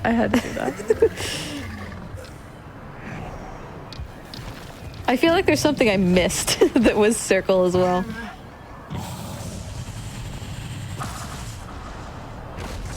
Good shot. These are more armors. Same thing as before. We're going to destroy these before Trico gets to them so that he never realizes that they're there and he never gets angry at them. Come on, Trico. There you go. Good job. That was an interesting one. Okay, Treeks. We can do this, right? We can do this, but wait, what are you looking at? What's over there? That's the sky. Wow. Okay, thanks. You good? Come here. So, like, just like that, right? He's sitting down for absolutely no reason. 0 reason whatsoever. And we lose time because of something like that, and there's nothing we can do. To me, that's charming because I like Trico. I can imagine that being very frustrating, you know?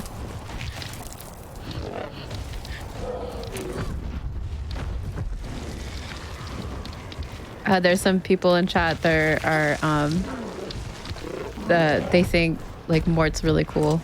Oh, and yay. Trying to decipher, because it does like, so Mort could look like a snake if you don't see the legs, kind of thing. Because but he has it's tiny little definitely- legs. Yeah, and it's pretty long, so I could see that. Whew. Okay, this part gets my heart rate going. Failure here is very, very time consuming, and I would really rather not fail. Specifically on these gargoyles, just like one more. Thank you. Okay. If you fail by falling off of those gargoyles, which is really, really easy to do, the boy just like won't grab. You go back to before we ever destroyed those suits of armor. So getting Trico out of the hallway, destroying the suits, climbing back up, all of it you have to do again. It's so long, it's so agonizing. Oh yeah, I could see that. Okay, buddy, we're almost there. Oh, look at you, Chico. I also love how there's like this one spot on his tummy that just like doesn't have any feathers. He's got like this cozy, warm tummy. Oh.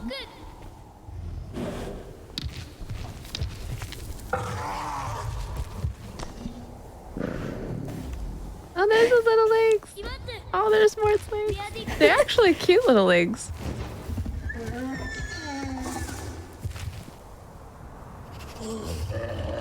Trico, honey. I really want to believe in you, but you're making me doubt here. Oh no. Trico. Come on, Trico. So I'm going based on his body language about what I need to do next to make him understand me. About what it is that he's not getting. And right now, what's happening is I'm giving him the forward command, and he doesn't, there we go. He doesn't think that there's anything that he can do to fulfill that. For whatever reason, he didn't think that there was a way to go forward. And so he kept looking back at me and cocking his head and being like, what? I don't understand. But now he's lined up. He's good to go. Oh, we did miss this one. Well, okay. I'm kind of surprised that Trico made that jump. If we missed it, but I'll take it. Trico loves you so much. Yeah. Trico loves me so much, he literally broke the game. Exactly. Oh, I gotta get time step for that.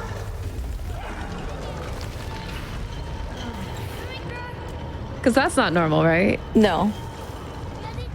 He might stop at it again here in just a second, but... Which is fine. Like, it's not catastrophic that we didn't get it. It's perhaps a bit annoying, but... It just lets us show off our ability to work with Trico and... understand his movements. To shoot lightning while we're on him instead of on a steady surface.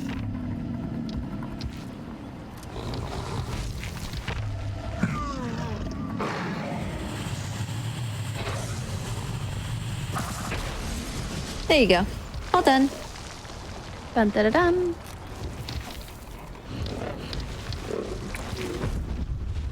So I would still say Trico is doing really well. Yeah. This run has not really been plagued with any trolling to any great extent from Trico or the boy. But, Yeah. of course, I've doomed myself now because we still have, 20 minutes or whatever, where all of that could happen. Here's to me being kicked down a hole 15 minutes from now. No. Mort's even saying no, I think. Mort's like showing, yeah. So cute.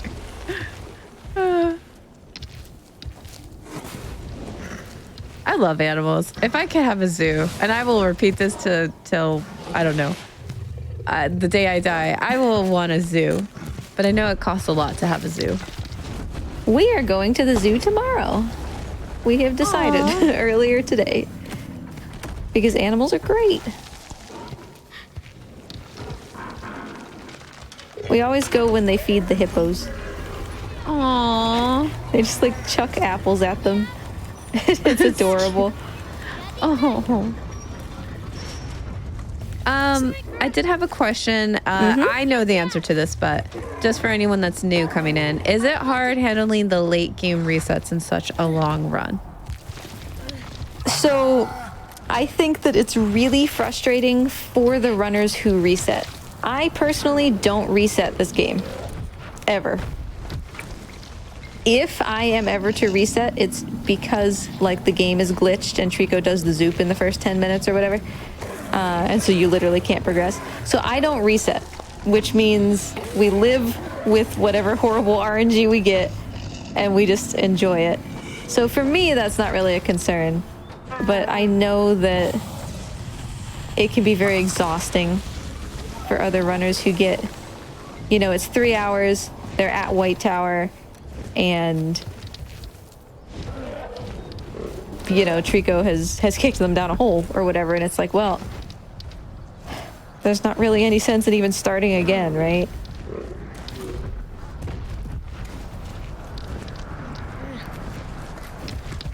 So that's why it takes me longer to... It's why it took me so many years to beat the world record. Because it's a lot harder when you don't do resets. But it also makes me more of a fan of Trico. I very rarely get angry at Trico.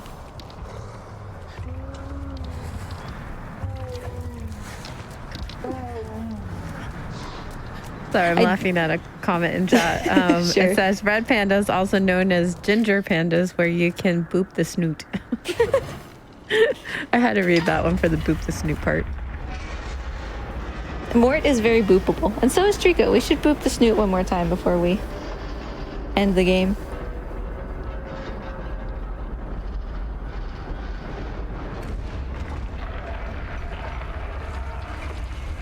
I always think it'd be so good if there was like a little animation to boop the Mort snoot. I have Like a it just- chat point redeem for boop, but I don't actually like go and boop him.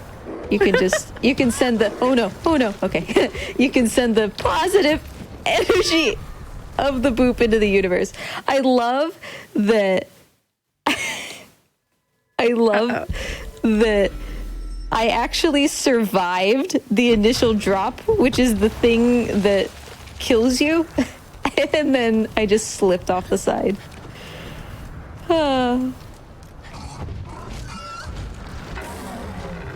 What an absolute goober.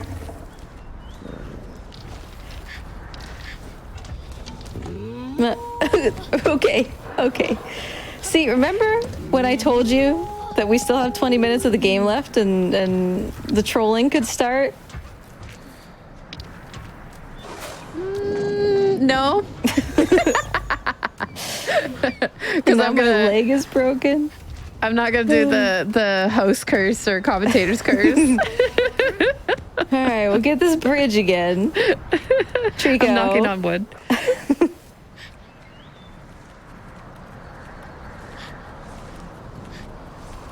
But yeah, even though we can send a positive boop vibe into the universe, you can redeem chat points for lizard treats, and I will actually give treats like blueberries or something.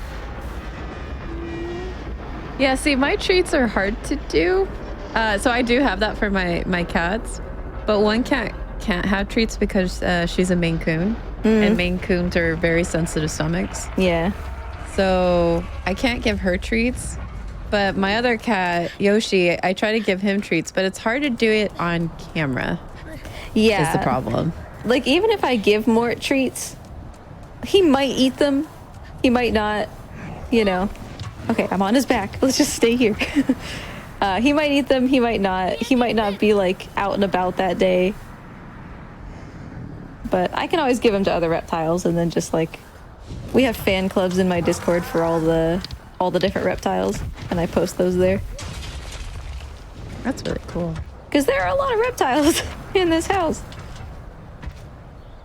How many reptiles do you have? 14. Oh, wow.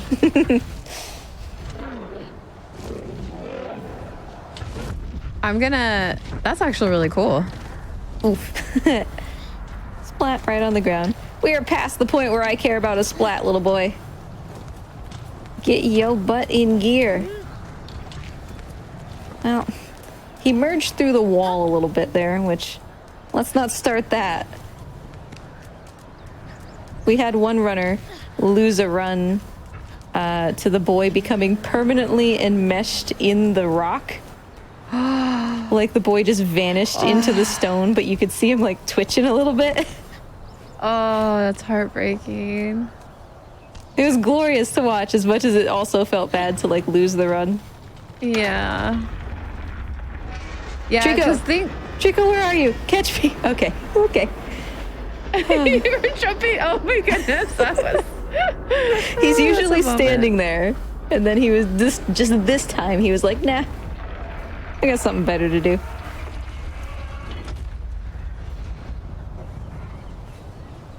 I'm not sure if So I have a question. Yes. But I'm not sure about this. Do you have any wings that you occasionally put on Mort? I'm not sure how that would work. Mort is not a fan of dress up. I have a big snake, like a 6-foot boa, who does not care. So sometimes he wears like little hats and stuff. But Mort does not like it. I have a pair of Trico horns and ears that somebody made for me, and I photoshopped those onto Mort though. Aww. I kind of want to see that. Cause like I know like I had a cat, and I even like during Christmas time I had like the reindeer, you know, just like a little, not like a head thing, but that was it. And he absolutely hated it. Yeah, Mort's not a big fan of dress up. White Tower, here we go. This is the end game. We have made it after more than 3 hours to the place we've been trying to go since the since the beginning. This is the part that is like 20 minutes or something. I'm not exactly sure how long it actually is, but it feels like 3, at least to the runner, because there is so much we have to pay attention to.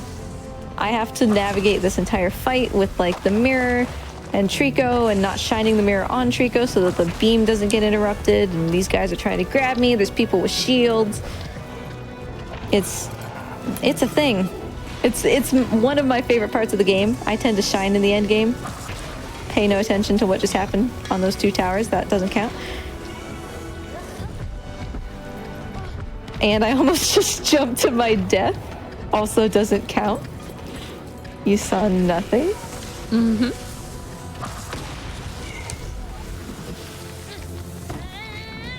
Trico, I got him, honey. Please don't yeet me off the edge. Thank you. Oh, no, no, no. Put it down. Put it down. Okay, okay, we're fine.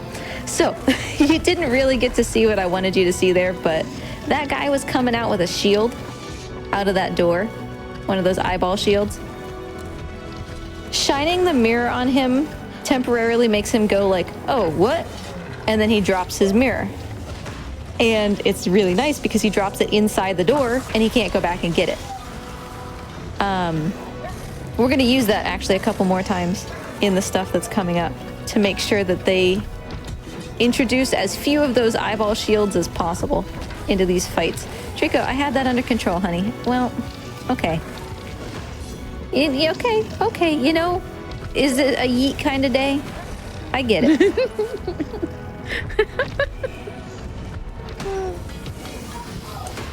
Oh, there you go. Yep. I did have another question for you. What reptile is your biggest reptile? Chap is the biggest. He is about 5 feet. He's a tegu. Oh.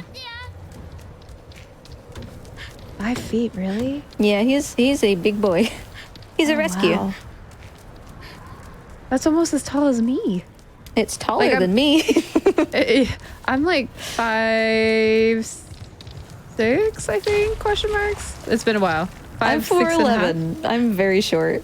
Oh, yeah. That's tall. Most of it's That's tail, really to tall. be fair. Oh, the tail is long. Okay, so inside this tower is an elevator. We can't turn it on yet, or we can't go up it because there's like a circular door up top.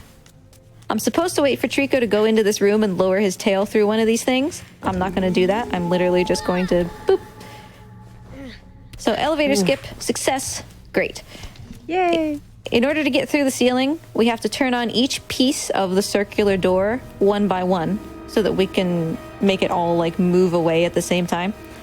And these guys are obviously standing in front of the things that we need to turn on, so we are going to get them out of the way. Boop. And a boop. There are 6 of them. So here's 4. In an ideal world, when these guys explode, and this is like totally RNG, which is, you know, RNG straight through to the end of this game. When 2 of these guys explode, I want 2 of their heads to go flying in opposite directions and land on these suits of armor that don't have heads. That happened to one of them. Did it happen to the other one? I don't think so. It might happen after this blast.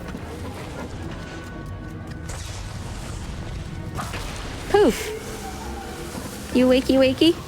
Nope. Okay. If we're gonna have to take shots like that, I would kind of prefer that it happened the way that it did, so I'll take it. Now we turn these on.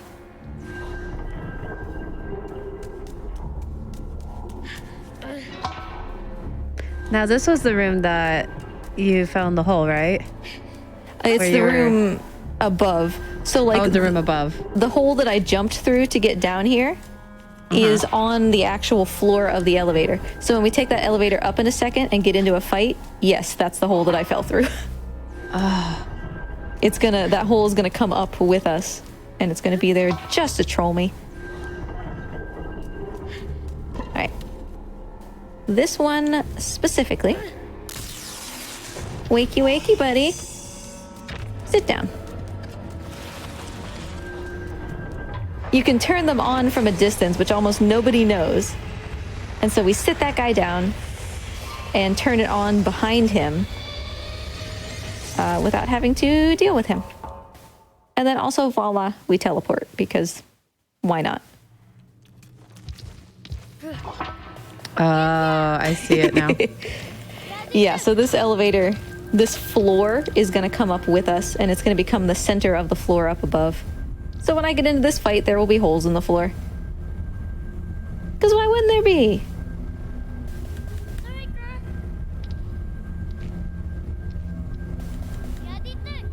I don't know why I'm calling Trico. It's literally after 3.5 hours of spamming call Trico, it's just habit. He's sitting right here. I don't want him to do anything. He's... What? Trico! Stop! What are you doing? What just happened?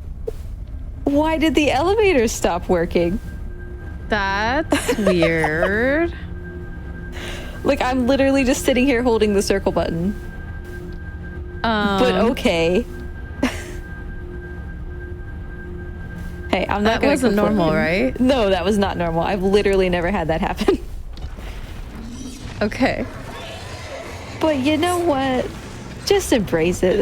It's just the energy of this run. Yeah. It is the chaos of everything that Trico comes in contact with. This is fine. This is all fine. Ooh, yeah, Although- stack these guys. Yeah. Oh, Trico. That was really... Okay.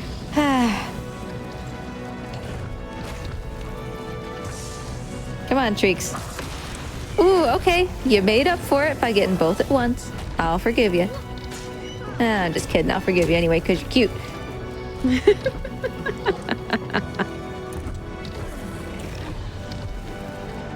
All right, so we're keeping the same principle in mind. Trico, could you stop slapping me about the face with your tail?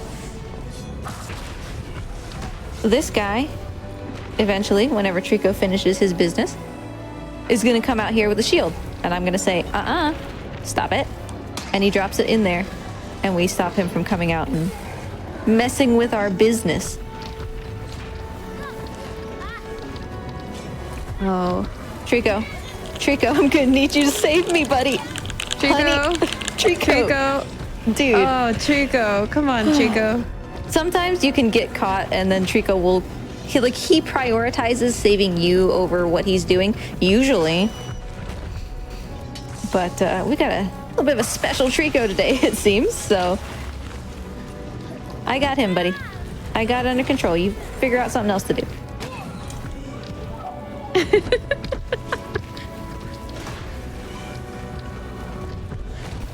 Trico's on his own right now, deciding what to do.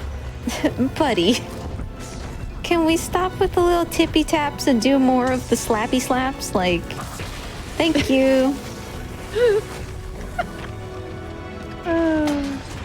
So I'm always keeping track of exactly which doors these guys are going to come out of. And there is another one over there that I didn't get to in time. Trico, your tail. Stop noodling around. And things can get a little messy here. Treeks, I'm counting on you, okay? Don't knock me into a hole. Just come save me and break the mirror. Okay. Ooh, okay. Fantastic. Okay. This is going a certain way. Yeah, this is going... I wouldn't call this, like, spectacular, but it's certainly not bad. It's also very difficult to have a spectacular fight in this room. Like, there's just a lot of stuff that's going on. Yeah, I could see a lot of things would have to go in the right place at the right time. Honey, you have an armor right at your feet. I feel like Trico is just like a toddler who's like, I want mac and cheese for dinner. Then you make mac and cheese and he's like, I don't want mac and cheese anymore. You have a suit of armor at your feet, honey. Finish that one before you start the next one. Mm-hmm. Nope, don't want to grab the tail. Circle button. Okay. Okay, we've done it, despite Trico's picky tendencies. All right.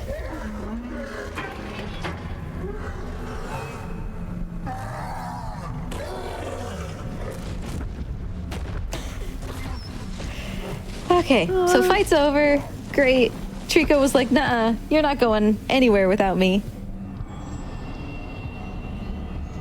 Which is real spooky, because, like, what if there's not enough space for him up here? Yeah. But Trico loves us so much. Yeah, at this point, like, Trico would do, like, anything for you. Yeah.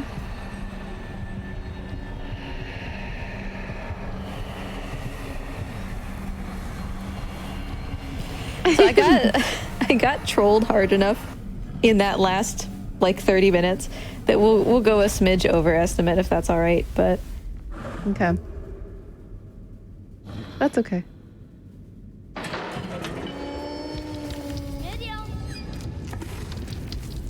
Yeah, because this is the final Yeah. area.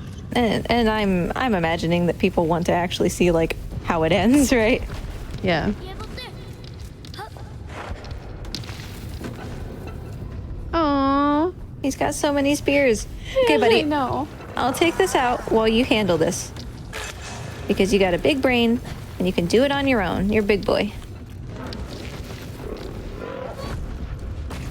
Oh, but honey, you're not really giving me very much time. I have to be on your head.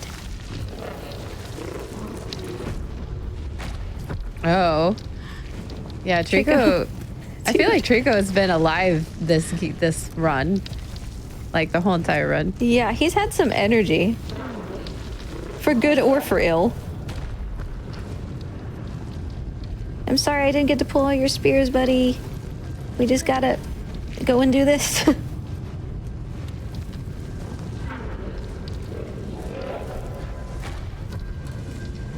That is such a small hole. I would not have found that casually. Not right away, at least. Yeah, there's a clearer one where Trico actually lands. We just kind of hop in here a bit early. This is where things get weird. In like a good way.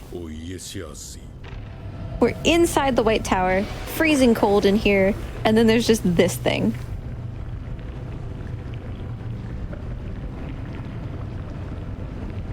If I shine the mirror at it, it gets smaller. We're gonna take it most of the way in, because if you take it all the way in, it bursts out again really fast. But if you only take it most of the way in, it comes out very slowly. It's gonna get me though. So if it could like not, that would be great. Yeah. Boy, boy, boy. Thank you. Words cannot express how many times I tapped the joystick trying to get him to turn around before he actually did. Oh, Because really? that's just the way he is. Yeah, that's why I was asking earlier about the whole, like... Because I could tell, like, Trico's on, you know, it's an AI and things are happening with that AI, but the, like, controls with the boy seem just as difficult. Mm-hmm. Very much so.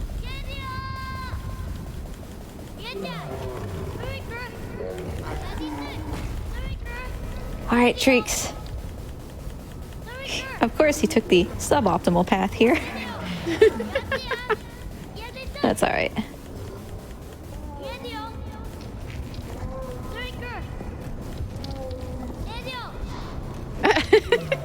Trigo. Thank you.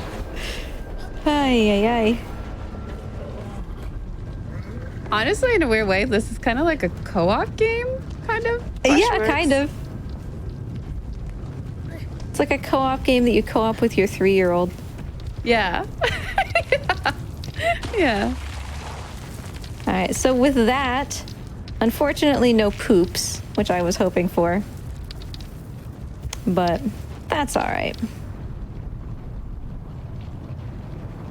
That would have been very rare anyway. I mean, if it happened on Legally Cute, I would have definitely highlighted that moment. I would have been so happy. But we kept him too busy. This is what I mean about like when you're on world record pace and you have like 2 seconds of you doing something and then a cutscene, and then like 2 seconds of you doing something and a cutscene. It seems like it takes forever Yeah. because you just want to see what your time is. Yes. Yes. I know that feeling all too well. In terms of just like, you know what I mean? You just want to know. And especially after like 3+ hours, you're tired and... Oh, yeah.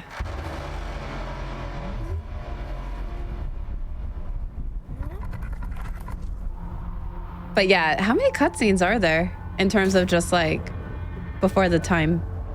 There's this one and then 2 more, I think. Because yeah, I can see what you mean. Like you're like 3 hours in and you're like, come on, I want to know now, you know? Mm-hmm. But in a way, I kind of like that you get more surprised. You know what I mean? Yeah. It's like you have no idea, and then once you see it and it actually did happen, it's like, I don't know. It's really, really surprising. And it's also kind of nice to have like so much of the very final section not be up to chance. Yeah. You know? Yeah. So a game that I used to run, Final Fantasy Mystic Quest, has a ton of RNG, especially at this one place called the Pazuzu's Tower. That's the part of the run where it makes it or breaks it, you know what I'm saying? Mm-hmm. In terms of like time. But even like the fights themselves are RNG, and yeah, things could go wrong even towards the end of the game. So I can relate in terms of that. And it's a pretty long game. It's less than 3 hours. I would say 2 hours, 45 minutes. Yeah, or that's still... even less than that now. 2 hours, 15. That's still a long time. To me, anything over like an hour and a half is long. Yeah. And even an hour and a half is like pushing it. 50 minutes is like the sweet spot. Yeah. Like I could do an hour, which is fine. But anything longer than that, then I start like being like, okay, well, I gotta go take a bathroom break before I start this run. You know what I mean? Mm-hmm. I gotta eat before this run. Things like that.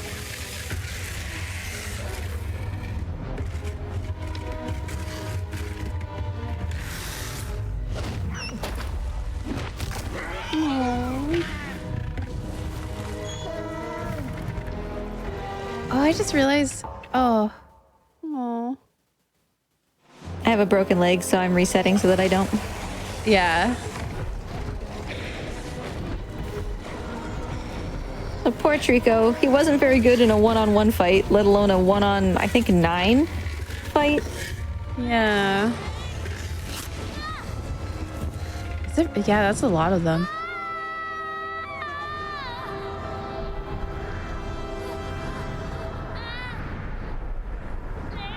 I love how the boy is so chill during this. He freaks out like right at the beginning, and then he's like, well, okay. Yep.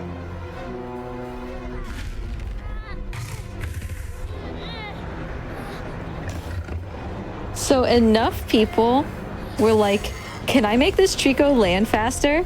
That the actual developer was like, no, you can't, stop asking. Oh, really? Yeah. So there's nothing we can do to make her fly any faster. She just takes the path that she takes. Oh, so this is scripted? Yeah. You can change kind of where you are on her. You can choose her general neck, shoulder region, anywhere in there. But I like where I am because we're going to try to get a launch off of her at the end to a place where she's not really going to bother us. And I like where I am at the moment, so. Yeah.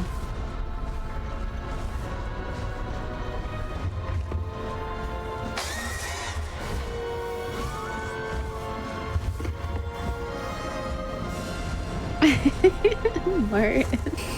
I love Mort. Mort's been pretty active. Yeah.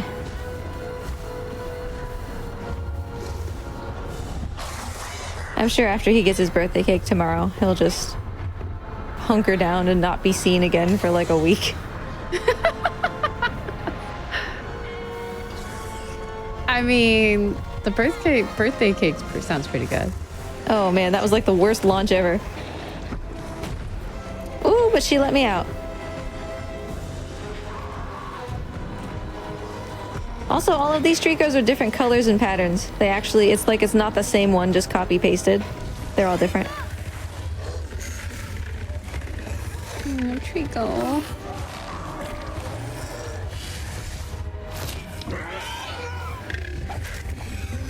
Oh. So he just grew that back, and here we are. Right? Losing. Oh, come on. We just got it back.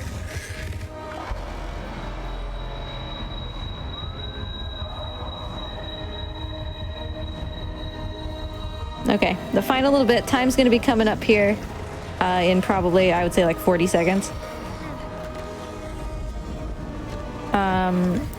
The Master of the Valley in here is the one who's sending out this command to all these Tricos to be big ol' meanie heads. Oh, the single worst tail configuration that we could have had as the final icing on the cake. Get in here. Oh, but then we landed on our feet. Nice recovery. So even though Trico's tail is ripped off, it still works. And time is going to be, once I make this next shot and the master is hit with the lightning, I will call time as long as you are ready. Okie dokie. Timing stops now. Time. Aww. Well, while we're watching this, I was gonna say, was there any last minute shout outs? Anything else you would like to say? I mean, obviously shout out the Last Guardian community. I think we're pretty swell people. maybe I'm a little biased, but we exist as part of the greater Team Eco community, who I can definitely verify is fantastic, because I'm not a primary runner of Shadow of the Colossus and Eco, although I do run them. And everybody has been nothing if not helpful and fantastic, and we have really robust guides. If you're interested in running any of these games, we literally just updated the Last Guardian guides today. So we're always happy to see people get started, and our server is a pretty chill place. So come hang out. Sancho Panda, for all of the amazing stuff that he does, just like being nice to people. Like, he's the one who made my Trico ears for me, and like, he runs Eco. He's the world record holder in Eco. I don't know. There's a bunch of Usurpering, the other mod for Last Guardian. Walter, who currently holds the world record.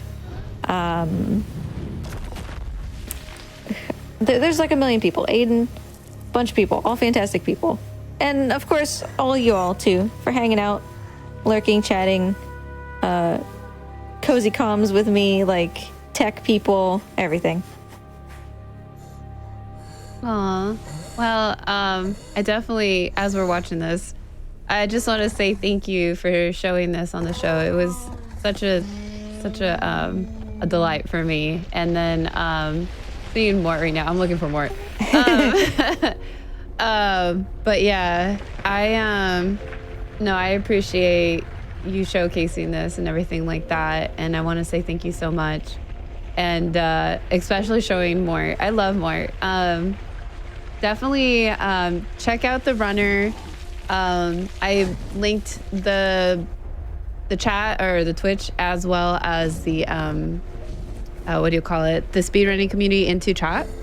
So definitely check them out. And so yes, I definitely am just like, I enjoy everything that you've done. I did have a question before though. Yeah. There's been some like recent discoveries in the Lost Guardian. Yeah. The Last Guardian. Mm-hmm. So we had somebody basically come in and take my TAS and use it as the baseline to learn any percent. And that resulted in pretty significant development of what we considered to be TAS only and what we considered to be, real-time viable. Plus, 3.5 hours is a long time for an any percent. And so in an effort to try to make some more accessible categories, I created individual levels for this game. And that has helped a lot with developments. So it's been a very active time to change things in this game.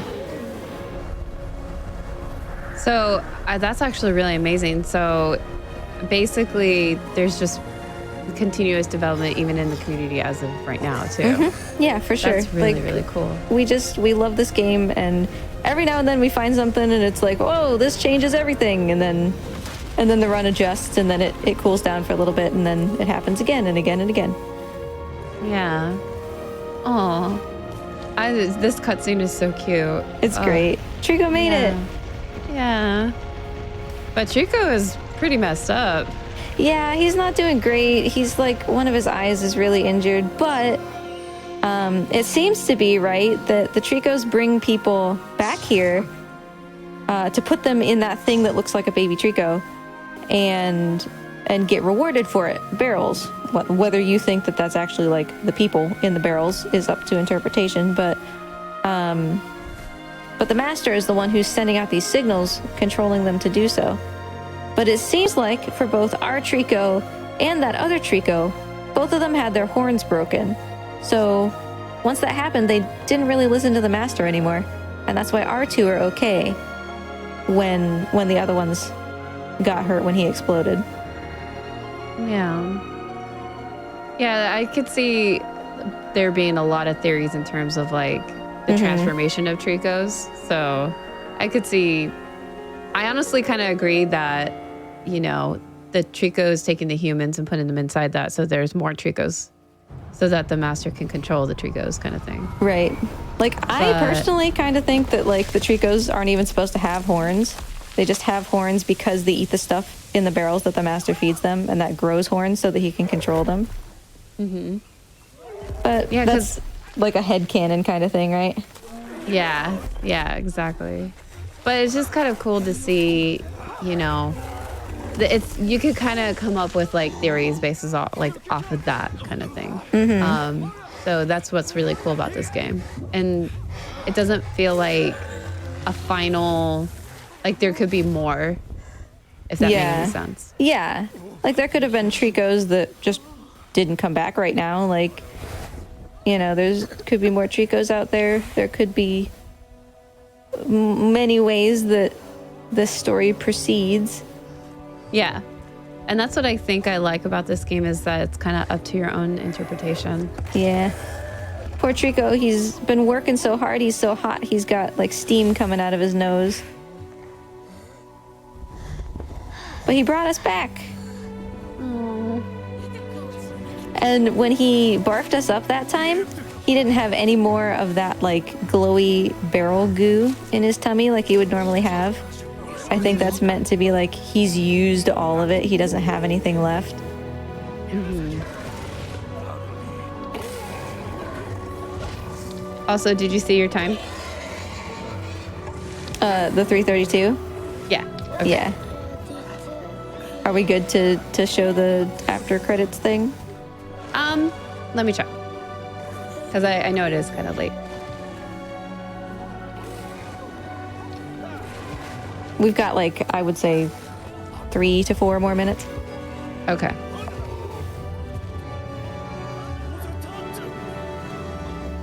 So Trico actually will stay for quite a while there. That's the final player input of the game, is pointing and telling Trico to go.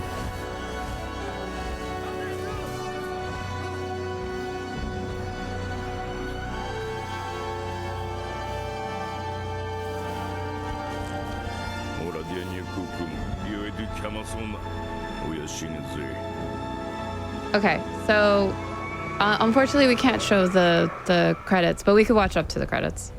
Well, the credits I can skip. We basically got like a minute and a half scene after that is the only thing left at this point. Okay. But it's up to you. Yeah. I just know for it's kind of late for the East Coast, but I do want to see it.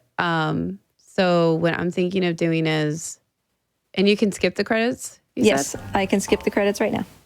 Okay. Done.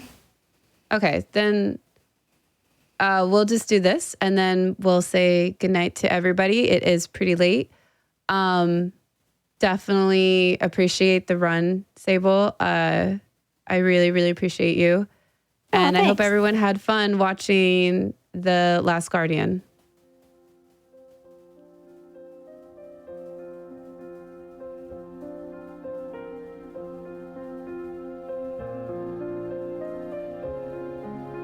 Is this a surprise? Yeah, it's trying to trick you into thinking that it is the title screen again.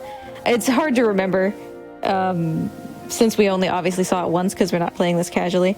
But this is what the title screen looks like. This is the back of the shield that we've been carrying for the entire game. And as it zooms in here, it's mimicking the old, like, dirty shield that makes up the title screen. To get you to be like, okay, I'm done with the game, I'm gonna close it, and then you don't see this little after credits thing. But if you hit some buttons, it starts, and yeah, it lasts like a minute and a half or something. Oh, interesting. It's quite short compared to the other ones. Yeah, that's interesting though. But yeah, I'm wondering. So. Huh.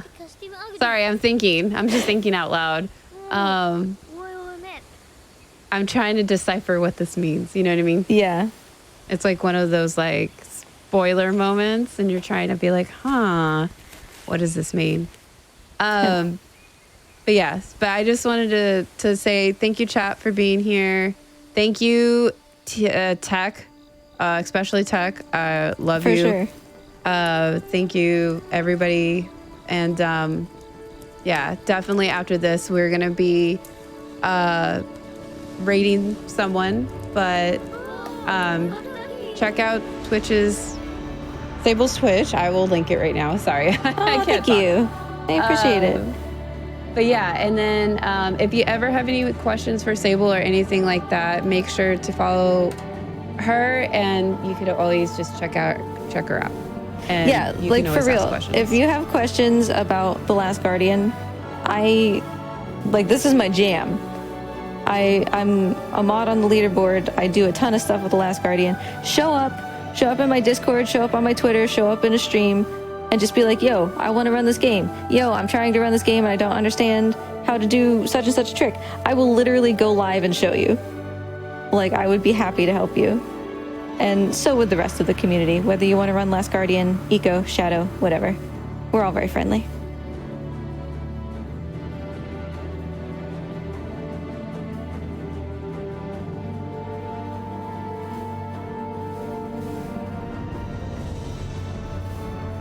I'm being quiet because apparently this is the part. Yeah. I'm also being quiet because it pays to be quiet here for the next, 20 seconds.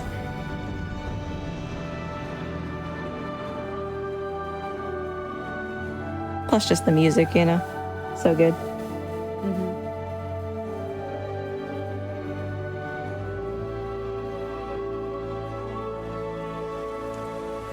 This is the very beginning of the game. This is the first couple puzzles that we did with Trico. This is the wall that we exploded with his lightning when we first figured out that he could do that. And this is the starting room where we woke up with him for the first time.